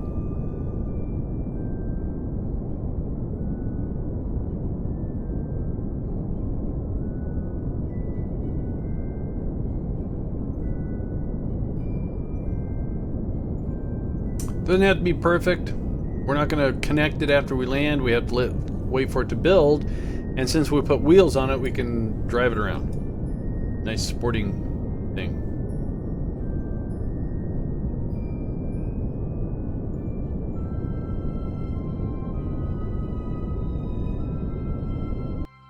Cool. Alright. That off. That off. Thank you. Turn that one off. SAS on. Get rid of that. Get rid of that. Get rid of all the funny lines. Do an F5. And then we can detach container. SAS is on. Wrong way. Okay, that's good. Whoa, whoa. Alright. And we want to get rid of this, so we're going to rename. Call it debris. That'll get cleaned up. Then we go to the base. And okay. That go away. So did we move Kerbals into this thing? I did. Alright, so this is an assembly hiccup. So this is an assembly plant that has 2 Kerbals. This has 1. So we're going to go to this construction window. And it sees our new. We're going to deploy it.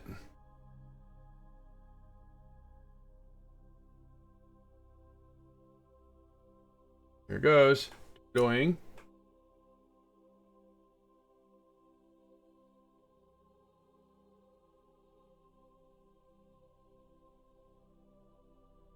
Alright, then we add this to the queue and we say construct.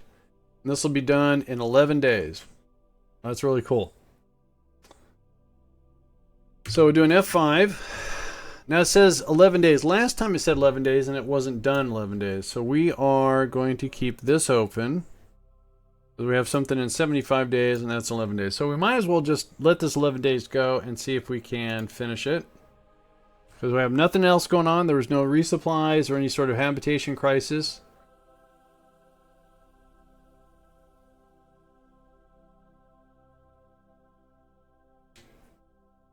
Okay.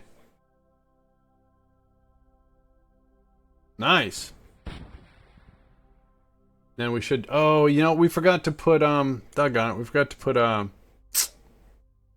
flex tubes. I think I have a couple extra. Alright, so before we line it up and everything, we just need 1. Alright. Let's go get a Kerbal. We'll close this. Transfer, oh wait. Oh wait. Put on the brakes. Before it rolls into the brakes on. Thank you. And we'll close this. Let's go here and say transfer.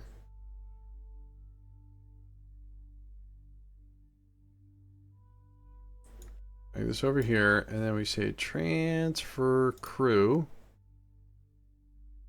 to here. That's our airlock. And we say EVA. And do we have a flex tube here? We do. Cool. Grab this flex tube, put it there, close that. All right. Okay, getting a lot of stutter. RCS on, and we're gonna go get on top of this thing and put our flex tube.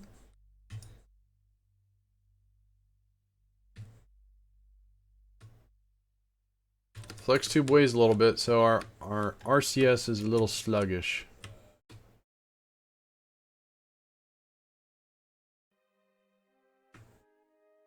Alright. Wink. Alright. Inventory, get out the tool.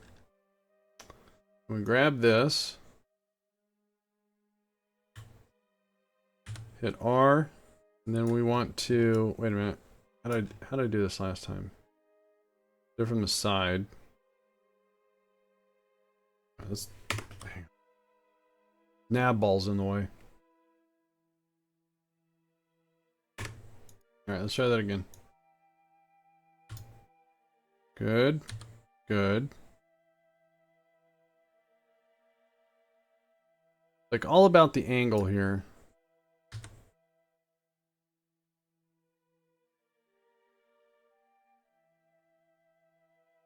There's like 2 nodes there, and I'm trying to get it in the node.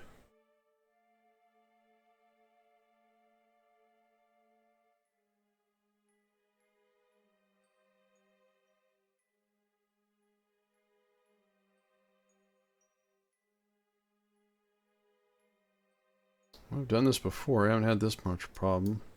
Whoop. What'd I do? No, don't drop. Oh, no. I can't pick you up all the way down there. Alright, fine. We'll see if we can't do it from down there. Alright, let's see here. So, come on, microstutters. Grab it. Too far away.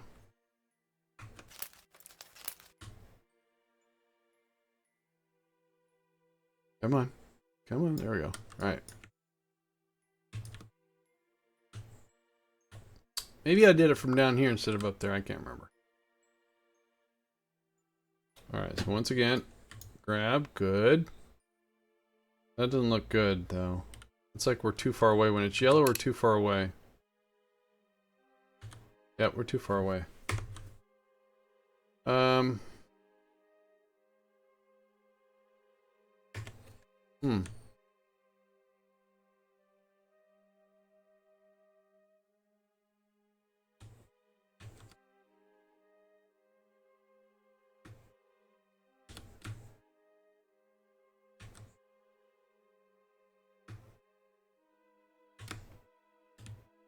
Let's get them right on the edge and see if that helps. Once again, we take this. G to grab. Green is good. R for node. And I want you. So that's going to be too deep in. It needs to come out.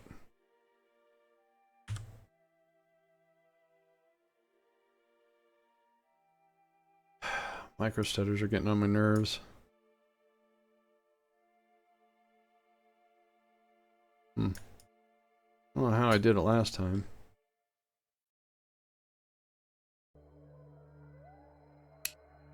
That's too much. That's too far in. It's not gonna work.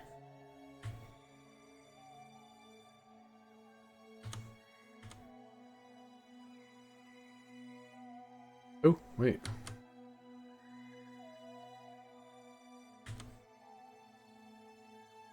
Okay, wait a minute.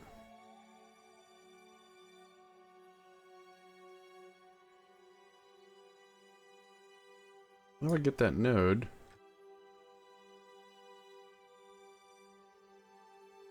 That doesn't help.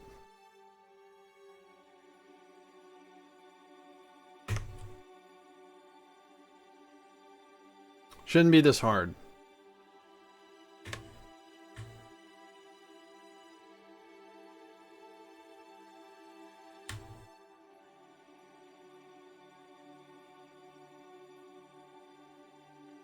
Well, I'm okay, so that's good. That's better. I'm having problems getting my flex tube attached here. Giving me a little bit of a challenge. I need it to pop out one, and I'm fighting game mechanics.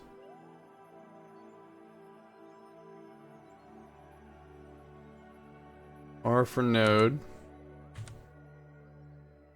Surface attach, bottom, top. Flip it. Well, it's already at the top. I guess I could do.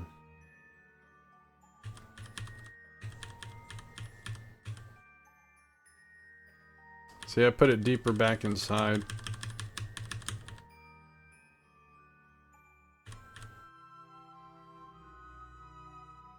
That ain't gonna work.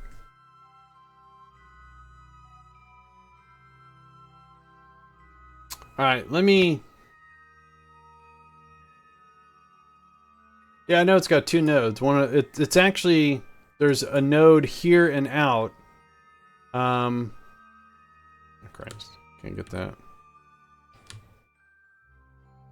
Oh, header.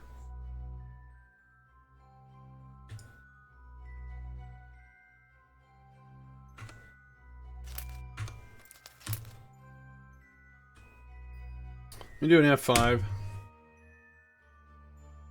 Yeah, there's a node that sits on it and the one that sits out, and I need the one that sits out. And if I can't see, I'm too far at this range to do any sort of oh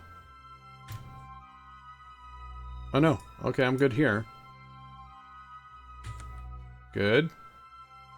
That's bottom, that's top. Come on, no. Up out.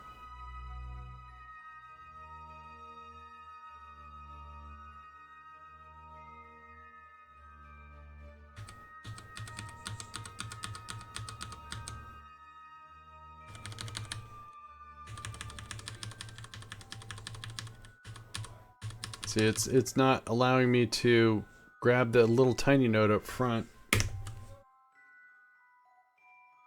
wonder why this has been so hard. Excuse me. Excuse me. Losing my voice. All right, let me drive and park it. Let me just do something. Maybe it'll change something, the game state or something. I don't know.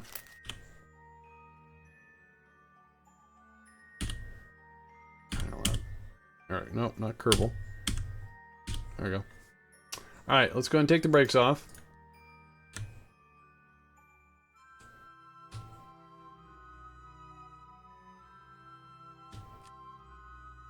I guess it doesn't matter.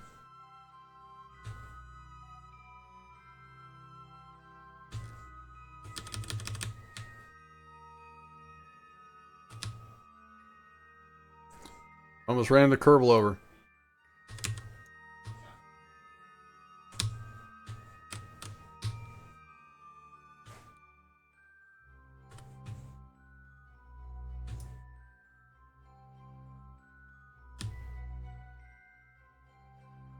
It's like every half a sec I get micro stutter, and I just think in between that time I'm missing the hotspot of the node or something.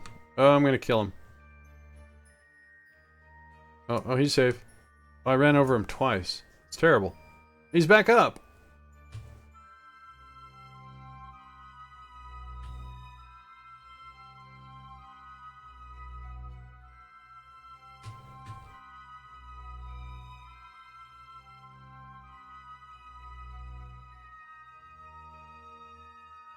Oh, I might have to save and restart.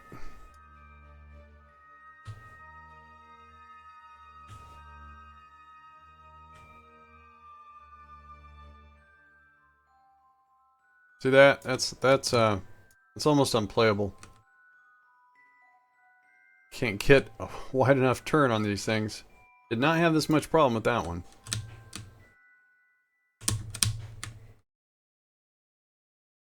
I think my game needs to be rebooted.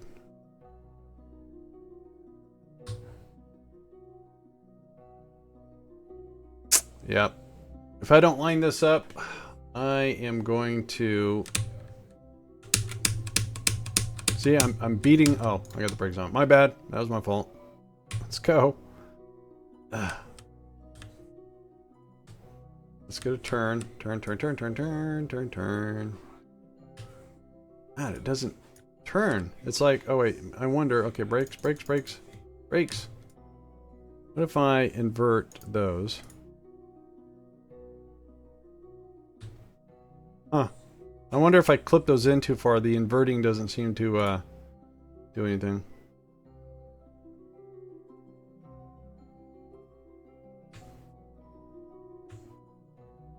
Alright. I think I got it. There was 3 clicks on the brakes.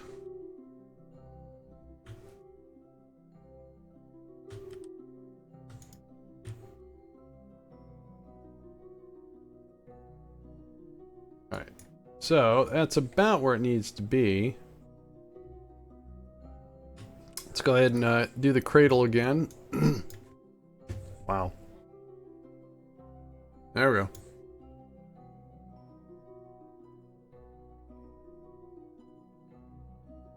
Wow. Each time I say wow, it's a micro stutter. Alright, so about 54.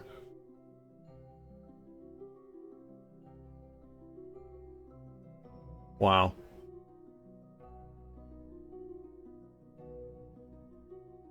I didn't... Oh well. Wow. And the stock game isn't like this. It's the life support MKS, all the calculations it's doing in the background. Alright, let's do an F5. And so that, it should be lined up, and when I get rid of the wheels, then I can just lower the cradle again. Come on, dude. Move. Yeah, alright, so... time to restart this. That was horrible.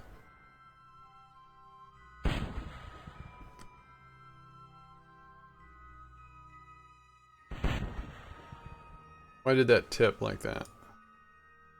Oh, maybe the ground's uneven over there.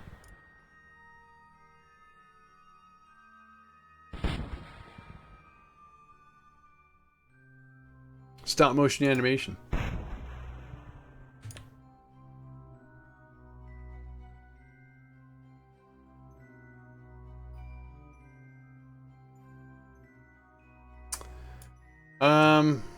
And there's a lot of other parts I can take off of these crafts, and maybe the part count would help a little bit. It's not really that high. It's not even over 400.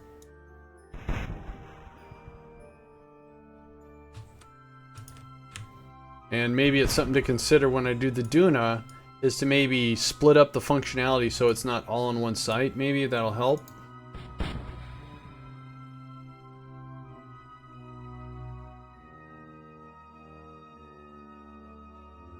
I won't. I won't breathe in all the dust. I got a mask on.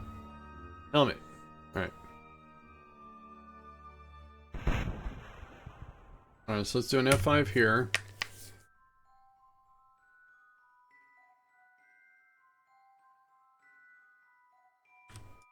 Alright, now let's see if I have any better luck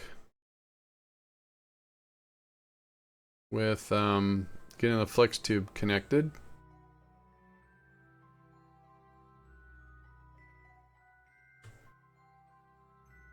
They don't look that too off center for one another, but I would like to get them straighter. Alright, so here we go. Here we go. And okay, it's yellow. Well, let's see here. That's what I need. Oh, perfect, but I'm too far away. Doggone it. That was perfect, but my Kerbal's too far away, so I have to wait. Let's try it again. Oh no. There we go.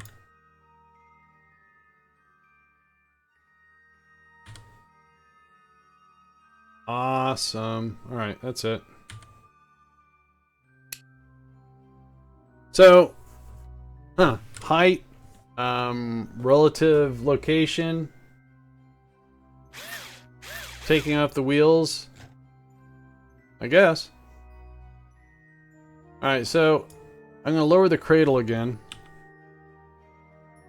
Yeah, it's a little high. We're gonna lower it a little bit. So, which one was the front? Whoa! No, no, no. Oh, crap, and that moved it. Son of a gun. That was the micro stutter.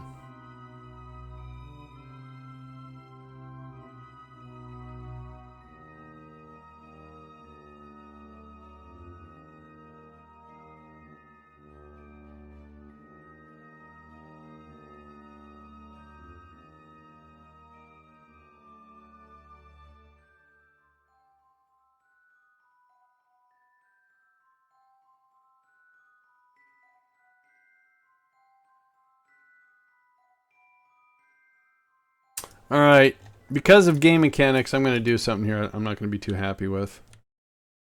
I'm going to align it back where it was if I can do that without messing things up. I think the height can go down a little bit more, so let me monkey with that. No, not that.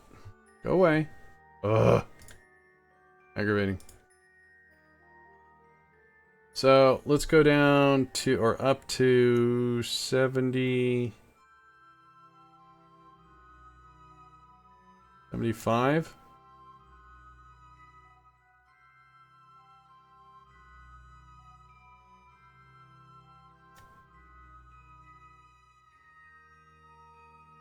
All right, then we can adjust these down to 75. So the one up front, it's teetering a little bit. Which one is that one? This one? Alright, 73. What does that mean? We'll put this one at 75. Oh, put that one at 73 too. I guess we have a little bit of a slopey thing going on here. So this is what I'm going to do, is because MicroStutter kind of made that bounce and kind of really moved it off, we're going to use a mod called Vessel Mover. Just to get it lined back up. And place it. That's all. Alright, so now Kerbal can connect this stuff up. Gotta rise to the occasion. Oh, micro stutters. Micro stutters. Alright. Nice. Okay, it was a little bit too high. I could have brought it down lower. Then we need to get to here. And we need to perform maintenance. And then, oops, we go back to the base. And let's focus the camera. Let's focus the camera. There we go. And we're set for fertilizer, and we are going to start. Okay. Is there anything else in here? Pump options, toggle. Doesn't happen. Okay. No, no, no. Don't release them. There we go. Alright, so we're making machinery. Why is machinery popping up? Is that a byproduct of making fertilizer? Really? Is that true? No. Huh. Well, that's interesting. Or is that, or is the, oh, it needs machinery, right? Right, wait. So we're making fertilizer. And we need fertilizer. So this is the machinery it drew in to do what it's doing. Alright, I get it.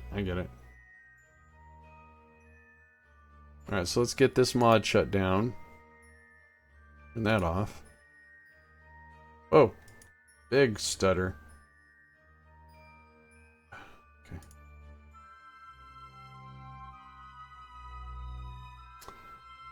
No, so it's either...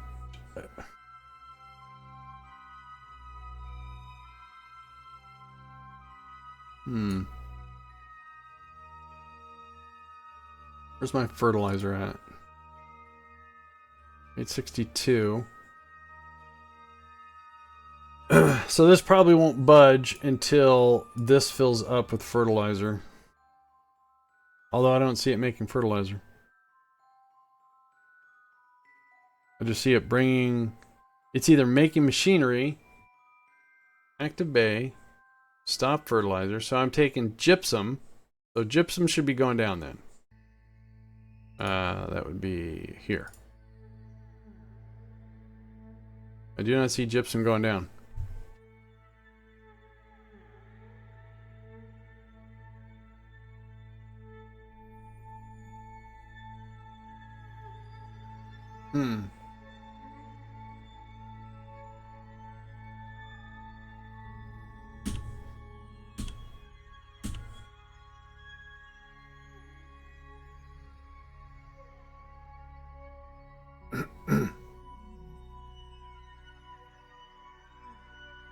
Well, that's interesting. I'll go put him in the airlock, transfer him over, and see if anything happens.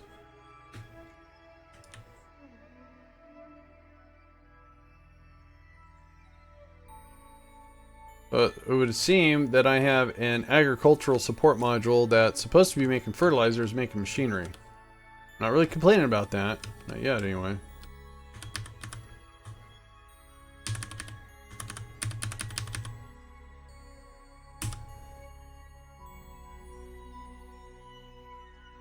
Alright, let's put the Kerbal over here.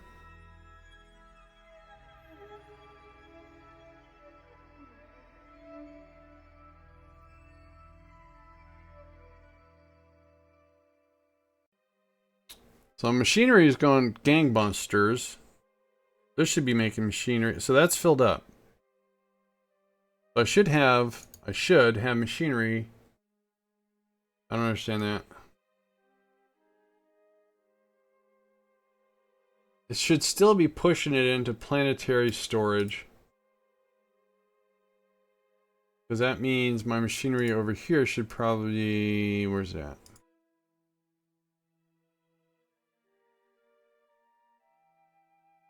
So that one's full. That one's full. I don't know why it's not working.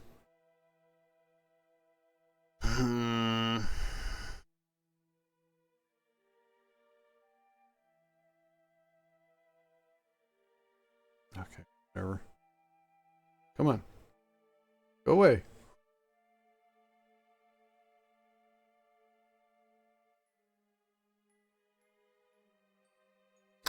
Okay, it's filling up machinery because for some reason...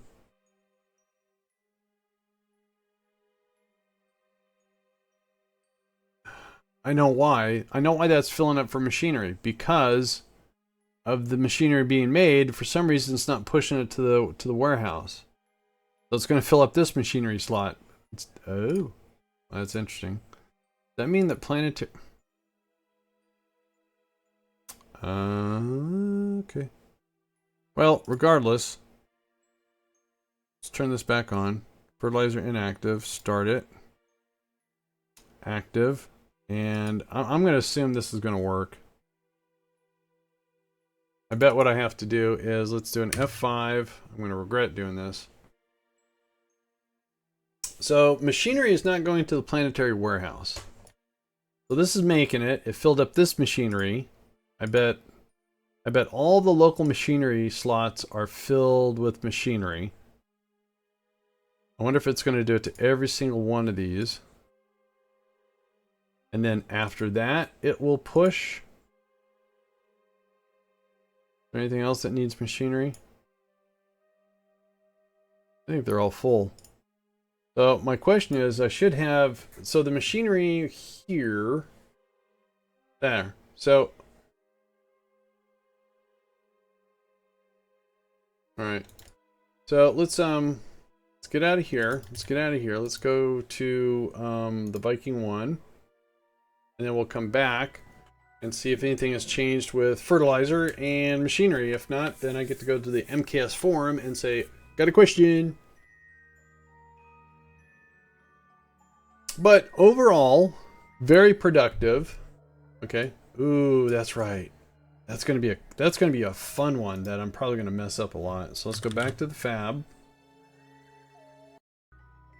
What I found with the MKS mod, that when you connect things, turn things on, if they don't happen as they should, sometimes if you go out of rendering range and come back, sometimes a switch gets flipped or something like that.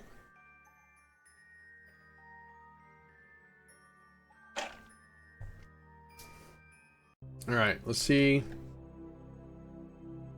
See if anything has changed here. All right, so that's still doing machinery.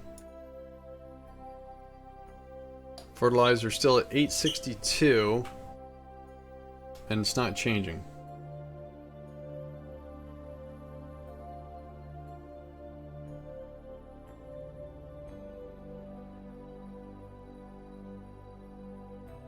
It's still ramping up.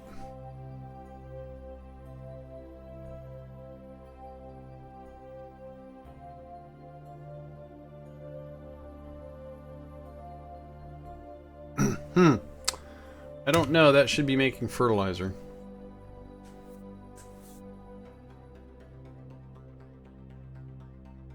That's a bummer.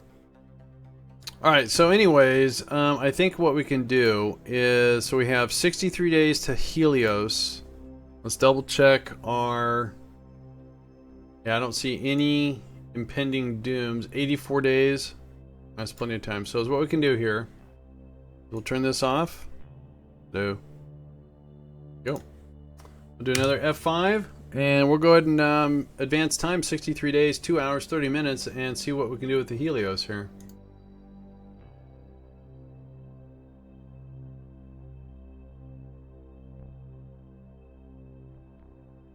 See, I don't want to make anything and fly it out in case there's a bug.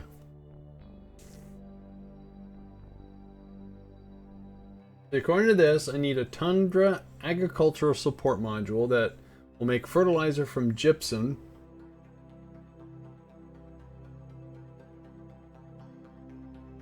And minerals. So it needs minerals, which evidently I make, but I can't seem to distribute.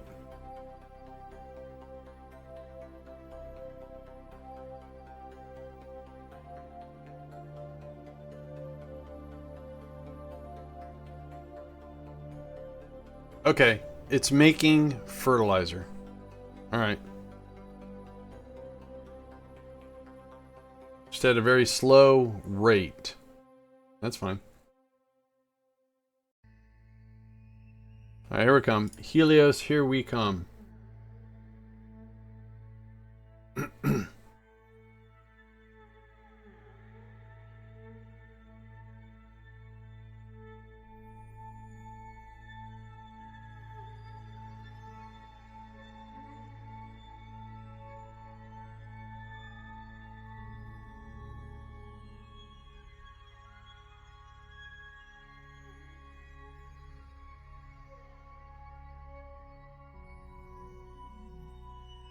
Alright, here we come. This is it. Helios. Alright, so let's delete that. Jump to the Helios. And this is a burn that should lower the periapsis to make the contract happy. And then once we have that satisfied, we can do the science. And hopefully this craft is not dead in space. Waiting, waiting. Waiting. How come there's nothing here? Oh, yay! So we're still in communication. Excellent. Alright, so we have 10 minutes to the burn. Let's make sure everything's good. Waiting, waiting. And again, this burn is going to lower our periapsis to 3.8. And for the Helios, that should be more than adequate. So let's go ahead and do this burn. Let's leave that open. Let's close that. Do an F5. And let's go ahead and execute a burn.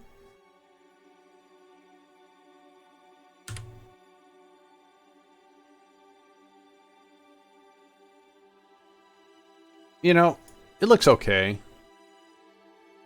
It looks okay. Oh, that's right. We buried a relay in there somewhere.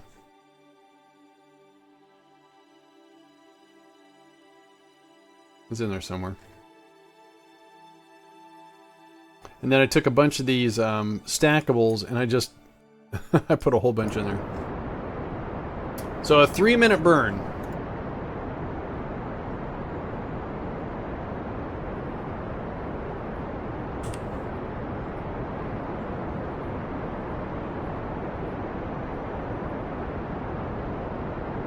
That's going to cost 2,700 Delta V, so I think we're going to have to do a stage.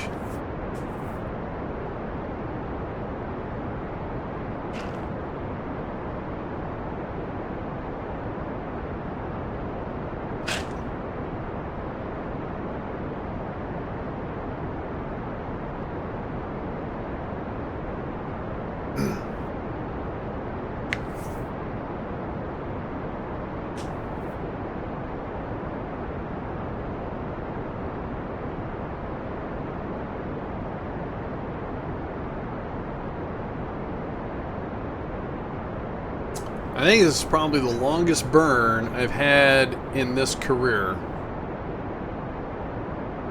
Wow.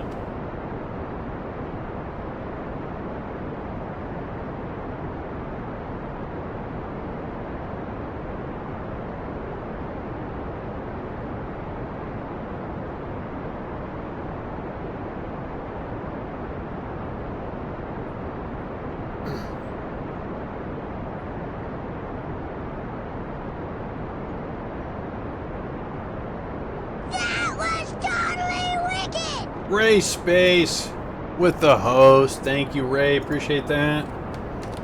Guys, you gotta, if you're into Kerbal stuff, give Ray Space a follow. Give him a shout out. There it is. Appreciate that, Ray. Doing an extremely long burn, getting Helios 1. Hopefully it's periapsis where it's supposed to be. We need to have it at a 3.9, and I'm shooting for a 3.8, I think. Yep. So we're about halfway through on this burn. We got 1,400 Delta V, so we're gonna have to stage into our to the actual satellite.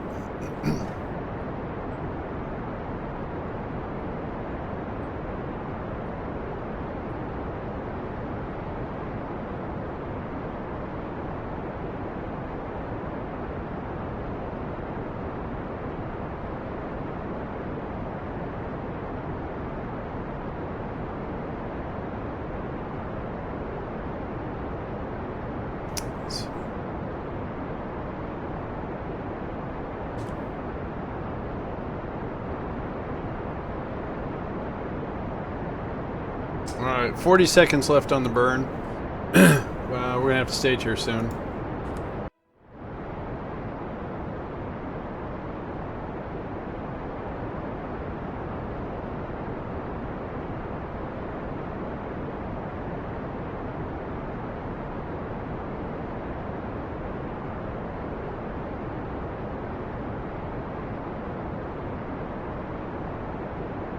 Oh, maybe we don't have to stage. No, we have to. Alright, so I was looking at the wrong numbers.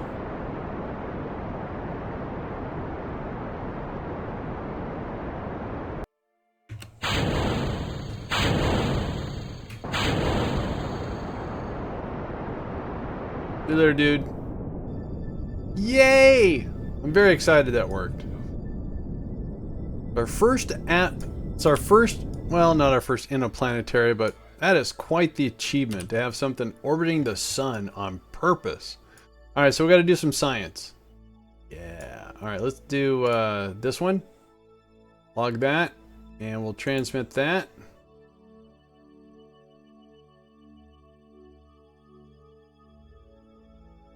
Uh-oh.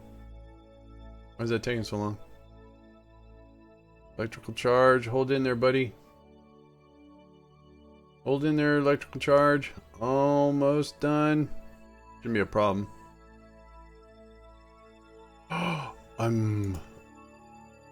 Okay. We're crying out loud. Ruin the moment. And 120,000 Kerbal bucks for transmitting something from the sun. Yeah, yeah. All right, let's put this perpendicular. Where is the sun? Whoa, there it is. All right. Good job, team. All right, cool. So let's go back to the Space Center and see what's next for tomorrow. So we did like did a course correction for something historical. Got that done. Got a couple things set up on the base, and it seems like we've discovered a possible machinery flaw. We're making it, and it's getting stored locally, but it's not being pushed into the planetary warehouse or logistics.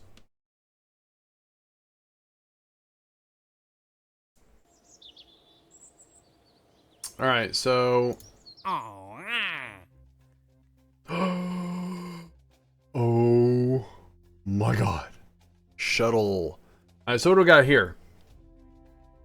So 1977, 1978, 1981. So we got a while. So Voyager 1, that goes out to Pluto. Elu. So Joule to Elu. Cool. All right. Very cool. Very, very cool. That's gonna look at the big bucks there. Shuttle launch. Design a shuttle. Send 2 Kerbals into orbit for 2 days. See, I'm gonna have to take the shuttle I've been using and somehow pack in supplies and stuff for this kind of stuff. Optional bonus. Land. No, just stay up there. Stay up there. Alright guys, that is going to be my stream for the day. Let me go see who I am following that's out there. Wow, there's a lot of people streaming. Quite a few. Tell you what. Let's go visit Eric Johnson's Space Agency, EJSA. He's going over some space news, talking about some stuff, but he is going to be building a recovery vehicle for a landed second stage and more. Monsupio, no problem. Thanks a lot for hanging out. So guys, do me a favor. Let's go do a friendly... I gotta learn how to type.